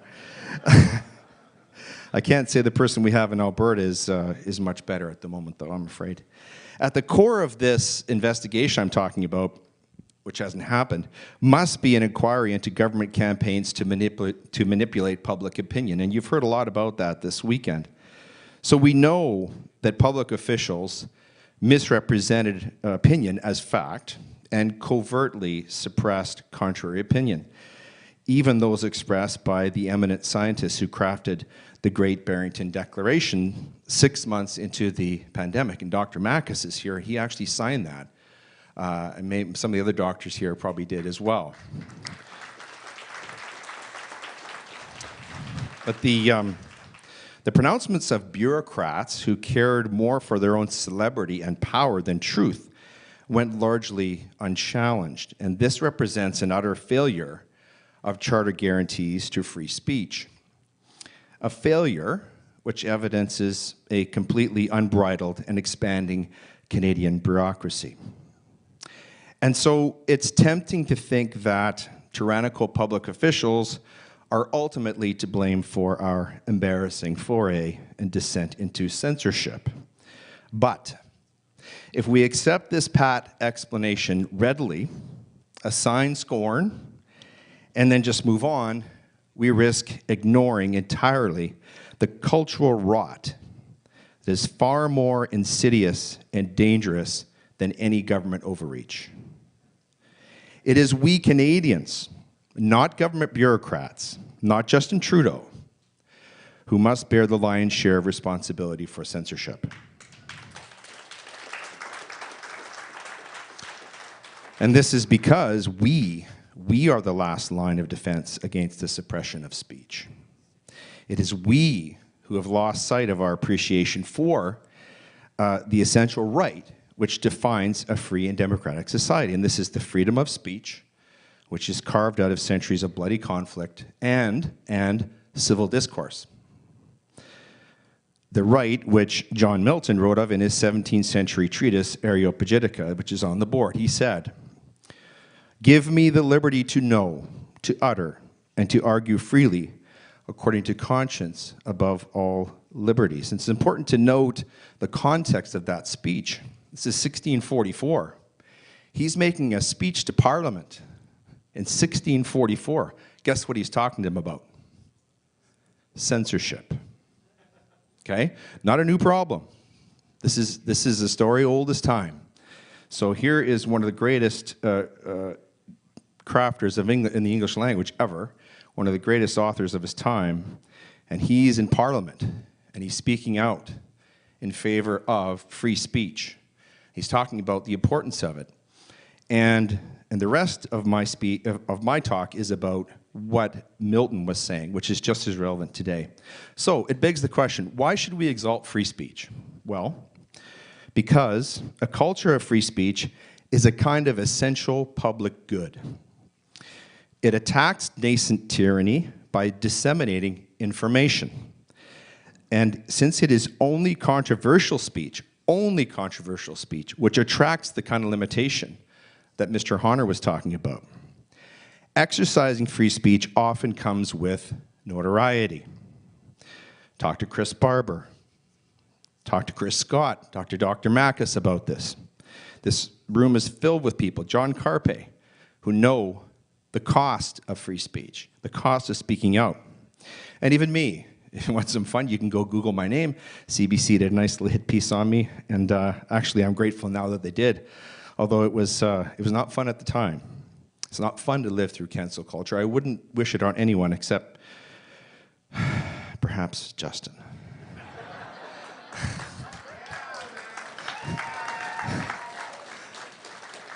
But you know, just like nearly every type of public service, free speech most often comes at a private cost to the speaker. You can't avoid this. So as a matter of principle, citizens will sacrifice themselves through unpopular speech because they love their country and they respect their fellow citizens. They will make that sacrifice. But as a prerequisite for this self-sacrificing speech that Milton's talking about, rational patriots expect something in return. It's not money. They need to know that enough of their fellows believe in the value of controversial speech, even if a particular opinion may be wrong. Okay? Otherwise, the social cost of speaking out or of supporting those who do can be heightened by tyrants until even the most courageous are silenced.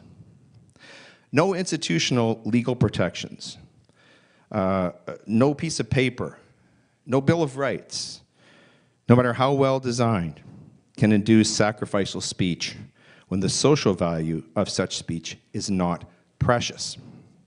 As Milton put it, who kills a man kills a reasonable creature, God's image. But he who destroys a good book kills reason itself, kills the image of God, as it were, in the eye.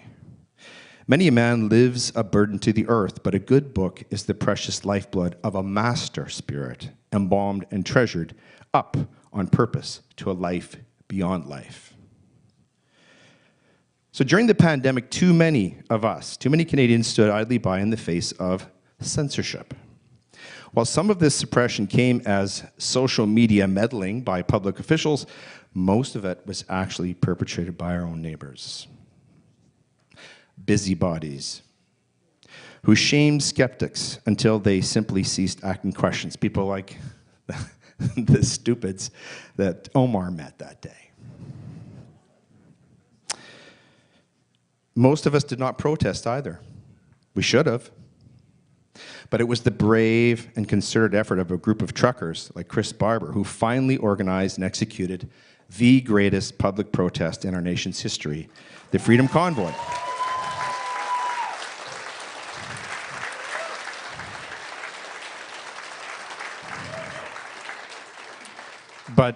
But it was our failure to defend the public against censorship. Our failure to defend the public against censorship is more dangerous than censorship itself, since it reveals that there is no longer broad agreement upon the principles underlying free speech. I'll take the example of the Nazis. Most people have the misunderstanding that there was an evil group of people led by Hitler and others who just took over Germany and tyrannized them for 12 years and tried to destroy the earth and take it over. The truth is, when you study the Nazis, that it was the German people who oppressed each other. And if you read the work of people like Hannah Arendt, who wrote a book called The Origins of Totalitarianism, it tells the true story of what happened in that country. And it's the same type of thing that was happening here during COVID. And this is my essential point about censorship.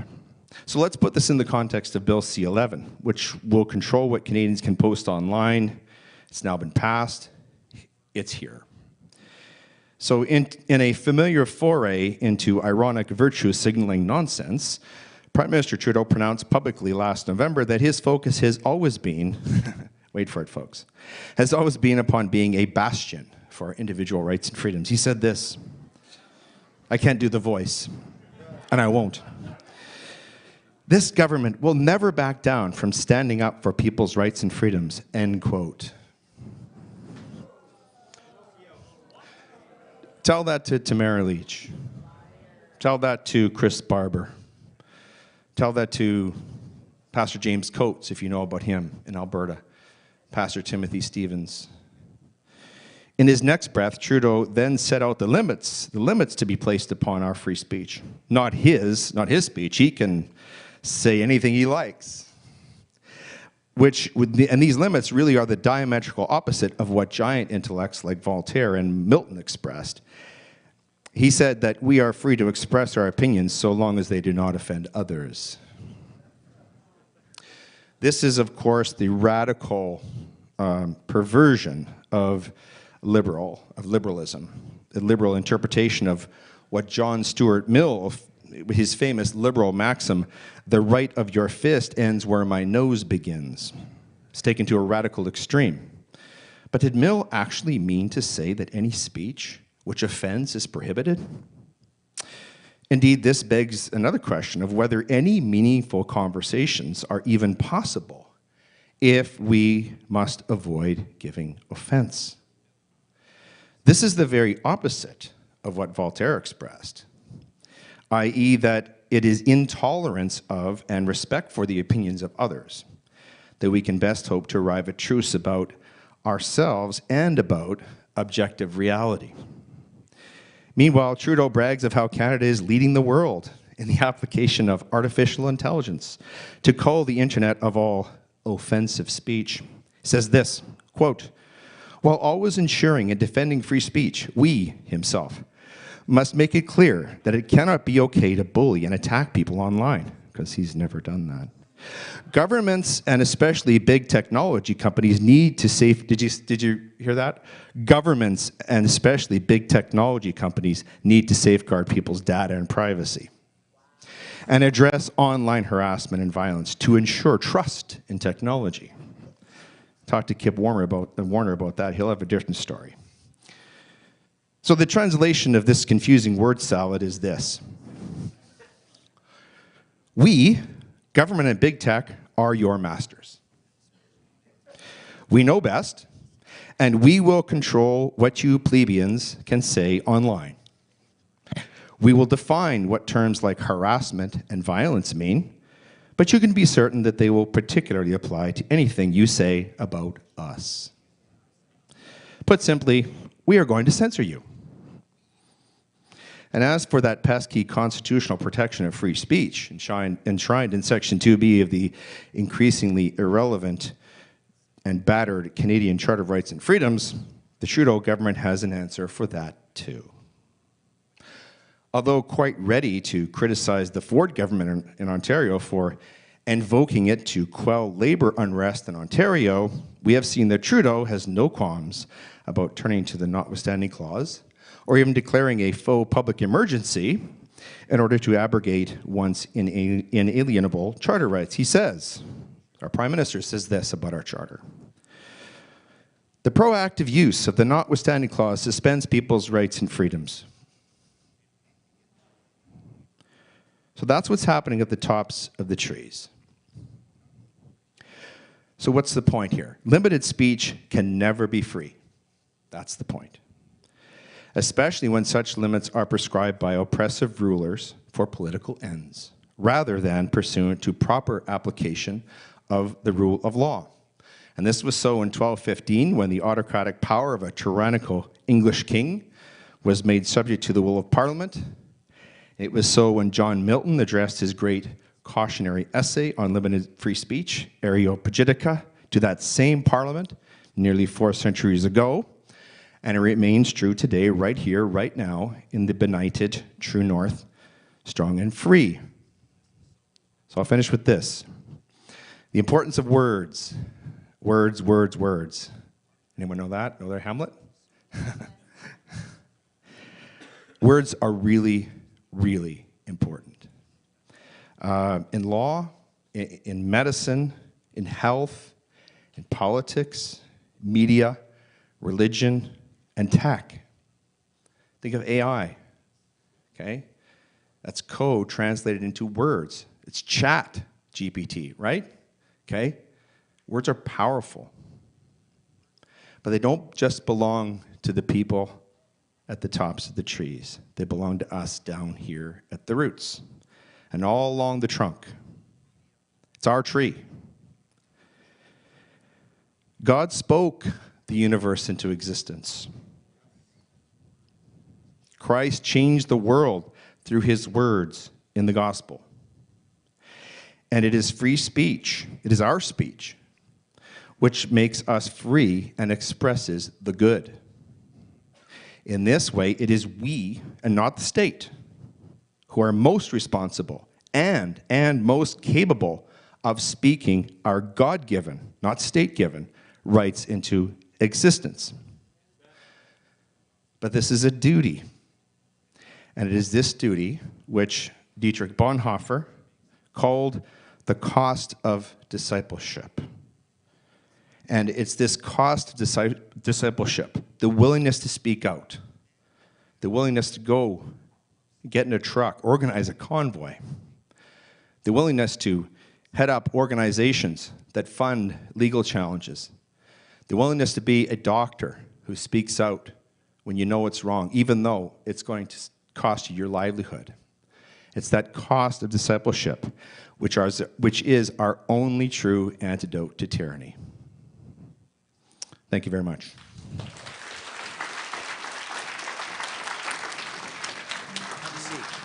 Have a seat. Thank you, Leighton, and thanks to our panel. My name's Rodney Palmer, and I'm going to be moderating this last section. If we could have our Christopher Scott and Charles Lugosi and Omar Sheikh join Leighton, as well as Alan Honner and Jeremy as well. My name is Rodney Palmer. I've been speaking the last couple of days. I'm a former journalist. For those of you who don't know, I worked for about 20 years in journalism, and I've been talking a lot lately about the journalism that we've been receiving by our big broadcasters, and so that's what I've been talking about this weekend. And I'm particularly inspired, as I move this cable around, particularly inspired by Leighton here talking about words, because words were my craft. Words are what we had, and words are powerful. I'm off camera over here. I'm mostly a radio guy. Yeah. And words can make you laugh, words can make you cry, words contain the truth. And we have to speak these words, we have to use these words. And what we just heard from the quotes from our fair Prime Minister, words are being totally bastardized. Words are now very Orwellian coming from the government, meaning it's the opposite of the truth. It's what's called double speak. If they say something, it is the opposite that they're actually saying. So just listen for that, and we should talk to our friends about listening for that. So I want to quickly do, for the panel, I have a couple of questions that I want to feed. And then I really liked what Emmanuel did with just sort of opening it up to a more freewheeling dialogue. But I was very much inspired by Alan Honner bringing Václav Havel into the room and talking about he being your favorite writer and poet, because there are a number of people from former Czechoslovakia here. And I was reminded of one of my favorite writers and poets, the English writer Billy Bragg, who also was wrongfully imprisoned. Not for defending a rock band, but he was in a rock band. And he said famously, "This isn't a court of justice, son. This is a court of law." And I think that we believe that when we go into a court that we're going to receive justice, and justice and truth are equal, but this is not what we're dealing with. We heard from the presentations that law is interpreted differently 20 years later, 90 years later. There's different interpretations of the law, and that's what I'm hoping to get at a little bit, what we can hope from those interpretations. But I wanted also, before we start, for Jeremy to introduce yourself, because we're adding someone to the panel who has not been introduced yet. Introduce yourself, tell us why you're here, and what your story is, and why you were invited to be here today. Thank you, Rodney.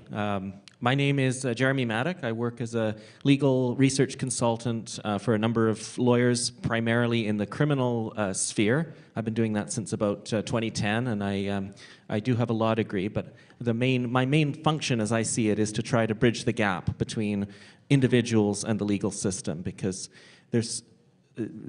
criminal law is really where the rubber meets the road in terms of individuals versus the state. And it's an incredibly frustrating problem, because the individual charged with an offense usually in fact, has no resources, usually is in a desperate situation where they do not have the ability to defend themselves or to assert their rights. And the state has all the power, the state has all the money, the state has unlimited resources. And to try and level that playing field is really hard. I see it from both perspectives. I see it from the individual litigant's perspective, and I see it from the lawyer's perspective, the lawyers that are struggling to make ends meet on a treadmill of legal aid funding, which is inadequate and often leaves the defense lawyers at a great disadvantage versus the Crown. So trying to bridge that gap is something I've tried to do. Obviously, it involves the Constitution, it involves interpreting and learning about the Constitution. And when I saw the kind of discrimination and unconstitutional tactics that were going on in Canada during the pandemic, it was clear to me that this was the greatest civil liberties battle in our generation.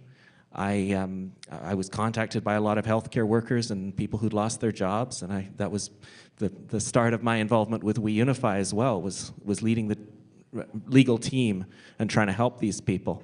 And I went through my whole Rolodex of lawyers that I know, mostly sole practitioners, who I was trying to get them engaged, get them involved, and most of them said they just weren't equipped to do it. It was too big of a challenge, and either they didn't have the resources themselves, or they didn't have, in some cases, admitted to me that they didn't have the courage because of the politics around the situation. So I'm very grateful to be in the company of these gentlemen who really are doing something about it, and I've tried to play a role, and I'm going to continue playing a role, and it's just an honor to be here and to see that there are people standing up for justice. I do have a proposed sort of solution or idea, but I'll get to that in a bit, and I'll open the floor up. Thanks very much, and we also thank you, Jordan. We also have Christopher Scott up here, and Christopher has already spoken this weekend. Just to recap, that Christopher is the owner of the Whistle Stop Cafe in Alberta and dared to open his cafe and serve coffee and food during the pandemic, and he has been on the other side of the law. He's been targeted for what he did in very strange ways. I wanted I'm going to ask a question, and then anybody can respond. I'm going to point the first one to Omar, but anybody can respond. And let's get the conversation going, including both of you on the ends. Omar, I was wondering about your flu vaccine win. Is there any precedent there that can be used and utilized by lawyers or plaintiffs going forward about the COVID vaccine? Yeah, thank you for that. Yes, there is. So we have transcripts that are available. Anybody who wants to contact us, we have copies of them. We can give out Bonnie Henry's testimony.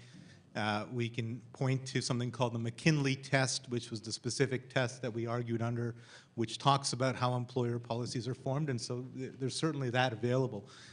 Like any other case, and you'll notice this in a lot of COVID-19 vaccination cases, why you don't hear about them once they're finished, unless, of course, they lose, and you hear about them all the time, is if the government is predicting a loss, they will come and settle.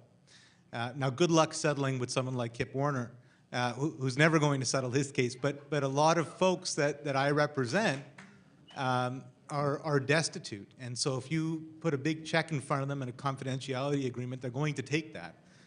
And so that's a lot of the reasons that those cases aren't published at this time, but we do have the materials and we're happy to share them. So in a settlement, you don't win, and then if you don't win, you don't have a precedent for someone else to go on. You win, but you just don't have a precedent. You don't have a judgment. Correct. Yes. Yeah. Okay. Does anyone else want to comment on that, about the use of precedents? Or not right now. Okay. So I have a question for Leighton, and that is because you work in the criminal realm. When I gave my testimony to the National Citizens Inquiry, I pointed out that the Criminal Code of Canada has a section for fomenting hatred against an identifiable group, and this came to me as I was reviewing CBC's work that rubbed me the wrong way during COVID, that the unvaccinated became a very identifiable group because we had to sit outside. We couldn't go inside. We couldn't fly by virtue of the absence of what we could do and the freedoms that were taken from us. And then Sean Buckley, the main lawyer for the National Citizens Inquiry, pointed out two other sections that involved criminal negligence causing harm or causing death, which were if the CBC and other, I've concentrated on the CBC because we pay for it, but all other media are doing the exact same thing. But could there be a use of these three sections of the criminal code, the two in negligence and the one in fomenting hate? Do you think that could stick, or is it too much of a stretch? Well, there's a couple of problems with that conceptually. One is the legal concept of proximity. And so you always have to have a connection between an action, in this case a criminal action, and the actual result of that, the resulting harm. And in a case like that, you've got a problem in terms of in between what the government does, there's a layer of decision-making by individuals in terms of how they process that information, how it impacts their actions. That's in the context of something like criminal negligence. I think that there are civil opportunities in terms of the government's purchase and promotion and provision of the vaccines. I think that is very fertile ground, and that's one of the cases that we're working on right now in terms of a class action, a vaccine harms class action. In terms of the unvaccinated, that's a very intriguing concept that I'm working on. Actually, I'm looking forward to having a private conversation with Omar about this idea of is it possible to frame, for example, a class action which would bring civil liability against the government, against Justin Trudeau and others for saying things that and doing things that cause harm? That is restriction of mobility rights, discrimination under Section 15 in terms of eligibility for employment insurance. There's a whole series of things that I think are tortious, that's a legal word, actionable. But in the criminal context, the problem that you're going to have is who prosecutes criminals in this country. It's the state. And you know, if you talk to Ken Drysdale in Manitoba, as you know, he was one of the panelists in the National Citizens Inquiry. He's done a lot of work in this realm, and no one thus far has had any success. Maybe Alan could correct me. I'm not aware of any criminal type prosecutions that have been successful in this country, not even private prosecutions. And the reason why is ultimately the state has the ability to kill prosecutions. Yeah, I agree with that, and I'd add one other thing to what Leighton said.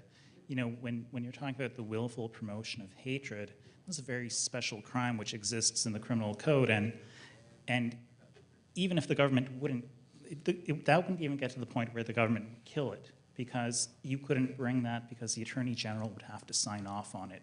That's how serious that crime is, right?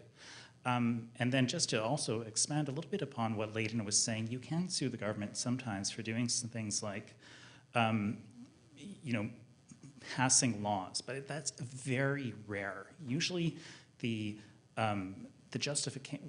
if there's a law that infringes your rights, the solution would be to try and strike it.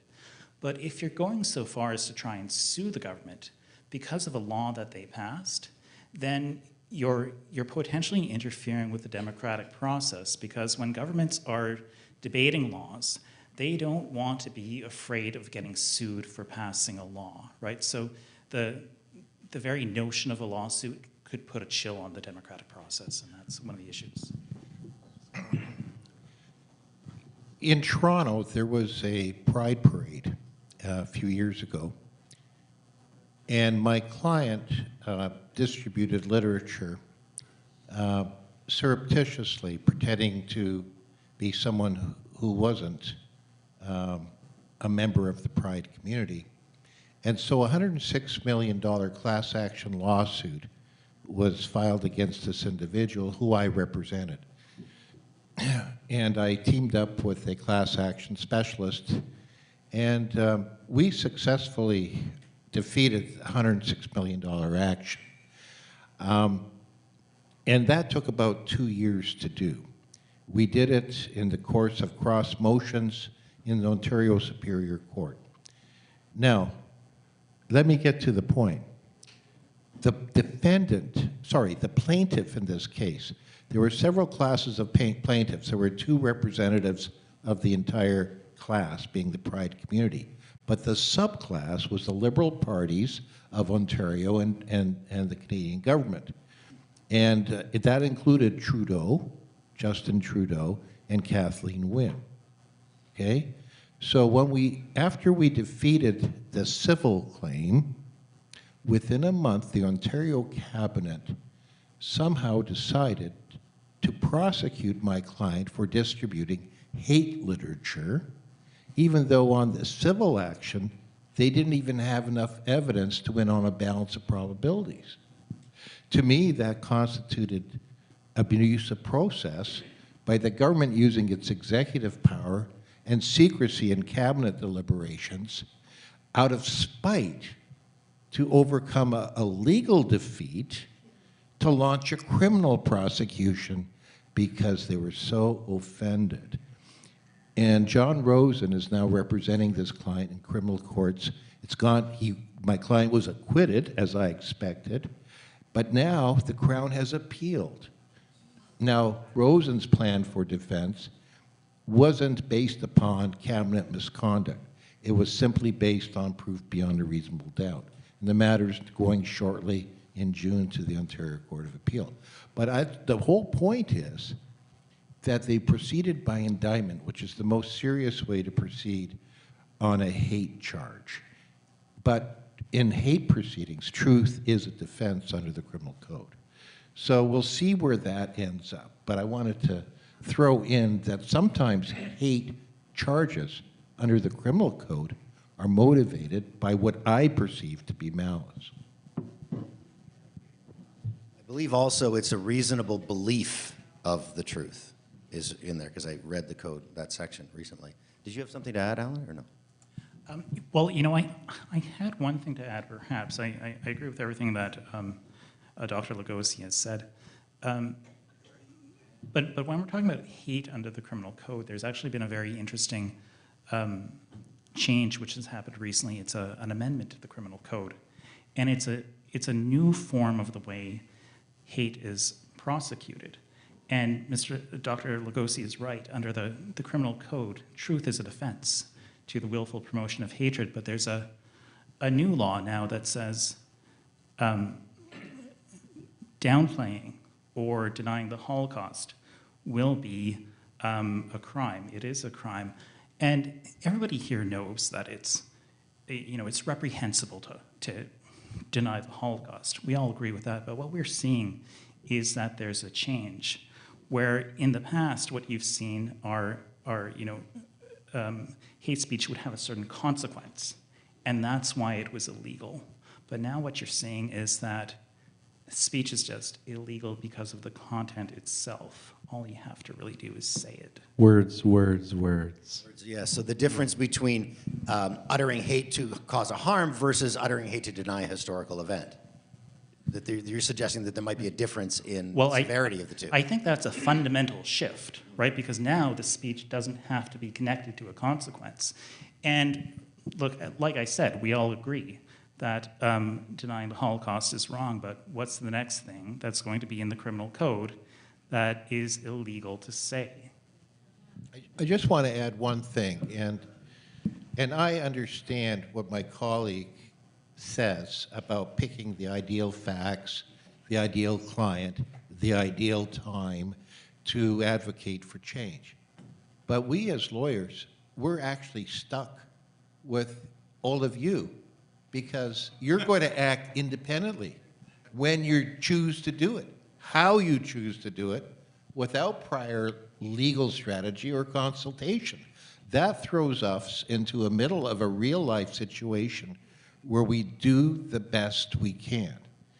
And let me say this. Yes, I acknowledge it takes time, as Umar said, to eventually win what appears to be a hopeless case, okay? But we are advocates and witnesses to the truth. That's our job. In fact, I look at myself, and I think my colleagues do, that we, by speaking the truth, are advocates and witnesses for the truth. That's our job. Because if we don't proclaim what we know to be right and just, we are going to be co-conspirators in a world of evil. All right? So,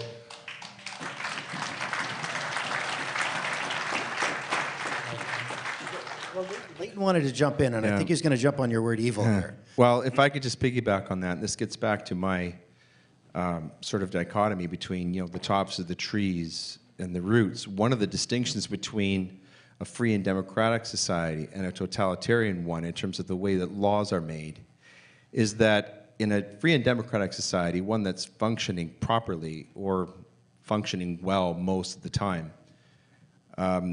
what you have is you have a situation where the law is downstream of culture. Your laws are words, and they are a reflection of what is happening in the culture. At least that's the way it should be. Because the law is to some degree an expression of the shared will of the populace, as opposed to evil King John's version of law, which was force and will. But that gave rise to the Magna Carta. And what we have in our country right now is we have exactly what Alan's talking about. We have these words being defined at the tops of the trees by force and will. And the whole point of what I was trying to say is we've got to take that back. These are our words. This is our culture, and we have to make them our laws. And when we start doing that, that's when it's going to change. So I want to get to you, Charles, but just in a moment, because we haven't heard from Christopher yet, and also Christopher and Jeremy are on the other end. They're the guys who we can get us back onto our theme of solution, because they are the litigants and not the litigators. So Christopher, if you have some suggestions about solutions here on our theme. Well, to be honest, I thought that I was supposed to be pouring these guys coffee. Well, then get at it, because I don't see any coffee here. No. Yeah, I suppose there might be some people wondering why I'm sitting here with these arguably brilliant minds. I have no background in law. He's qualifier. Yeah, my pleasure. I have no background in law. I don't have a degree in anything. I'm pretty much average in every way. I have an average job, an average home, blah, blah, blah. I don't really belong in the company of these men, but one thing that I wanted to do is I wanted to give you a bit of a layman's perspective on law and what I've seen and how I've experienced it. So I find myself in a not so unique position in which the judiciary seems to not be there to protect me from the government and ensure that I follow the laws as they're laid out. It doesn't seem to be like that to me. It seems like, in my case, the judiciary is being used as an arm of the government and non-governmental organizations in order to step on me, in order to make me comply with rules and laws that are arguably unconstitutional. So this unique position for me is that I've had to do things like read the Constitution. How many people have read the Constitution Act 1982? Look around, folks. Not very many.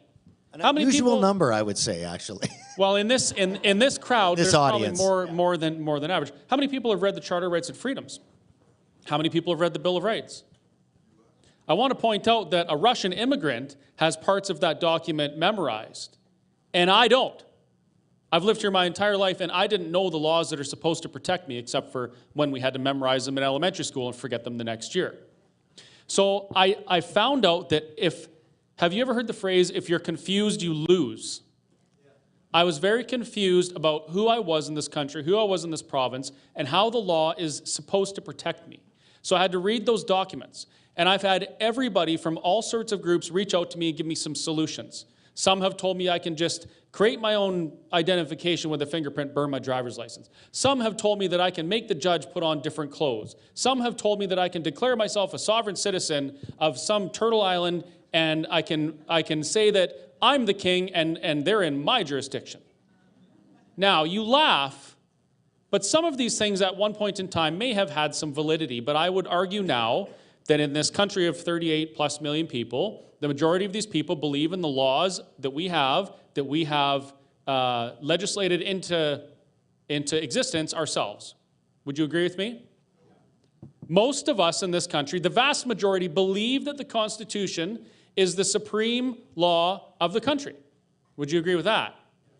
Now, there are some who don't agree with that, but that's not what I'm going to talk about. The people that agree with that, they have the courts, they have the police, they have the guns, they have the jails.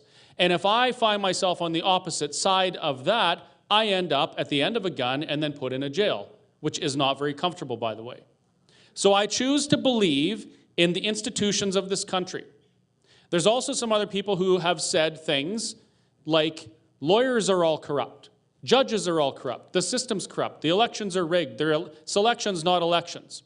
And my question to those folks, and my question to you, if you subscribe to any of those beliefs, is, and then what? If not for what we have right now, and these men who have spent their lives learning to help us navigate the law, what else do we have at this moment? I spoke in front of a crowd of probably 200,000 people in Ottawa after a man told that crowd that if a police officer was breaking the law, that we should arrest them. What happens if you try and arrest a police officer in this country? You find yourself at the end of a taser, or even worse, at the end of a gun. And it may be true that you could arrest an RCMP officer for breaking the law, but the consequences of trying to do so and the outcome is not going to be what you're seeking. I want to see an outcome in my case that benefits everyone. As a matter of fact, I've had to tell my lawyer I would find a new lawyer if he didn't stop trying to protect me and he didn't start thinking about the bigger picture of precedent that Alan mentioned, who, by the way, thank you for your work with the Democracy Fund, because it's the Democracy Fund that's actually funding my legal challenges. So the reason I say these things, and I'm so long-winded, I'm sorry, is that if we're confused, we will lose. If we condemn every lawyer in this country, in this province and in this country, as corrupt and part of some conspiracy to keep us down, we will lose. Because if not for that, what else is there? We have to stop being confused. And we have to start having some patience, as Umar has said. But believe me, I've accepted the consequence of this in that I will very likely lose the things that I hold dear in my life.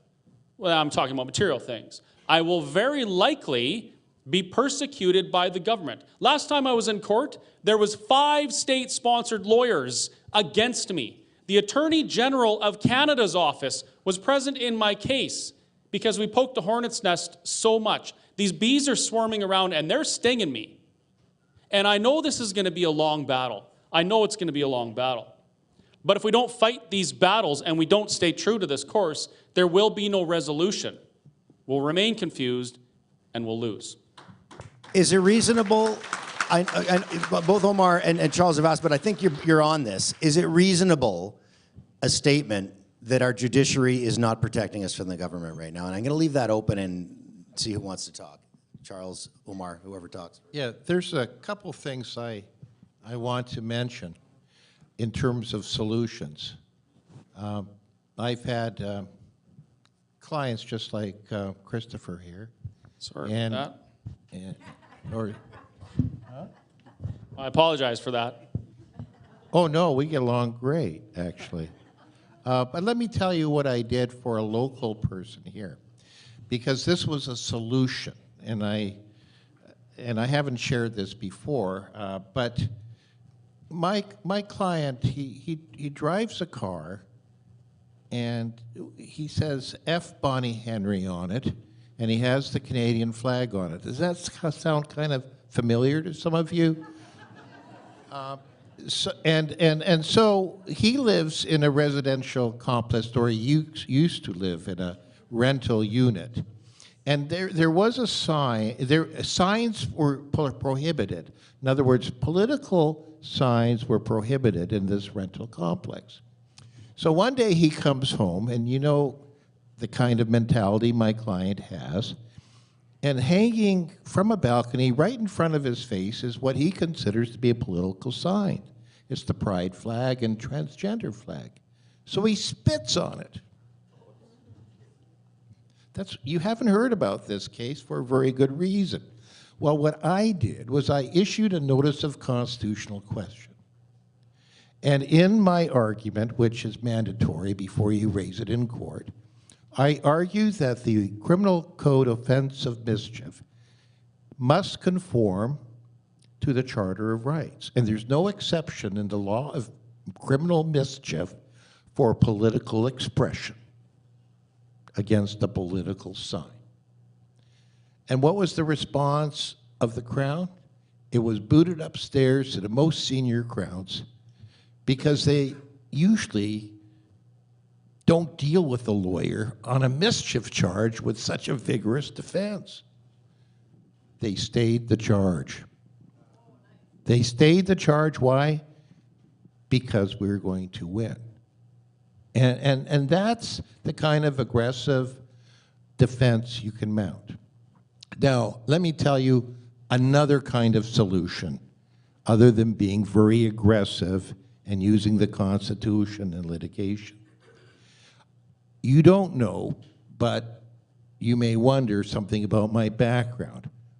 You've noticed the theoretical component to my discussions. I sound like an academic to some of you. Well, I have to confess, I am also a law professor. I have taught mostly in American law schools, and my specialty is constitutional law, and I have 3 law degrees, including a doctorate in constitutional law. And so what I wanted to tell you was, in conjunction with Umar said, cases have to have an intellectual framework that will succeed, even if it takes a long time. And you will recall that there was a case decided in the early 1970s that dealt with segregation. And with U.S. Supreme Court, in a case called Roe versus Wade, said that if you are in a class of human being that is not legally a person under the 14th Amendment, you may be killed at will. And people interpreted that decision wrongly to say there was a constitutional right of privacy under the Due Process Clause of the 14th Amendment. Well, I was at that time in law school later on, and eventually I mostly did murder cases for an awful long time. I had a 2-year waiting list of clients in custody. But I left all that because I went to the States to get advanced education. And I had a doctorate dissertation to complete. And in that dissertation, I wrote out the blueprint, how to reverse Roe versus Wade. I was the pioneering legal philosopher who set out the legal framework, how the court got it wrong. And my article was published in 2005, and it wasn't until about 2009, there was another academic who wrote about it, and then another series of academics, and then it got into the hands of litigators, and in 2002, Roe versus Wade was reversed. So it took 49 years. Okay? But most Canadians don't know, thankfully, because I don't want to be crucified. They know now. That it's a Canadian that was behind the blueprint to overturn Roe versus Wade. So I'm telling you, each and every one of you who are lawyers or legally trained, don't worry about the time, effort, and sacrifice, the cost of discipleship, which I fully agree with, to do the right thing, okay? That is vital. There is a cost of discipleship to being a lawyer.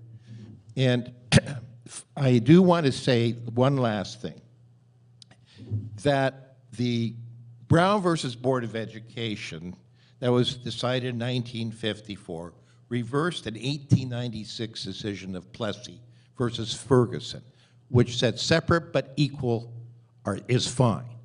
But no, desegregation happened. And that took 58 years, which was 9 years longer than Roe versus Wade. And as a law professor of constitutional law, it was the 14th Amendment in 1868 that reversed Dred Scott, because then black people became persons under the law. But one other interesting twist to the story, and that is this. Within 10 years or so, corporations became persons. How can that be? They were always intended to be a guard of equality, equal protection for natural human beings. It shows you that the judges of the Supreme Court can get something wrong just as much in the United States as in Canada. And that has never been reversed, even today, over years later. It's one of the most ridiculous things I always see in the States. Is So that anyway, I love Umar, I respect him, and I think he's doing fantastic work. And I'd be delighted to work with him on any case. So I'm getting concerns about the next speakers and the next speakers and the dinner that we have. So maybe we can talk about our solutions. And I'm going to start with Omar, and we'll go down. And if there's a break and anybody wants to come in, it can be a little freewheeling, but we'll do it in that order from here. Oh, this can't be a sign, Omar. You're a white supremacist? What's wrong? What's happened? The Canadian flag just fell down. Of course it did. Because I just looked So here's, I want to start off with solutions that I know Leighton will build on and others on this panel, because we've been racking our brains trying to think of how do we fill the void between now and that eventual victory that will come in these cases. One of the ways that I want to start off by talking about it is activism, and activism within unions specifically. 30% of this country is unionized. And the large majority of people who were fired and put on leave without pay as a result of mandates were unionized. Their unions utterly and completely failed them in any sort of representation in this country. I spent about 7 years running one of the largest unions in this country. And what I can tell you is that individuals have so much more power than they believe they do. Getting involved as a unionized employee into your union elections, getting involved in passing bylaws at union conventions, all of these things can make a tremendous difference. And so I want to keep it brief because I want others to jump in, but that's the one form of activism that if you know someone who's in a union or unionized or in those types of positions, they can get involved with their unions and they can make change from the ground floor.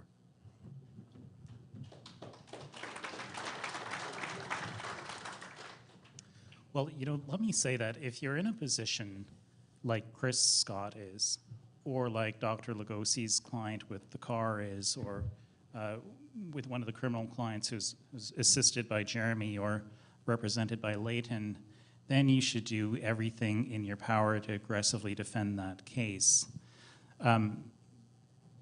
Those types of cases are easier to win when you're on the defense, when you're invoking the charter in your defense. I think it's a little bit harder to do it on the offensive, but most of you can't do that anyway. Most of us aren't going to get criminally charged, and we're not going to bring a big constitutional case. I think what everyone can do, though, is they can be a dissident in their own small way, and there are things that people do all the time, people in this room. I think all the homeschoolers who in this room and across the country are actually engaging in an act of dissent. I think when you start up your own business or you work for somebody who starts up their own business, that can be an act of dissent. It can be a solution for you as well. I think, if you read a book like Live Not by Lies, you'll hear Rod Dreher, who will talk about bedrocks of resistance. He'll say, well, form communities, form strong families, build up your church. Those are all different ways that we can exercise solutions right now. They're not legal solutions, but they are solutions.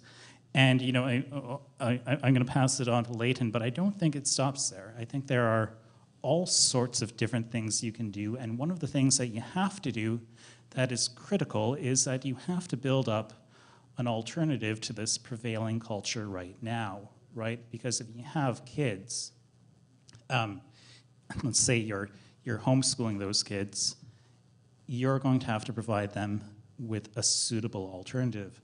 So, I would say the solutions are easy.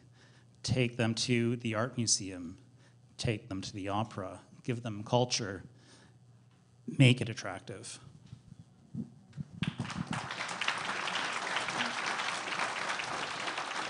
I think Alan has a great point. I also agree with Omar about activism. In fact, I had Preston Manning on my show, the shameless plug, and he's written many books, all of which are good. One of them is called Do Something, and it's 365 different things that people can do in their everyday lives to make a difference in their communities.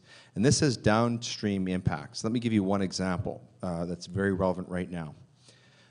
If you've seen a recent documentary by Aaron Gunn called Canada is Dying, it documents what's happening in cities, especially in Vancouver and even nearby Nanaimo, where the decision by the BC government as an expression of the values, apparently, of British Columbians, is to allow illicit drug use throughout the province. And that has had devastating impacts on crime Of course, it combines with the catch and release, bail policies and laws of the current government. And so that's an example of how laws are downstream of culture. There's a culture of permissiveness in terms of illicit drug use in this province, and it's destructive. It's destroying communities. 40% of people in Nanaimo, according to a recent poll, don't feel safe walking around their streets. In Alberta, the lady who's running for our premiership, she's tomorrow, Danielle Smith, her chief of staff is a man who spent 5 years as a drug addict on the streets of Vancouver in British Columbia. And he's brilliant. But what they're doing is, whereas Bonnie Henry says, well, we can't rehabilitate somebody who's addicted to opiates. In Alberta, they're building 10 rehab facilities. The first one's going to open in Red Deer. It's already done. And it's free. Okay? All you have to do is ask for it. So my point is that type of that is the result of that is the will of the people, the population. That could not happen unless you had a culture which thought that and believed that as a value, a statement of value, that rehabilitation of people who are addicted to opiates is really important. We all know that addiction to opiates is a really serious problem. Okay, we all know this, but that's an example of how laws, when they properly express the good, okay, your idea of the good. Sorry to point, how that can make a difference, in just neighboring provinces. So I think activism is very key, but it starts at the level of government that's closest to your door. That's where you can make the biggest difference. Jeremy? Yeah, so in terms of solutions, I heard what Chris was saying, and it's such a familiar story to me. People who are, they feel like the odds are stacked against them. 5 government lawyers show up, and they're lucky if they can afford one. And that's part of why the legitimacy of our system is suffering. That's why people believe in these theories about freemen on the land, or the whole system's corrupt, or you just declare yourself sovereign. These people have grievous legal misunderstandings, but those misunderstandings are motivated by a real phenomenon, which is that the system does not appear to be fair. And we need to restructure the system in such a way that there's a level playing field, especially in the cases that affect all of us. So the idea that I have is that when there's a sufficiently important case, like around the mandates, or where there's hundreds of people or thousands of people out of work, there should be a process by which a fair hearing happens that's fair and seen to be fair. So if enough people, for example, were to put their names on a petition and say, this affects me, it shouldn't be one person standing alone against 5 government lawyers. There should be a process where an amicus means a lawyer that's appointed by the court to argue the other side, to argue against government, and should receive the same amount of funding as the government lawyers who are arguing this case.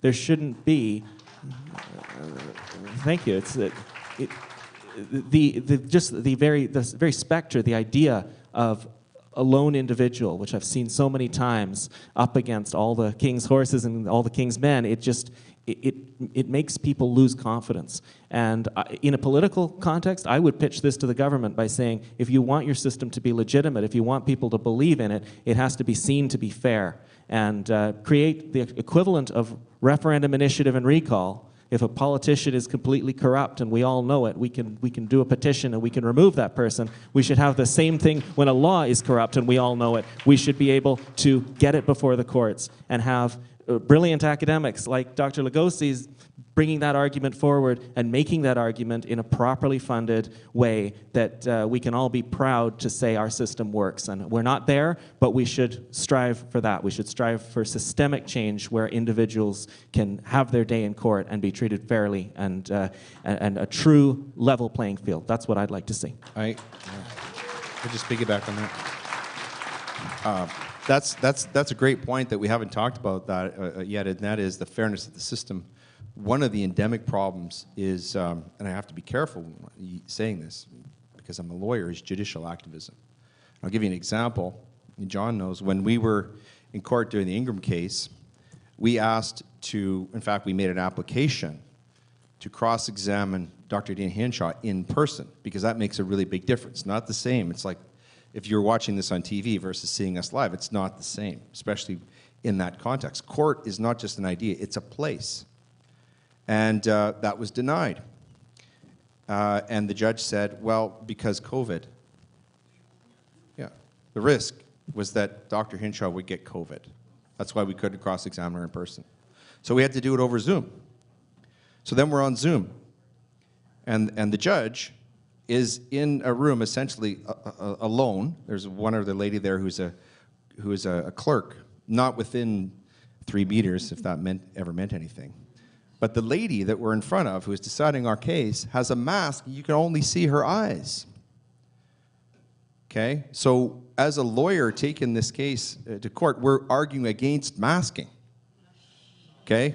This is a hockey analogy. You know you're the visiting team. Okay? That's a serious problem. And not even to get into start talking about judges taking judicial notice, just saying, oh yes, there's something called the pandemic.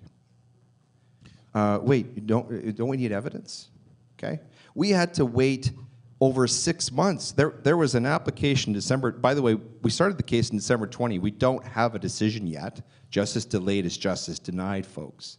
The most important civil case in Alberta, we're waiting for a decision. We still don't have it, okay? That's a violation of the charter rights of every single Albertan. We don't have a decision yet, okay? And we had to wait 6 months. There was an injunction. When lockdowns came into effect in December of 20, there was an injunction, and we lost. The Crown produced no evidence. Adding insult to injury, they got 6 months to produce. They didn't have to produce evidence until July. And then when they produced it, it was junk. And that's not me saying, that's Dr. Jay Bhattacharya, one of the authors of the Great Barrington Declaration. He said that they used the same models that they used to predict the weather and applied them to COVID. And this is a guy who builds models. He recognized them, almost like a kid who is copied somebody else's homework, has taken an essay off of Wikipedia. That's what Dr. Bhattacharya said. So, Leighton, this was the evidence problem. you were seeking that justified the initiation of everything, and they didn't have it. They didn't have it for 6 months, and in the meanwhile, everybody's locked down. Everybody's locked down during all that time. And they, so judicial activism is a serious, what Alan talks about. That's a serious problem that has to be addressed. And I think it's got to be addressed legislatively. And I'm hoping that when Danielle Smith wins tomorrow, that's going to happen. Yeah, we're going to wrap it in a moment. I'm going to give the last 2 minutes to the man who everyone else on the panel defers to. I need to say something. Judicial activism in British Columbia has gone to the point where lawyers have been directed by the Chief Justice to use pronouns to introduce themselves.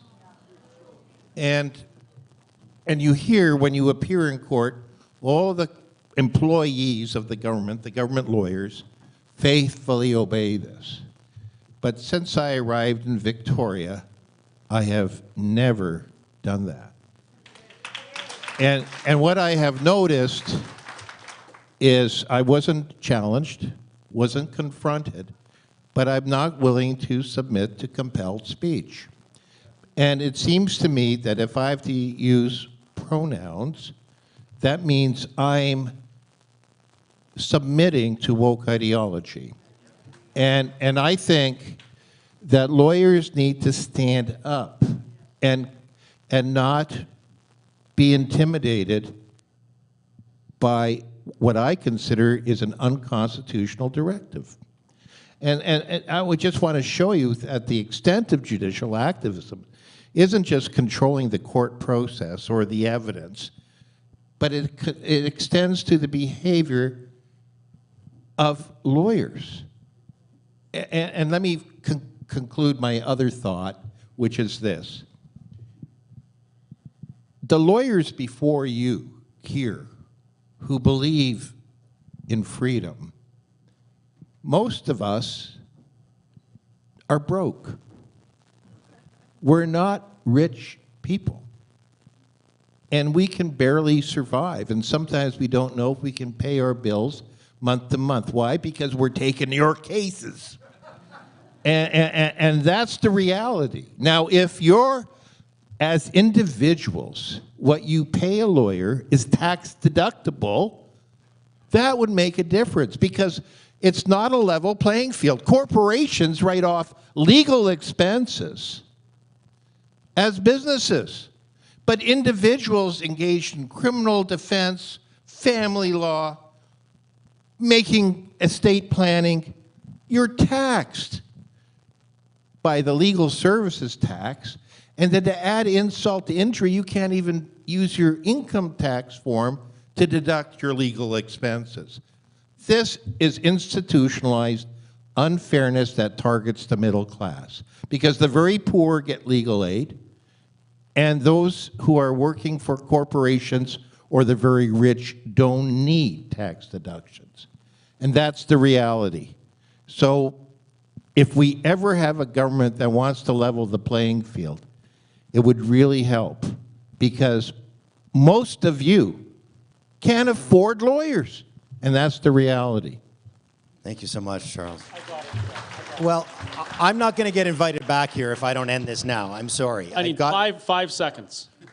On the note of what it costs for lawyers, I just want to let everybody here know that there's 4 men in Alberta that are still in jail almost 500 days. Their lives have been destroyed. They have zero money left. They're done because the judicial system has left them behind. And if you want to know more about it, it's all over Facebook, so please check it out. I would leave you with this. Donate to the Democracy Fund. Donate to the Justice Center. If there is a legal case seeking donations, $5 and $10 adds up to $20 million in a very short time, and we've seen it happen. Donate to these causes, help the lawyers, help the people trying to pay them, because what they're doing benefits all of us if they win. That is one of the things that we can take away from this. We have more tonight. We have John Carpe and we have Dr. William Mackis coming up to do speeches and to take questions and answers. We're going to take a 10-minute break because everybody needs a little fresh air, a little washroom break, and a little water. But I invite you all back. But I thank this legal panel. These are the lawyers that are defending Canada. Look at them. Thank them. They're the ones, they're the minds that are with us, and I thank you all.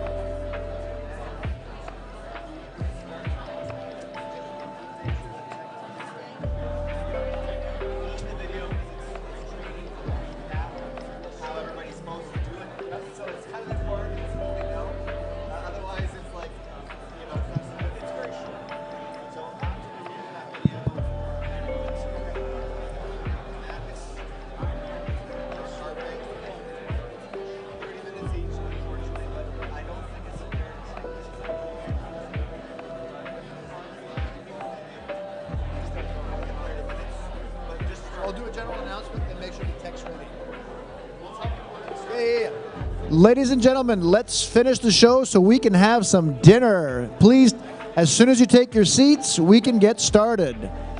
So please sit down.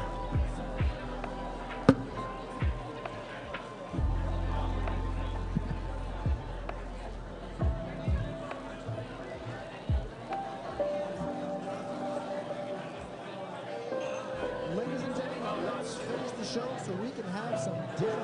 Please, as soon as you take your seats, we can get started. So please sit down.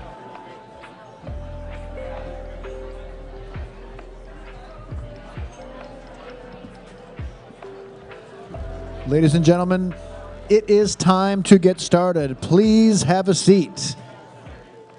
If you don't sit down, we will never get to eat supper, and we will all die.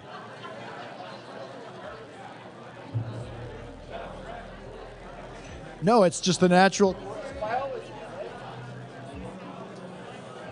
Ladies and gentlemen, I will start singing if you guys don't sit down, and you don't want that. If you don't sit down, we will never get to eat supper, and we will all die.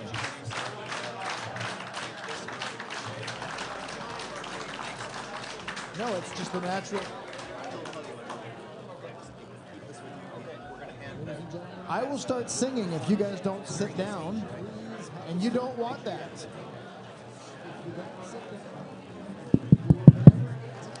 Time to sit down, please.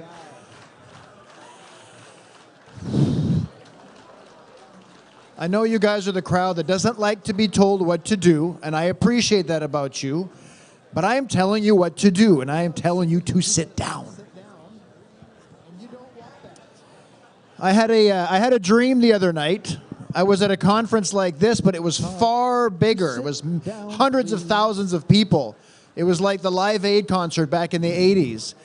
And I was just coming out, and the stage was very high up in the air in my dream. So I'm about to start my speech when a career politician comes on stage with me. And I won't mention his name, and it may or may not rhyme with Bustin' Rudo, but he comes up and starts talking to me. And I say to him, I say, you know what, Justin? I'm sorry, whoever that was. I go, with the gesture of my hand, I can make these hundreds of thousands of people get ecstatic with rapturous joy. And he looks at me and goes, even I can't do that. That's impossible. So I said, well, come here. And I went, you guys get it? I pushed him off the stage. Okay. Tough crowd. All right. We're going to have the two keynote speakers, and then we are launching into this evening's supper. And before I introduce Dr. Mackes, and Dr. Mackes, you are within earshot. Thank you, sir. We're going to have one last recap video to get us juiced up. Take it away, guys.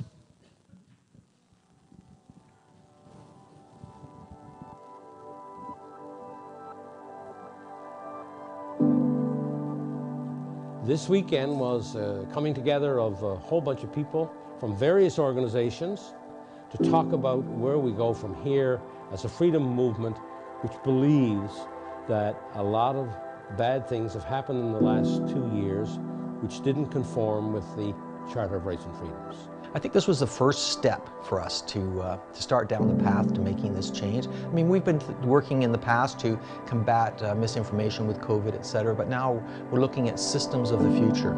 It is a great effort to have many of these groups working together. And I think now that we're moving forward in a common goal, the Truckers' Convoy made me the first time in 2 years proud to be a Canadian again, and today helped that again as well. This weekend was just an incredible experience to be in the presence of so many great freedom fighters who I look up to and I'm inspired by. I think it's the first event where I've seen so many different groups come together. You know, gives more power to the group, meaning with politics it's about numbers. And this weekend I saw numbers and lots of ideas and solutions moving forward. I see this as citizens of Canada finally taking responsibility for the country that we live in. The idea of reclaiming Canada The amount of people with skills here to do that job was spectacular.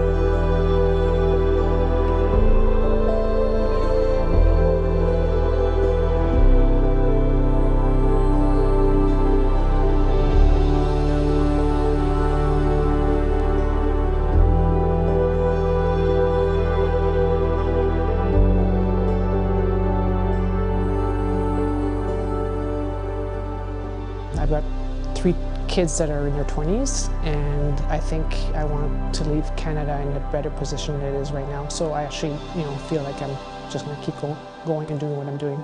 I was very impressed because this conference has sown the seeds for perhaps a national congress. It's that this enthusiasm around the freedom movement is not dying with the mandates. It is continuing. It is about ensuring that our civil liberties are intact in the years going forward and in the generations going forward. This weekend was paramount because it was a gathering of the best critical thinkers in this country, the people who have the most integrity and ethical performance in this country. Many of us have walked from our careers because we want to make sure that we're doing our job, which is to do no harm. And that's what we have to do today too. We have to find common ground. We have to use common sense in order to achieve that. We've lost the masks. They think that's a time to rejoice, it's all over, you know? It's not. We've won the battle in Ottawa, but we've got the war to fight. And that fight will continue for decades. Canada needs to know over the last 2 years whether all of these provisions that were put in by government were necessary. Democracy is strong when there's a lot of civic engagement. Democracy is weak when there's not much civic engagement. And what's happened in the last 30 or 40 years is that we have left it to all of our elected people to just trust them to do things, never holding them accountable for 4 years. So I think if we had more civic engagement, we wouldn't be into the problems we're in now. And so there's a lot of people really interested and know something, sense something is wrong and want to see it corrected.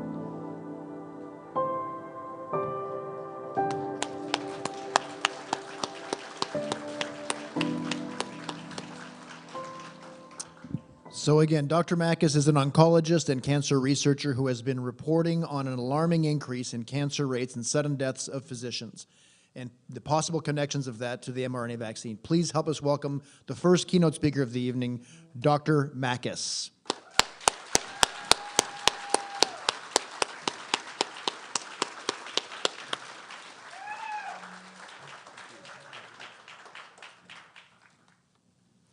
Thank you very much. I am truly humbled and honored to be here with you tonight among freedom fighters and freedom-loving Canadians. I've practiced medicine in several provinces in Canada. I started my training at McGill University in Montreal, so I practiced medicine in Quebec. I've practiced medicine in Manitoba, and I practiced medicine most recently in Alberta. And I actually had a medical license active medical license from British Columbia. And I was thinking about that tonight. I was thinking, if I had kept my BC license, medical license active, under Bill 36, at the end of my speech tonight, I might be facing a $200,000 penalty or 6 months imprisonment. If you can imagine that. Fortunately, I didn't keep my BC license active, and so I'm going to pack my speech with as much misinformation as I possibly can.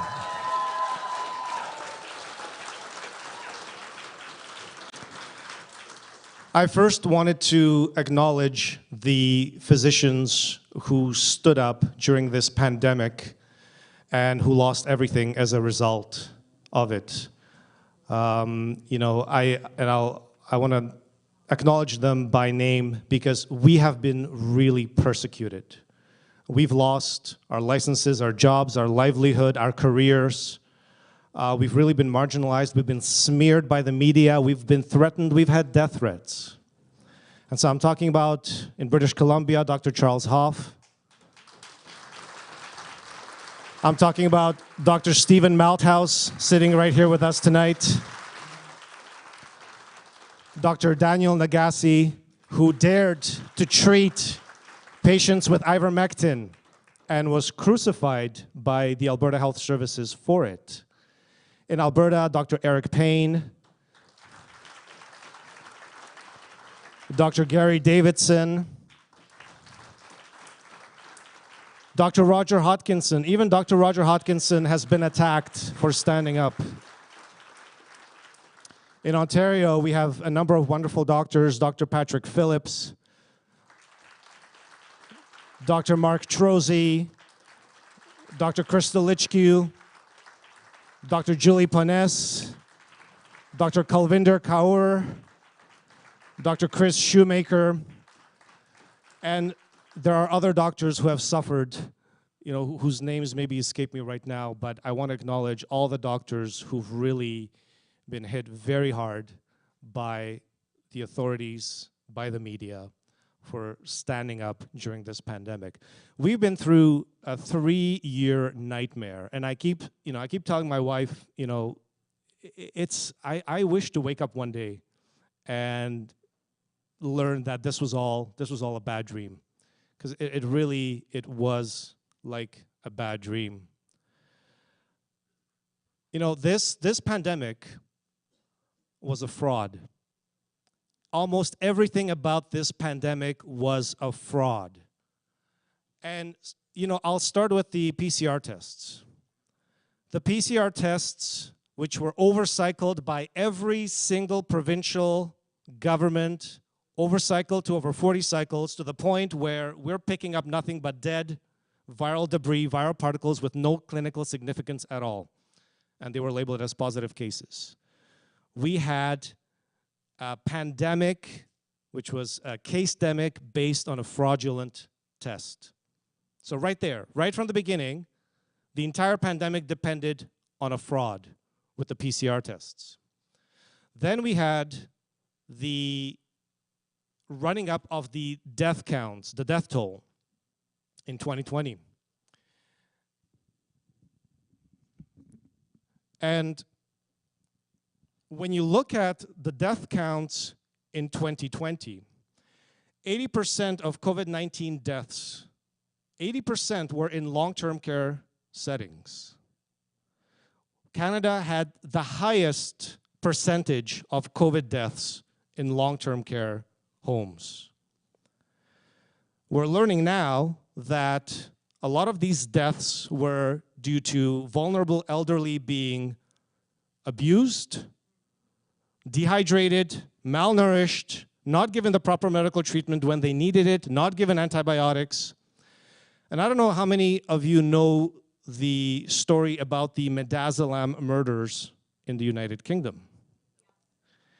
So this is a story that has leaked over the past few months, where people have found documents that had showed that the UK government had ordered a supply from France of respiratory suppressive drugs, midazolam, morphine, in euthanasia doses. And they used up a 2-year supply in the first few months of the pandemic. So a lot of our elderly were murdered, and then they were counted as COVID deaths. And then these death counts were used by the media, by the public health officials to scare us all into basically welcoming the COVID-19 vaccines. So the death counts themselves were questionable. And yes, we had people who died from COVID, but we also had a lot of people who died with COVID, where the COVID simply wasn't a factor. So there was a lot of fraud around the death counts in this pandemic. You know, the whole act of standing 6 feet apart, there was no science behind that. With the labels on the floor, and you have to stand here, and then 6 feet apart, you have to stand there. Or the labels in Dollarama, I don't know how many of you remember, where the aisles in Dollarama, you could go one way in one aisle, and you had the arrows, and then the next aisle, you had to go the other way. And I would purposely, now you could see I'm a bit of a disturber. I would purposely go the wrong way, and I would see the horrified looks in people's faces as I approached them, going the wrong way against the arrows. And they would just look at me with absolute terror in their faces, thinking that I would be the one who would infect them and cause their death. But it was all nonsense. It was all theater. It was a fraud. There's no other way to put it. It was a fraud. And how many companies participated in this fraud with all the labels that they put on? And they were quite quick to putting out the labels on the floor. This was a pretty smooth operation. And then the masks. The masks don't work. They never worked. In fact, those are not my words, those are the words of Anthony Fauci before the pandemic, who himself said, masks don't work for respiratory diseases. Now, I'm reminded of that classical picture of TV star Elisa Milano. When she took a picture, she had a beautiful mask on her face, and it was a crocheted mask with nice big holes all around. But she had it up to her eyeballs, and I think the rest of her family had cloth masks. And I thought, you know, this is a perfect picture summarizing the absurdity of the whole masking thing. The masks didn't work. You know, the made in China blue masks didn't work. The cloth masks didn't work. Even the N95 masks didn't work. When we had mask mandates in certain geographical locations, and you compare them where they didn't have mask mandates at the same time, there was absolutely no difference in transmission and infection rates. The whole thing was a fraud. But again, it was theater. It was theater for the masses. Now, doctors, why is that important? Doctors to this day, there's pediatricians in Alberta to this day who claim that the masks caused no damage to the kids who were forced to be masked for a year in school. In reality, there's now thousands of kids that are coming down with developmental delays because of that masking. And they've been set behind. They may not catch up. But there's doctors to this day saying, no damage done to the kids. And there's still, see, the reason why I'm going over this historically is because there are doctors who are pushing this garbage to this very day. In fact, there are doctors that will choose masking as their hill to die on. And you will see them on Twitter, and they come up with all kinds of creative respirators, you know, of various shapes and sizes and types. And they've got their CO2 meters on the airplane, and you know, they're testing themselves 10 times a day. This is still going on. There are many doctors working in our system, protected by our colleges, that are still pushing this fraud. And it was a fraud. The masking was an absolute fraud, did nothing but damage. The lockdowns, another fraud. Again, when you compared the geographical locations that had lockdowns versus ones who didn't, no difference in transmission, infection rates, and so on. But what it did do is it destroyed thousands of small businesses. We couldn't go to the gyms, couldn't go to the restaurants.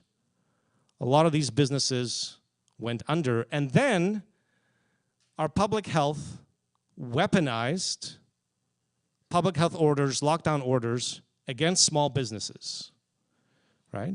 But everything was fine with Walmart and Costco.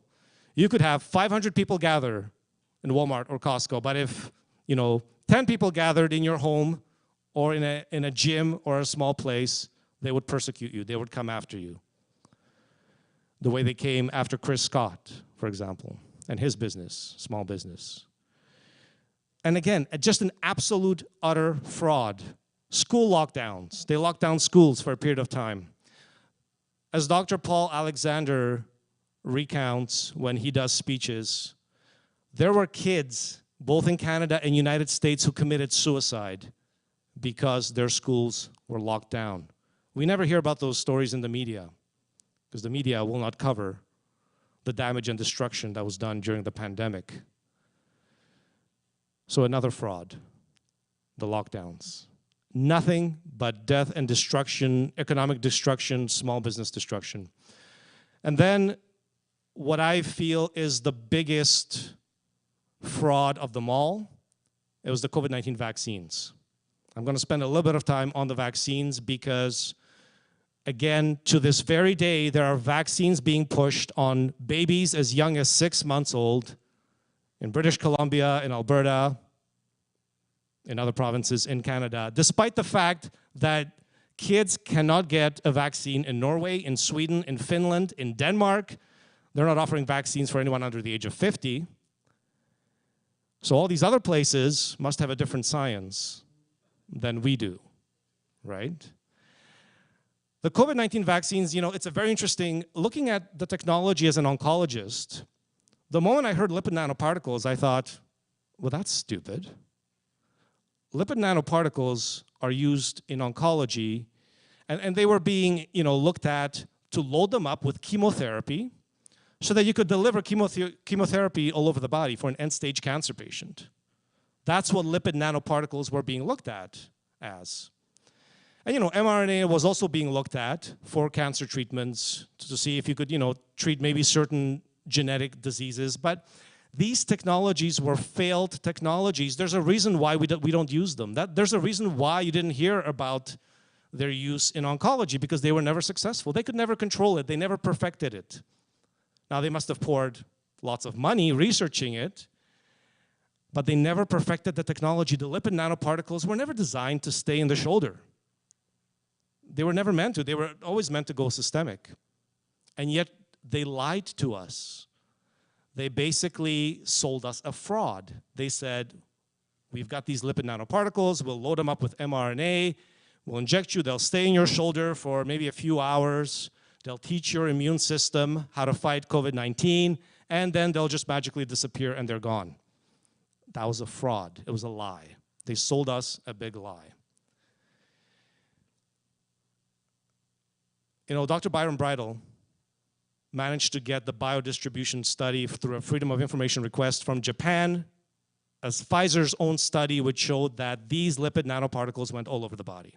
And they would actually accumulate in some of the tissues. They would accumulate in the bone marrow, and in the ovaries, and in the testes, and in the liver, and the kidneys, and the thyroid, and so on. They would accumulate in these tissues, and then they would kill the rats after, 48, 72 hours. But the accumulations were like this.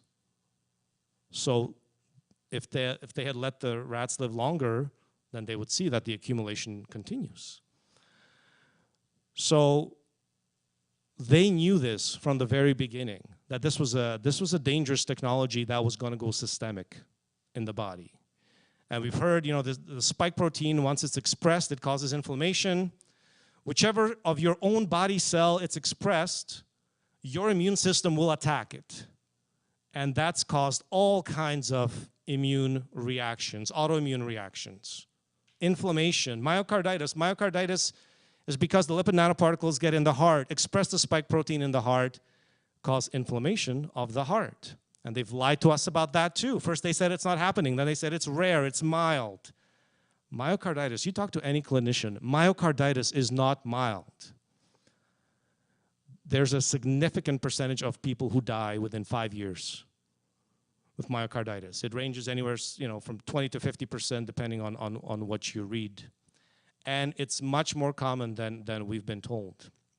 But I want to rewind a little bit because there was another topic that was discussed tonight, and that was the issue of people having had immunity already before the vaccines were rolled out. This is a huge issue because, again, they knew that the vast majority of people had some kind of immunity to SARS-CoV-2, which was not a novel virus. It shares over 80% genetic code with SARS-CoV-1, and that immunity lasts. Well, there's people who are still immune from SARS-CoV-1, and that's the whole point. And then there was cross-reactive immunity from influenza, so if you'd been exposed to different influenza strains, you would get some protection against coronaviruses. And so something around 80 to 90% of people were immune to SARS-CoV-2 long before the vaccines were rolled out. And now we know that SARS-CoV-2 was circulating in 2019, and according to Dr. Alexander, it was circulating in 2018. And that's going to come out as well. This virus has been around for a little while, and people have been developing immunity to it. Now, that's the reason why they told us natural immunity doesn't work. Is because if they acknowledged that 80 to 90% of people were immune to this novel virus, then there would be no need to roll out the vaccines. That is why they never bothered testing people for their immunity to see if they were immune or not, if they had antibodies. And the people who did try to get tested and say, hey, look, I've got antibodies, no, we don't recognize that. You can't get an exemption. You need to take your vaccine. All of this fraud, and I mean, there's so much fraud that you can look at when it came to the vaccine, but it was used to justify the rollout of this COVID-19 vaccine in absolutely everybody. And that was another crime, the fact that they rolled this out in absolutely everybody. It was not medically indicated at all. If you were going to roll out a vaccine that was non-sterilizing, you roll it out in a high-risk population to protect the high-risk population, which at the time would have been people age 70 and above with multiple comorbidities in long-term care homes. You protect the vulnerable, and the rest of us, there was no need. The case fatality rate was extremely low for young, healthy adults, let's say. And don't get me started on kids, because kids had no risk from COVID-19 for hospitalization or death unless they had very, very severe comorbidities or complex health issues. So we were lied to about all of it. And then, of course, we were lied to about, well, we'll just take one dose, right? Let's get 70% of you taking one dose. That'll give you some protection. We'll get to herd immunity. We'll get back to normal. We can, cancel the lockdowns and so on. All of it was a lie. And then, they said, well, it's a 2-dose vaccine. Right, so you have to take your second dose. And then 70% wasn't good enough. Now it has to be 80%, 90%. The constant shifting of the goalposts, they would lie, and then they would shift the goalposts. And then they would lie again, shift the goalposts, lie again. They tried to get this garbage product, this so-called vaccine, into absolutely everybody. And then they came after the kids. And there was absolutely no medical indication to roll it out in kids. And they came after the kids, and they pushed it on kids 12 to 19. And they made sure that the municipalities would, put vaccine mandates. Kids couldn't access rec centers to play sports. I remember, my kids were just under 12. And I thought, thank God, my kids can continue their sports, because they mandated it in Canada, kids 12 and above. They had to have their COVID vaccines if they wanted to access sports facilities. That was a crime. We've got a bunch of lawyers here. That was a crime. That can be criminally prosecuted. That was an absolute crime. There's hundreds of kids who have died suddenly from these vaccines. That was a crime. But they mandated it across Canada. And then we had, my kids are in Boy Scouts and Girl Guides, and the Boy Scouts were pushing it, and the Girl Guides were pushing it. The amount of pressure, and you know, you had the hockey leagues, the minor hockey leagues, they mandated it. In addition to the city mandating it, the hockey leagues pushed it on their young hockey players. Now we've got a bunch of young hockey players who've died suddenly, perfectly healthy kids, as young as 7 years old, having strokes, having heart attacks, and dying. I've documented those cases. I've spoken to the families. We have dead kids because of this. And there's been absolutely no accountability, no recourse of any kind. So I consider the vaccines to be probably the greatest fraud, the greatest crime of the pandemic. I've been documenting the deaths, the injuries, the carnage, and you know, it's not a pleasant topic. It's not a pleasant thing to document, to write about, you know, every day. But I'm trying to wake people up to the scale of the damage that the vaccines have done, because we don't have a reporting system here in Canada, like the VAERS. The VAERS is amazing compared to what we have in Canada. The reports, almost all of them are being held back by the provincial health authorities. In Alberta, it would be the Alberta Health Services. They are killing these reports. They're holding them back. They're not even sending them to Health Canada. They're sending them back to the doctor as rejected. Not related to the vaccine. Don't send any more reports. Now, doctors have to legally fill out those reports. And when they do, they all come back rejected, and then the doctors are being closely looked at by their healthcare managers, and their licenses are being closely looked at by the colleges. This is what we're living with right now. So in terms of the scale of the destruction of the COVID vaccines, I always lean on Edward Dowd because I'm a data person. You know, I love data. I've had to deal with anecdotes because that's all we have. We're not getting data from the provincial governments because the provincial governments are not keeping the data. They don't want to make a link to the COVID-19 vaccines. But take someone like Edward Dowd, hedge fund manager in the United States, you know, used to be with BlackRock, now he's independent. He's poring over insurance data. He's got the training to analyze the data. And he comes out and he says the working age population of our country has been poisoned. Poisoned by COVID-19 vaccines and vaccine mandates. And what is he talking about, poisoned? He's looked at disabilities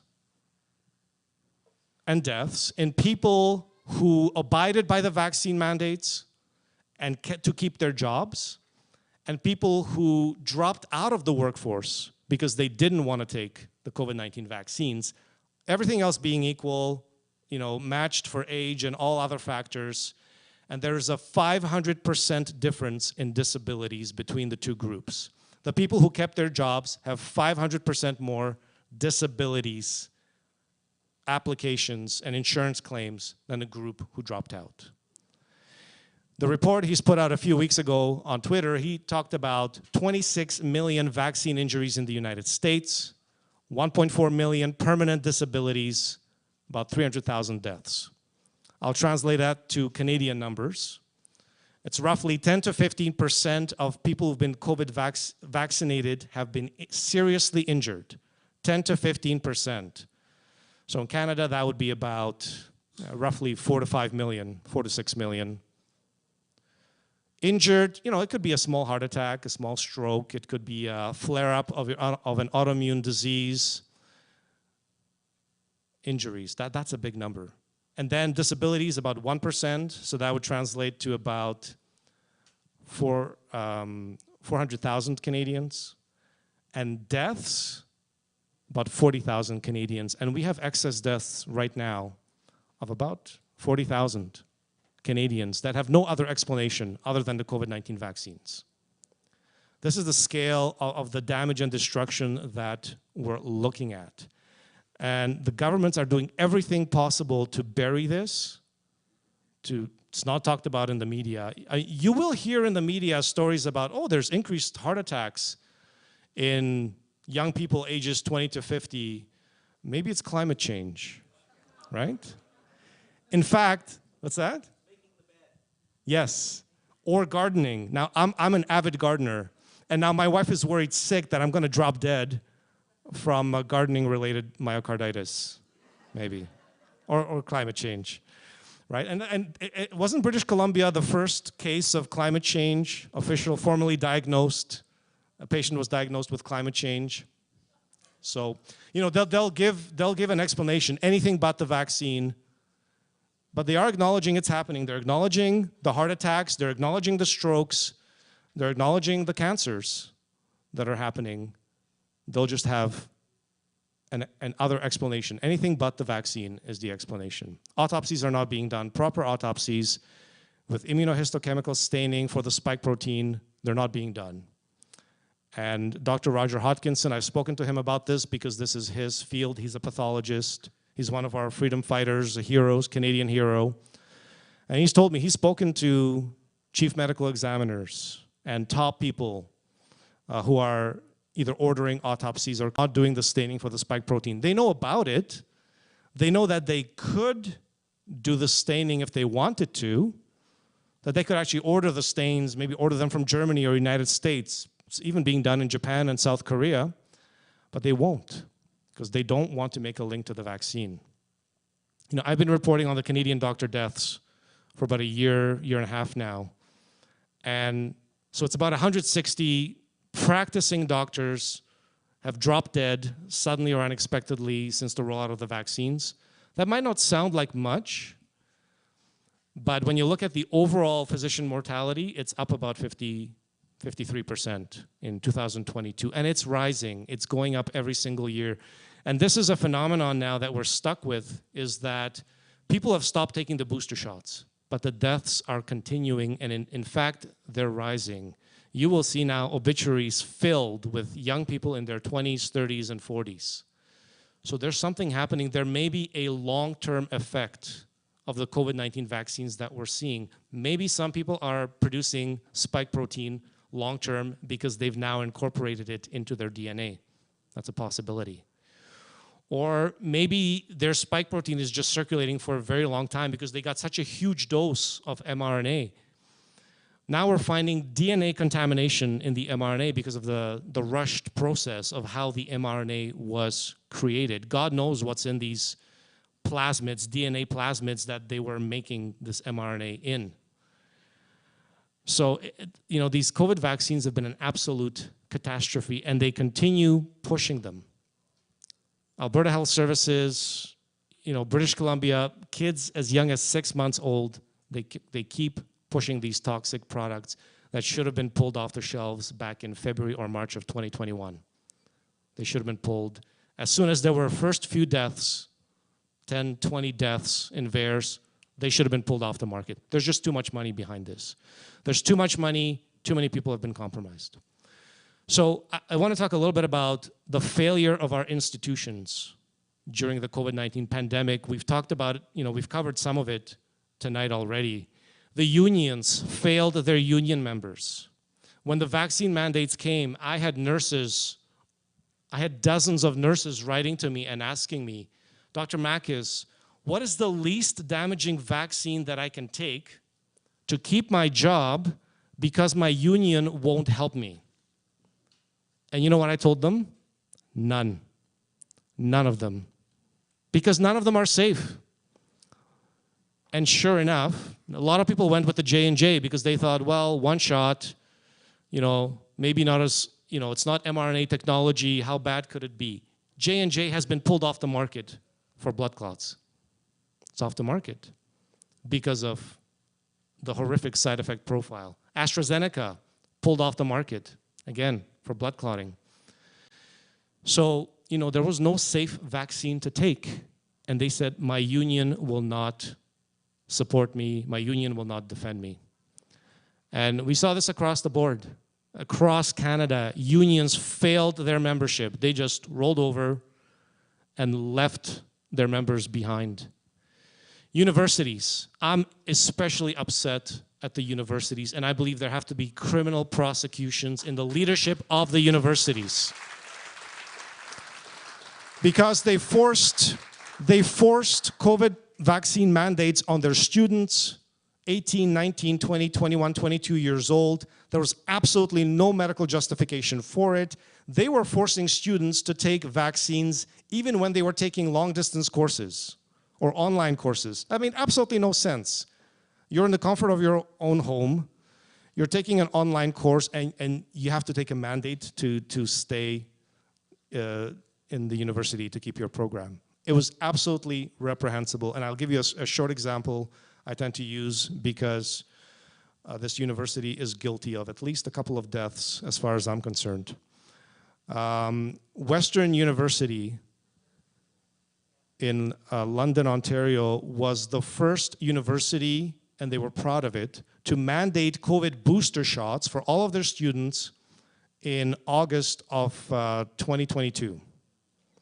And they were proud. You will find the press releases. They said, we're the first ones, we're the first university to mandate booster shots. Now, all of them mandated the first 2 doses.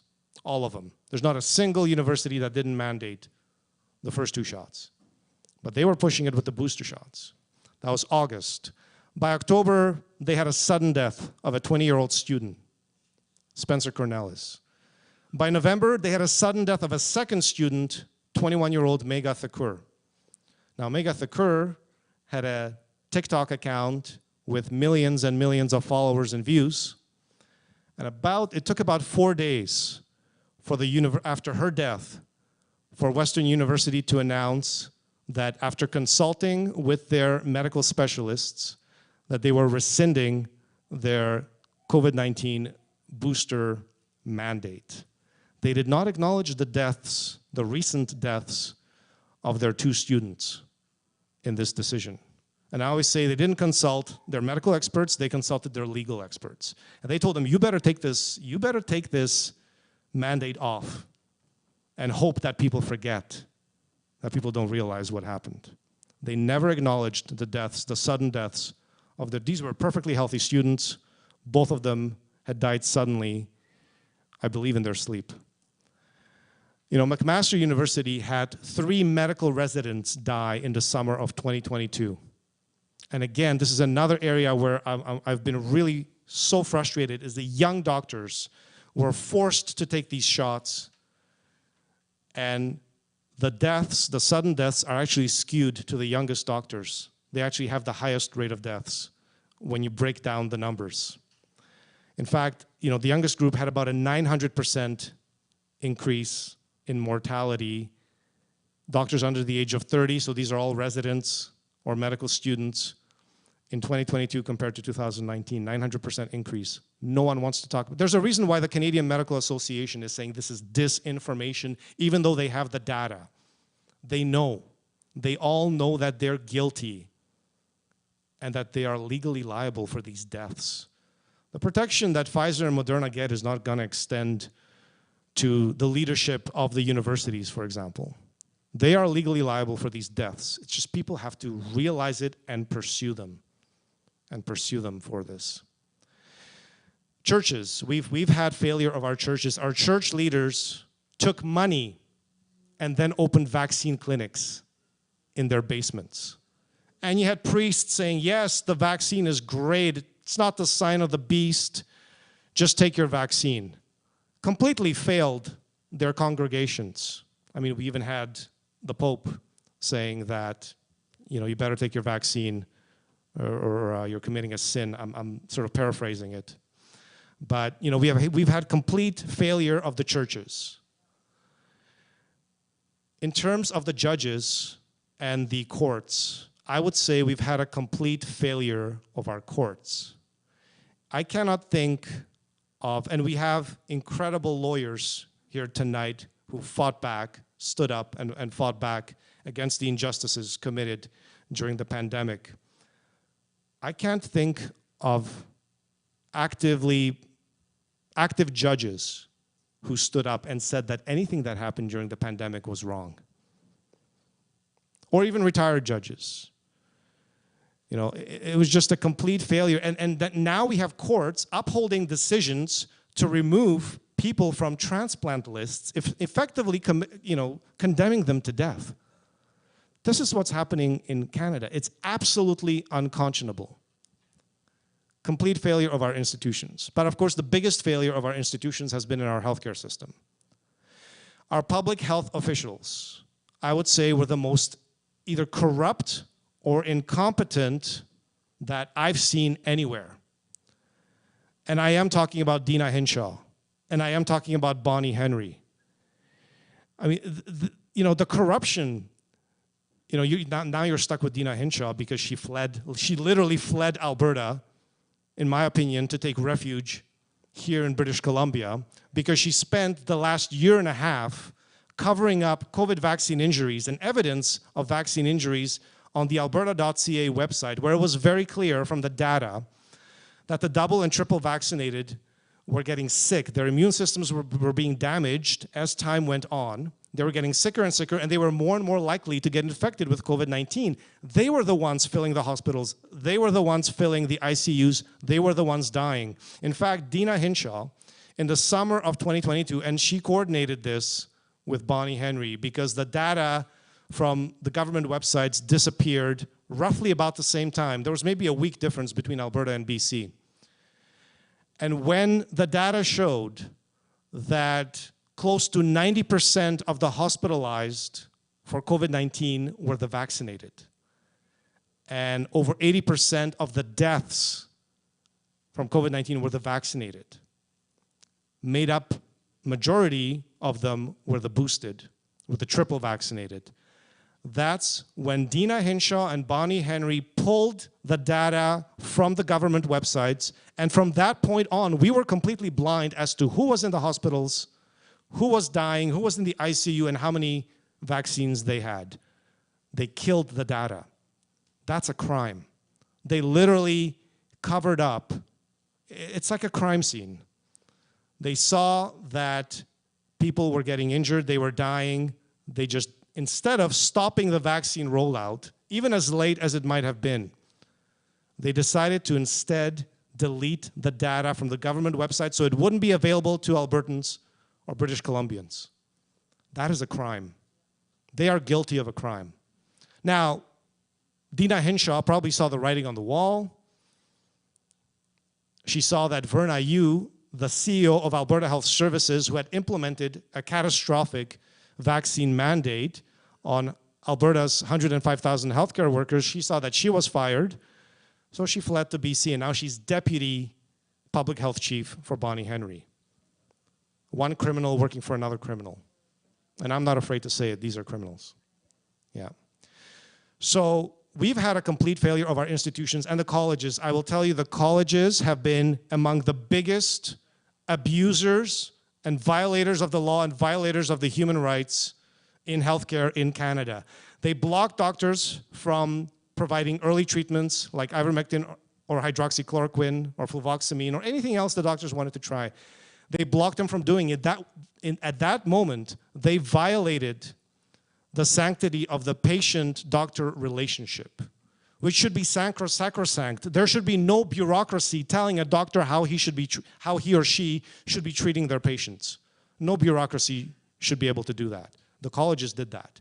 And then they threatened doctors, you cannot write mask exemption letter, you cannot write vaccine exemption letters, and you cannot speak out about COVID vaccine injuries and deaths, or we will persecute you, strip you of your medical license, and prosecute you through our own administrative tribunals, which are basically kangaroo courts. They rig everything before you ever step into that tribunal. So the colleges were the biggest abusers, and I will say again, if there is anywhere where there should be criminal investigations and prosecutions, it should be at the colleges, the leadership of the colleges, because they've done this to us.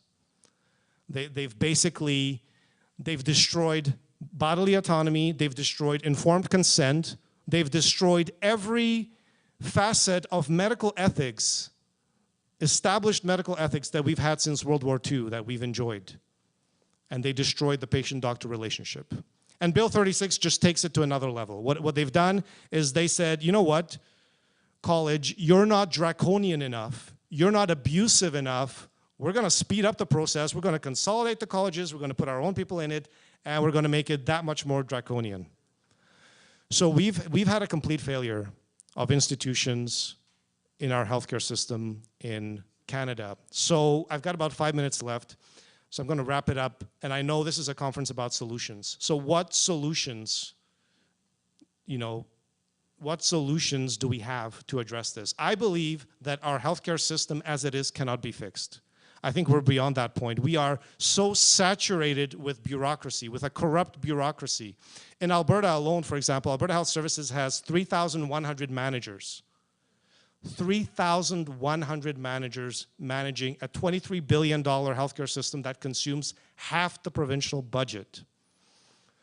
You cannot fix a system like that. It's a closed system. It's a bureaucracy. They've bribed all the top law firms. They've bribed a lot of the judges. I know because I stood in front of them. And I've seen how they interact with the AHS lawyers. I'm like Chris Scott. I show up in court, and there are literally rows upon rows, several rows in the courtroom, just filled with corporate lawyers from Alberta Health Services and the college. And then there's me sitting there alone, representing myself against this army, this corporate army, that literally has hundreds of millions of taxpayer dollars at its disposal. You cannot fix an entity like this. So the first thing is there's a political solution, which means you take all the politicians who committed violations during the pandemic and you vote them out. I don't care if they're provincial politicians, I don't care if they're municipal politicians, you vote them out, you get rid of them. You use the political process, right? And you vote in people who actually acknowledge what has happened and are willing to do something about it. And I will mention Danielle Smith in this.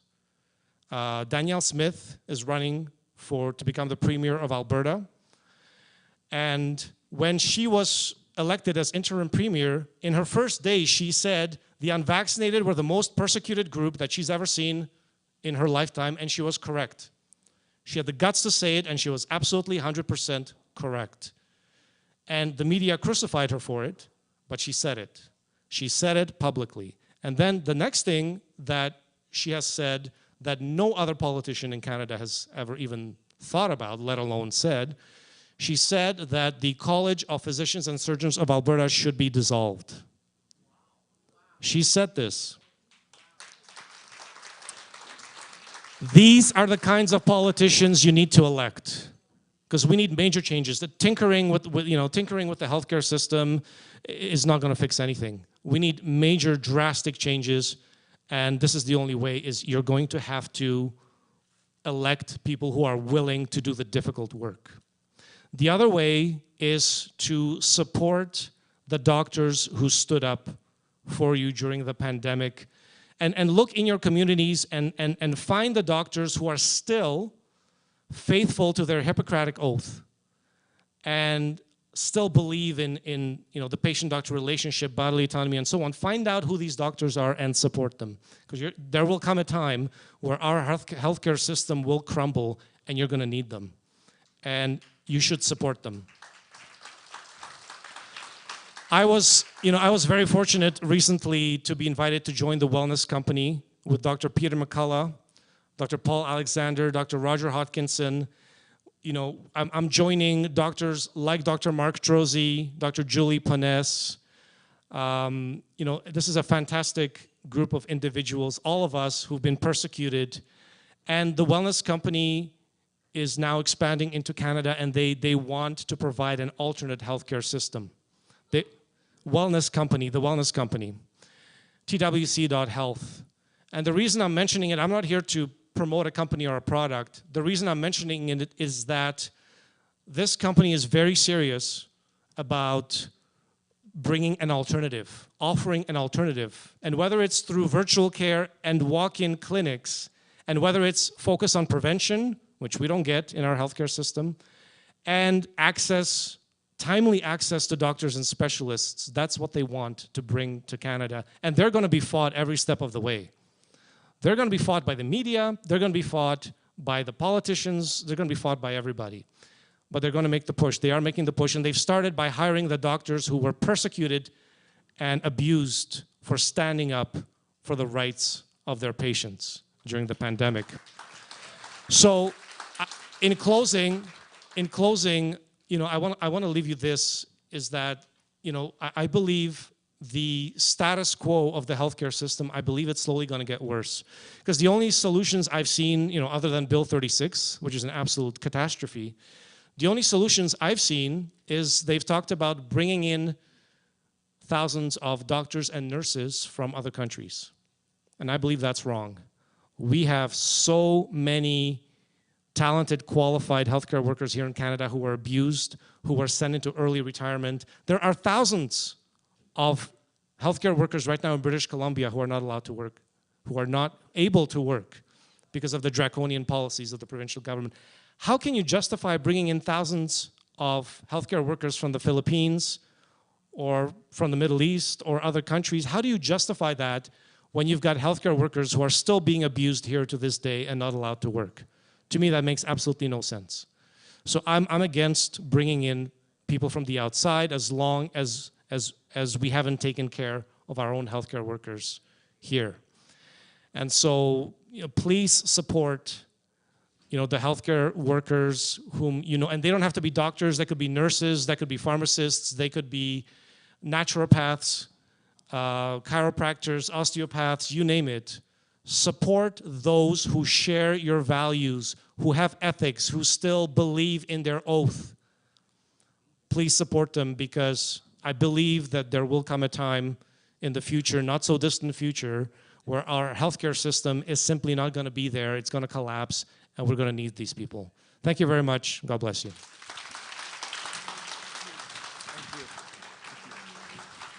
Thank you, Dr. Makis. Yes, thank you.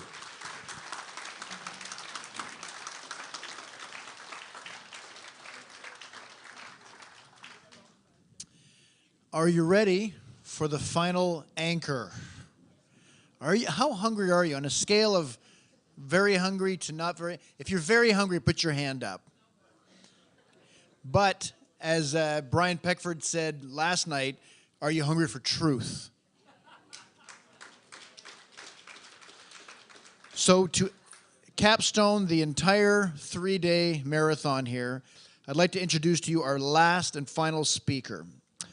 John Carpe is the founder and president of the Justice Center for Constitutional Freedoms.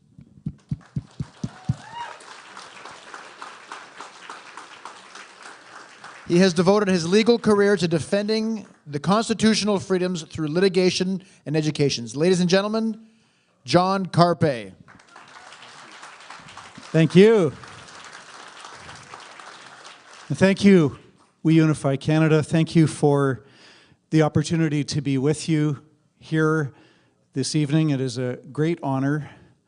I wish I could have been here on Friday and Saturday. I'm told all of this will be posted online.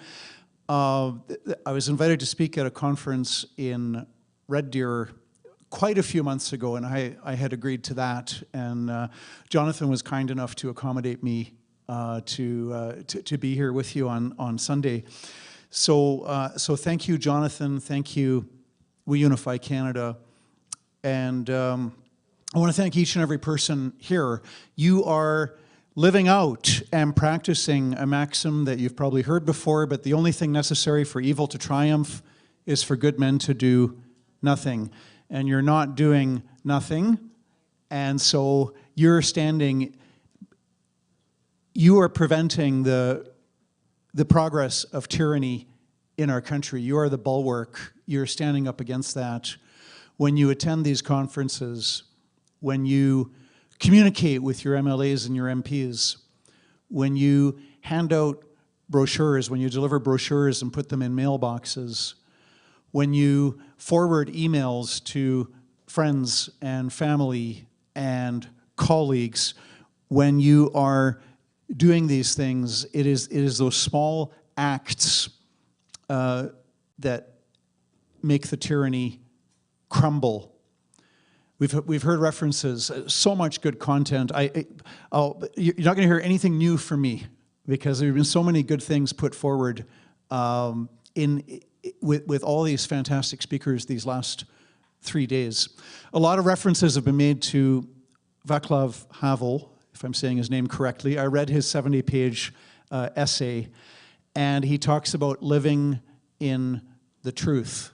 And it's these small acts. He talks about, for example, the communist bureaucrat wants you to put up a poster in your store window that says, "Workers of the world unite," or something like that. It's a small act of saying, no, I'm not going to put up that poster. And unfortunately, you may have to pay a price for that. One of our speakers said that this necessarily involves suffering. I don't know if it's Dr. Malthouse, it was one of the doctors. Fantastic presentation from the doctors earlier this afternoon, wasn't it? Courageous. I want to thank also, there are many people here this evening that are supporting the Justice Center financially. Thank you very much. We've got a team of 10 lawyers and a half dozen paralegals and a half dozen communications and administrative staff. They're in the trenches every day. We have fantastic outside counsel. Leighton Gray is one of the lawyers. He's not one of our staff lawyers. He's been doing fantastic work cross-examining Dina Hinshaw and acting for Pastor Tim Stevens and for Pastor Coates. And so we've got fantastic staff lawyers and fantastic outside counsel. And all of that's possible because there are people in this room, you're doing your part. Right? Some people, they have the means to give us $10,000 a year. That's great. Other people, $5,000 a year, $1,000 a year, $500 a year, $100 a year. Everybody's doing their part, and then it all comes together. And we've got that team of lawyers. We have lawyers in BC, Alberta, Saskatchewan, Manitoba, and Quebec. Over 200 court cases all over Canada. Just last week, we got an acquittal. You may remember in the early days of lockdowns, by the way, the hardest part of the 2 weeks to flatten the curve has been the last 3.5 years. And you may remember there's a young man in Ontario got a ticket for playing basketball outdoors alone. And so just last week, we got those charges withdrawn and acquitted, dismissed. So here in this province, the Crown has withdrawn all of the tickets issued to people who were protesting outdoors because of Justice Center court cases.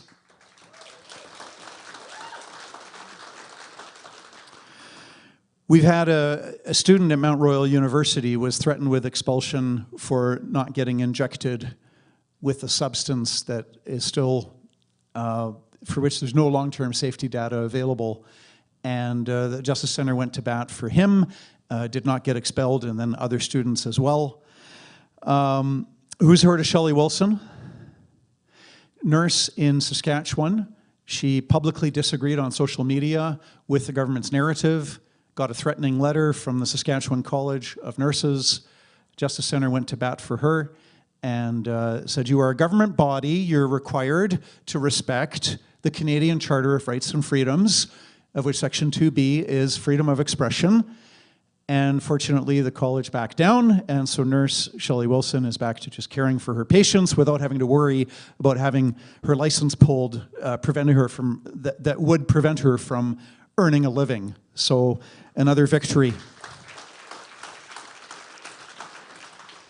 We were the first organization in Canada to sue the federal government over the mandatory requirement to use the ArriveCan app. And a few weeks later, after we filed our court action, government withdrew that and said it's no longer mandatory. So that was another victory. We've had our setbacks as well. One of the many horrific court rulings in the past 2 or 3 years was the dismissal as moot, the charter challenge brought by the Honorable Brian Peckford against the travel restrictions. And so it was a disgraceful decision rendered in October of 2022, barely a week or 10 days prior to when oral argument would have been heard on Monday, October 31st. That's when oral argument was scheduled. That was the last phase after months of government witnesses and their affidavits, and they got cross-examined by Justice Center lawyers and by lawyers. There were 4 parties. The actions were consolidated. And the government lawyers cross-examining our witnesses. hundreds of hours of lawyer time invested in this. And so it was just right before oral argument, and this judge dismissed the action as moot. As if our rights and freedoms, our human rights, our dignity is like a light switch that government can switch on and off and on and off. And, you know, it's turning off your rights and freedoms. Oh, we got a court action now. Oh, it's not going very well for us. Okay, oh, flick them back on. Oh yeah, it's moot, it's moot. You know, somebody said, well, could somebody accused of shoplifting use this argument and say, well, I'm not shoplifting right now. You know, I was back then, right? So I should get off because I'm not shoplifting at this moment. You know, that was a long time ago. I'm not shoplifting anymore. I mean, these violations of our rights and freedoms are horrific and arguably, theoretically at least, they could be scientifically justified. And in fact, that's what our charter requires in Section 1, is that governments can violate our rights and freedoms. However, the onus is on the government to justify demonstrably the violations by showing that the law that violates rights and freedoms is actually doing more good than harm. And the onus is not on the citizen, the onus is on the government to demonstrate that. And yet we've had court rulings where judges don't even engage the evidence at all. They say, well, you know, the applicant said this and the government said this and this, but you know, we're in a really scary pandemic, so we're just going to defer to the government. That's a complete abdication of responsibility. Judges are required to explain why. Okay? We wouldn't accept this in another court action if the judge said, well, the plaintiff argued A, B, and C, and the defendant argued D, E, and F, and so, you know, I'm going to rule for the plaintiff. Well, no, you have to explain why you think the plaintiff's evidence is better than, superior than, more persuasive than the defendant's evidence. So some judges, they're not doing their jobs. So there's a lot to be unhappy about, but I want to focus on solutions. Bad law follows politics, politics follows culture, culture follows education. That's to a large extent. I've heard references earlier today from other speakers about the cultural rot, and this is a big problem. We've abdicated our own, Canadians generally, and I'm not pointing the finger at anybody in this room or at myself, but Canadians generally, we've abdicated our responsibility to educate our own children and say, oh yeah, you know, I'm too busy for that. I want both parents to be able to work full time and just kind of forget about it, and the kids are going to learn what they're going to learn. Well, the chickens have come home to roost. You know, we have whole generations now that don't know how to think, that don't know anything about history. If a man is ignorant of history, you can convince him of anything. People without a knowledge of history are gullible. They can be persuaded of anything. But if you have a knowledge of history, it's a lot harder to manipulate and control people who are educated in history. And this is one of the shortcomings of the education system. So a solution, part of that solution, the Justice Centre is currently designing a curriculum for high school students on the Free Society and the Canadian Charter of Rights and Freedoms.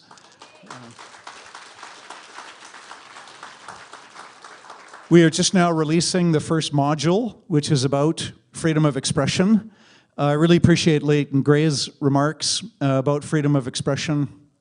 It's been said, and I think it's true, that if you had every right and freedom taken away from you by tyrants, but if you're able to hang on to your freedom of expression, you could use that freedom of expression to win back all the other rights and freedoms that you've lost. But if you lose your freedom of expression, how do you even defend yourself against other threats? Right? The threats that we've seen in the last 3.5 years, the threat to your freedom of association when the government, the tyrants, make it illegal to have Christmas dinner with your own mother or with your own son. The violation of the freedom of expression of the doctors. The Justice Centre has had the privilege and the honor of representing courageous doctors across Canada. And we're not the only organization doing so. There's other lawyers as well, so not to claim sole credit, but the Justice Center has been at the forefront of defending doctors and nurses, their free speech rights, which is to defend science, because without debate, there is no science. Science is a process of debate.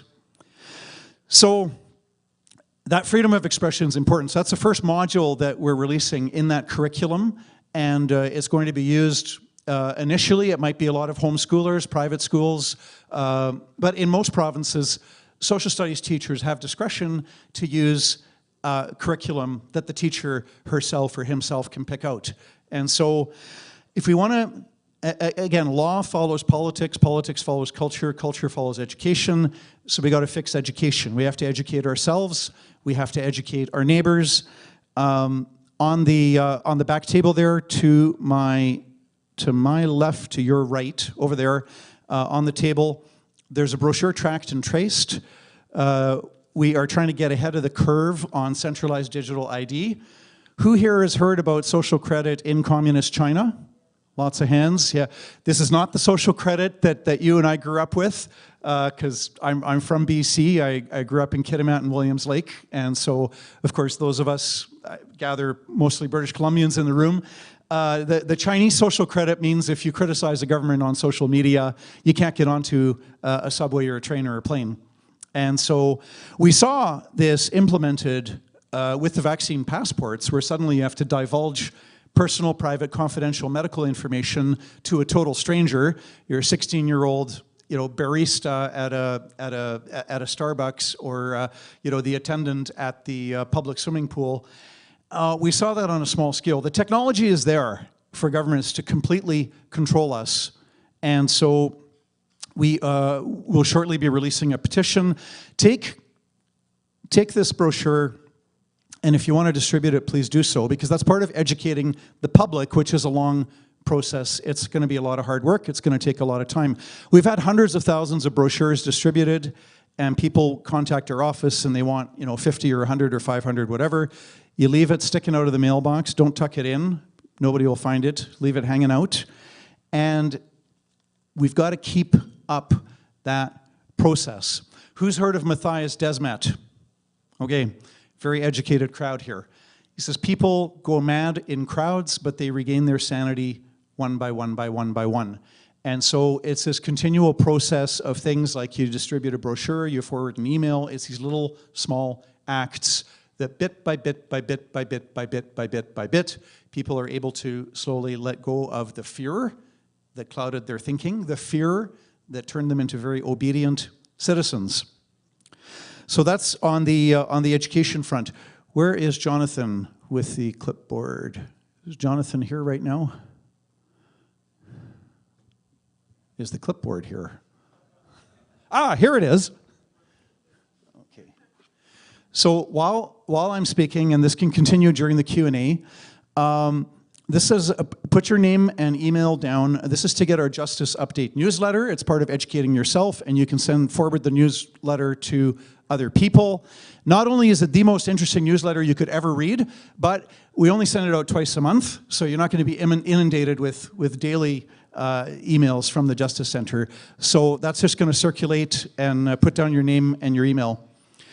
So, education, we need the change there to change culture. Culture, We Unify is a good example, and there are many, of cultural change. If you get weekly meetings and you get people together that are connected. Is that cell phone finally going to leave the room? It's really distracting me. Build networks, okay? Build networks of community. We Unify is meeting once a week, and I think two Tuesdays out of 4, it includes a meal. It is those networks that bring about the cultural change. Then we move to political change. So a few things. First of all, engage your MP and MLA. Do not give up and quit. I once heard a guy complain about how, well, he sent an email to his MLA and nothing happened. And so, obviously being engaged in politics doesn't work because, he sent an email to his MLA and, that would be like somebody who goes to the doctor and the doctor says, you know what, like you're you're smoking, you're drinking way too much alcohol, you're obese, you never exercise, you're a couch potato, you got to turn your life around if you want to live longer, because you're on your way to a heart attack or a stroke pretty soon. And so the guy goes home, and then he does a sit-up and a push-up, and then he gets up and he looks in the mirror and he says, exercise doesn't work. Right? Well, okay, you got to do a bit more than one push-up and one sit-up. So it's more than just one time firing off one email to an MLA. Now, people who say that politics can't work, look at what's happened in Alberta the last 2 years. We had a tyrant, Jason Kenney, who lied to us repeatedly with the whole government narrative, the false narrative. You know the narrative. COVID's as bad as the Spanish flu. There are no treatments. Everybody should be very afraid. Lockdowns are wonderful. The whole kit and caboodle. And there were enough Albertans who got fed up with this. They joined the United Conservative Party, and there was a vote on continuation of leadership confidence vote. And there are so many Albertans who joined that political party and voted. And then when Jason Kenney had only 51.4 or 52%, he resigned. And then the winner of the leadership race was somebody who was kind of generally pro-freedom and had spoken out against lockdowns, and somebody very different became premier. So, join a political party. The Justice Centre is a registered charity. We're nonpartisan. I won't tell you which party to join. You decide that yourself. If you are a member of a political party, you have literally 10 times as much influence over what goes on in your province and federally as your next door neighbor who is not a member of a political party. If you're a member of a political party, you get to vote in the leadership race, because periodically, once every 5 or 10 years, every political party, they have a leadership race. And you get people with different beliefs and different agendas and different philosophies, different values that are running for leader. And so if you're a member of a political party, you're eligible to vote for who's going to be the party leader. You're eligible locally in your own district. We used to call them ridings. I think I'm 55 plus crowd will know what ridings means. But anyway, you get to vote for, and you're only one of 100 people, 200 people, maybe 500 people who is voting in your own district who's going to become the candidate. You actually get to decide who gets to go onto the ballot in the first place. Unlike your next door neighbor, if he's not a member of a political party, he has no say over who gets to make it onto the ballot. He only gets to vote, and he's one of 30,000 people in the riding. You're one of 200 people that are voting. Party policy. You get to go to conventions and you influence the party policy. It's not always binding on the elected members in the legislature, but it's influential. So, if you want to be 10 times as influential as your next door neighbor, be a member of a political party. Another political thing, continue to support the groups. I know many of you here are supporting the Justice Centre, but there's groups, we Unify, so many good groups, Vaccine Choice Canada, Canadian COVID Care Alliance, doing fantastic work. The Democracy Fund, doing fantastic work. So continue to support these groups. Every bit helps. Support your independent media. That's the one addition I'll make to the fantastic presentation of Dr. Makis. He talked about the institutions that had failed, and I agree. The only one that you missed, and I'm sure it was in your notes, but is the media were a colossal failure. They turned from truth seekers into propagandists for the government narrative. Shame on the government-funded media.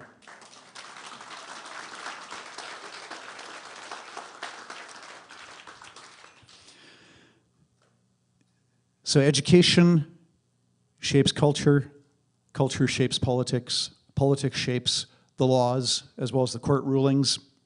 On the legal front, support groups like the Justice Centre, the Democracy Fund. Do not comply with unjust laws. Makes a huge difference.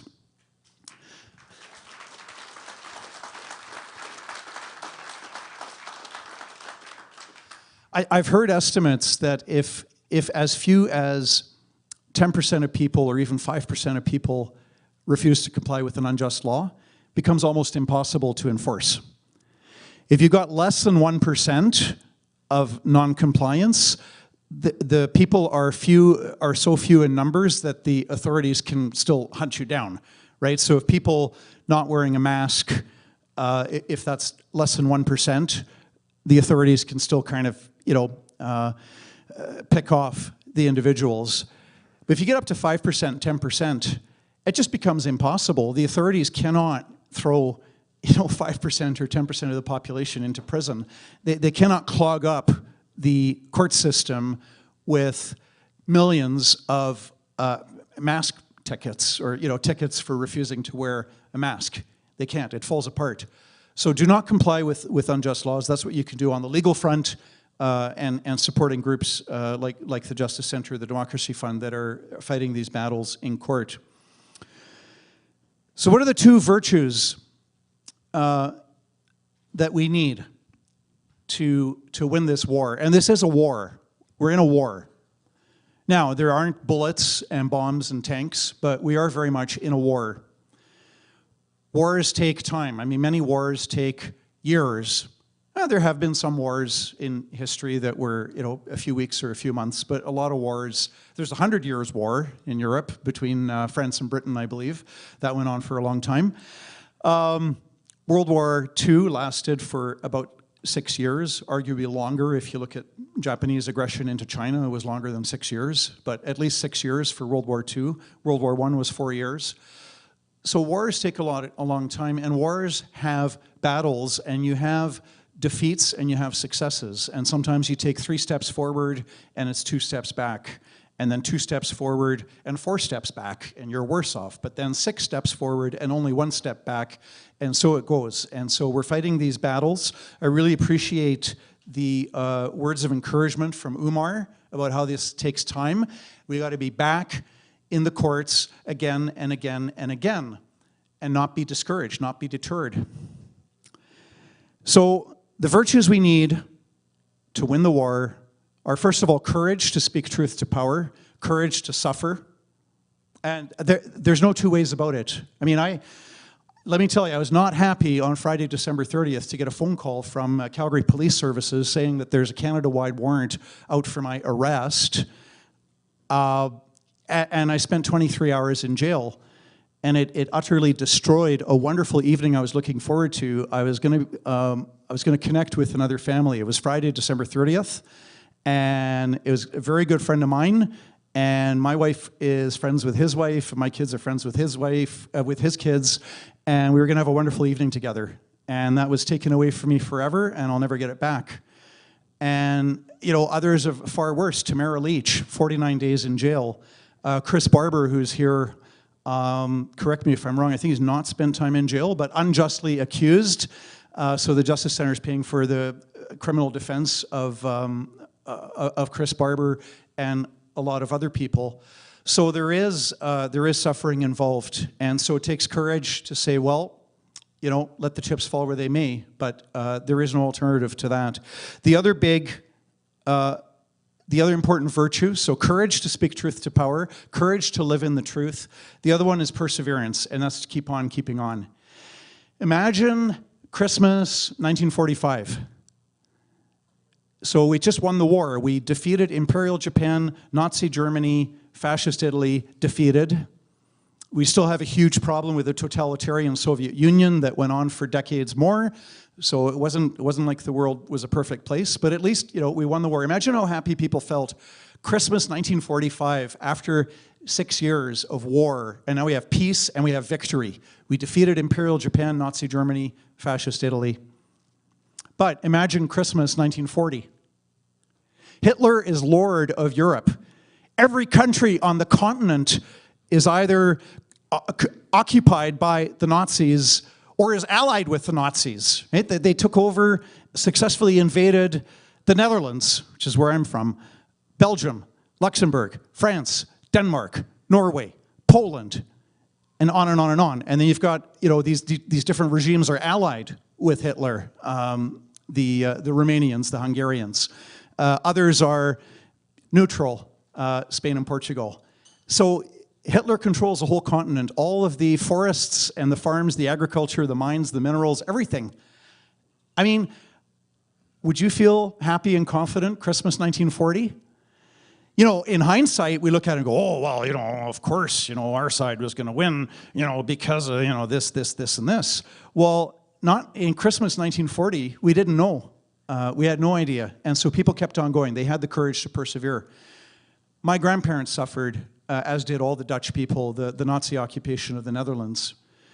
And, you know, the Nazis took away all of the freedoms of association, peaceful assembly. There's no voting, there's no democracy, there's no freedom of expression, et cetera, et cetera. And they persevered. They didn't know how long it would be. They didn't know it would be 5 years. For all they could have known in the early stages, that Nazi occupation could have gone on for decades. They didn't know it would be 5 years, but they had the virtue of perseverance. So we are Canadians. We know that quitters never win. And we know that we know that quitters never win, and we know that winners never quit. And we understand that it's better to die standing than to live on our knees. And so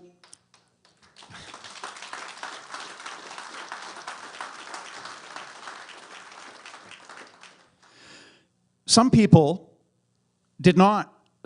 experienced the rotten Christmas of 1940, and some people did not live to see the Christmas of 1945. And so we don't know how long it's going to take to win back the rights and freedoms that we have lost. We don't know how long it would take. So right now we're maybe like, you know, people Christmas 1940. It's looking very bleak. I fear that things will get worse before they get better. Brace yourself. Things might get worse before they get better. So it's Christmas 1940. But we need that perseverance. We need to think of a real hero, Sophie Scholl. Who's heard of Sophie Scholl? See a few hands. She was a teenager in Nazi Germany who, she and two others, they distributed these anti-Nazi flyers against Hitler and saying, you know, Germany should make peace, and Germany was going to lose the war anyways, and to continue the war was just to lead to more deaths of more people. And so they had these flyers, and they got caught. And the movie, it's on the internet, you can get it. I don't even think you have to pay for it. I think there's a free version. It is auf Deutsch, aber mit Übersetzung, and so there's subtitles throughout. A fantastic movie, Sophie Scholl, S-C-H-O-L-L. I encourage you to watch that. Spoiler alert, well, you can guess what happened to her, right? After she got caught, I've already done that, spoiler alert. So she got interrogated, and then there was a trial before a Nazi court with Nazi judges, and she and the other two were executed. Her parents get to see her briefly for 2 minutes before she's going to get executed. And they said, "We're proud of how we raised you." So who's, you know, history, God judges, or if you don't believe in God, you know, history judges, right? Sophie Scholl was on the right side of history, and Adolf Hitler was not. And so we have to remember this, that this is like Christmas 1940. You know, I really hope everybody, I hope we'll all see Christmas 1945. I hope we all will. Who knows? We don't know how long this will take. Hence, the importance of the virtue of perseverance. And I'm convinced that we will get back our rights and freedoms, because truth always vanquishes the lie, because freedom will always triumph over tyranny, because justice will always win out over injustice. And so we are going to win. Thank you very much.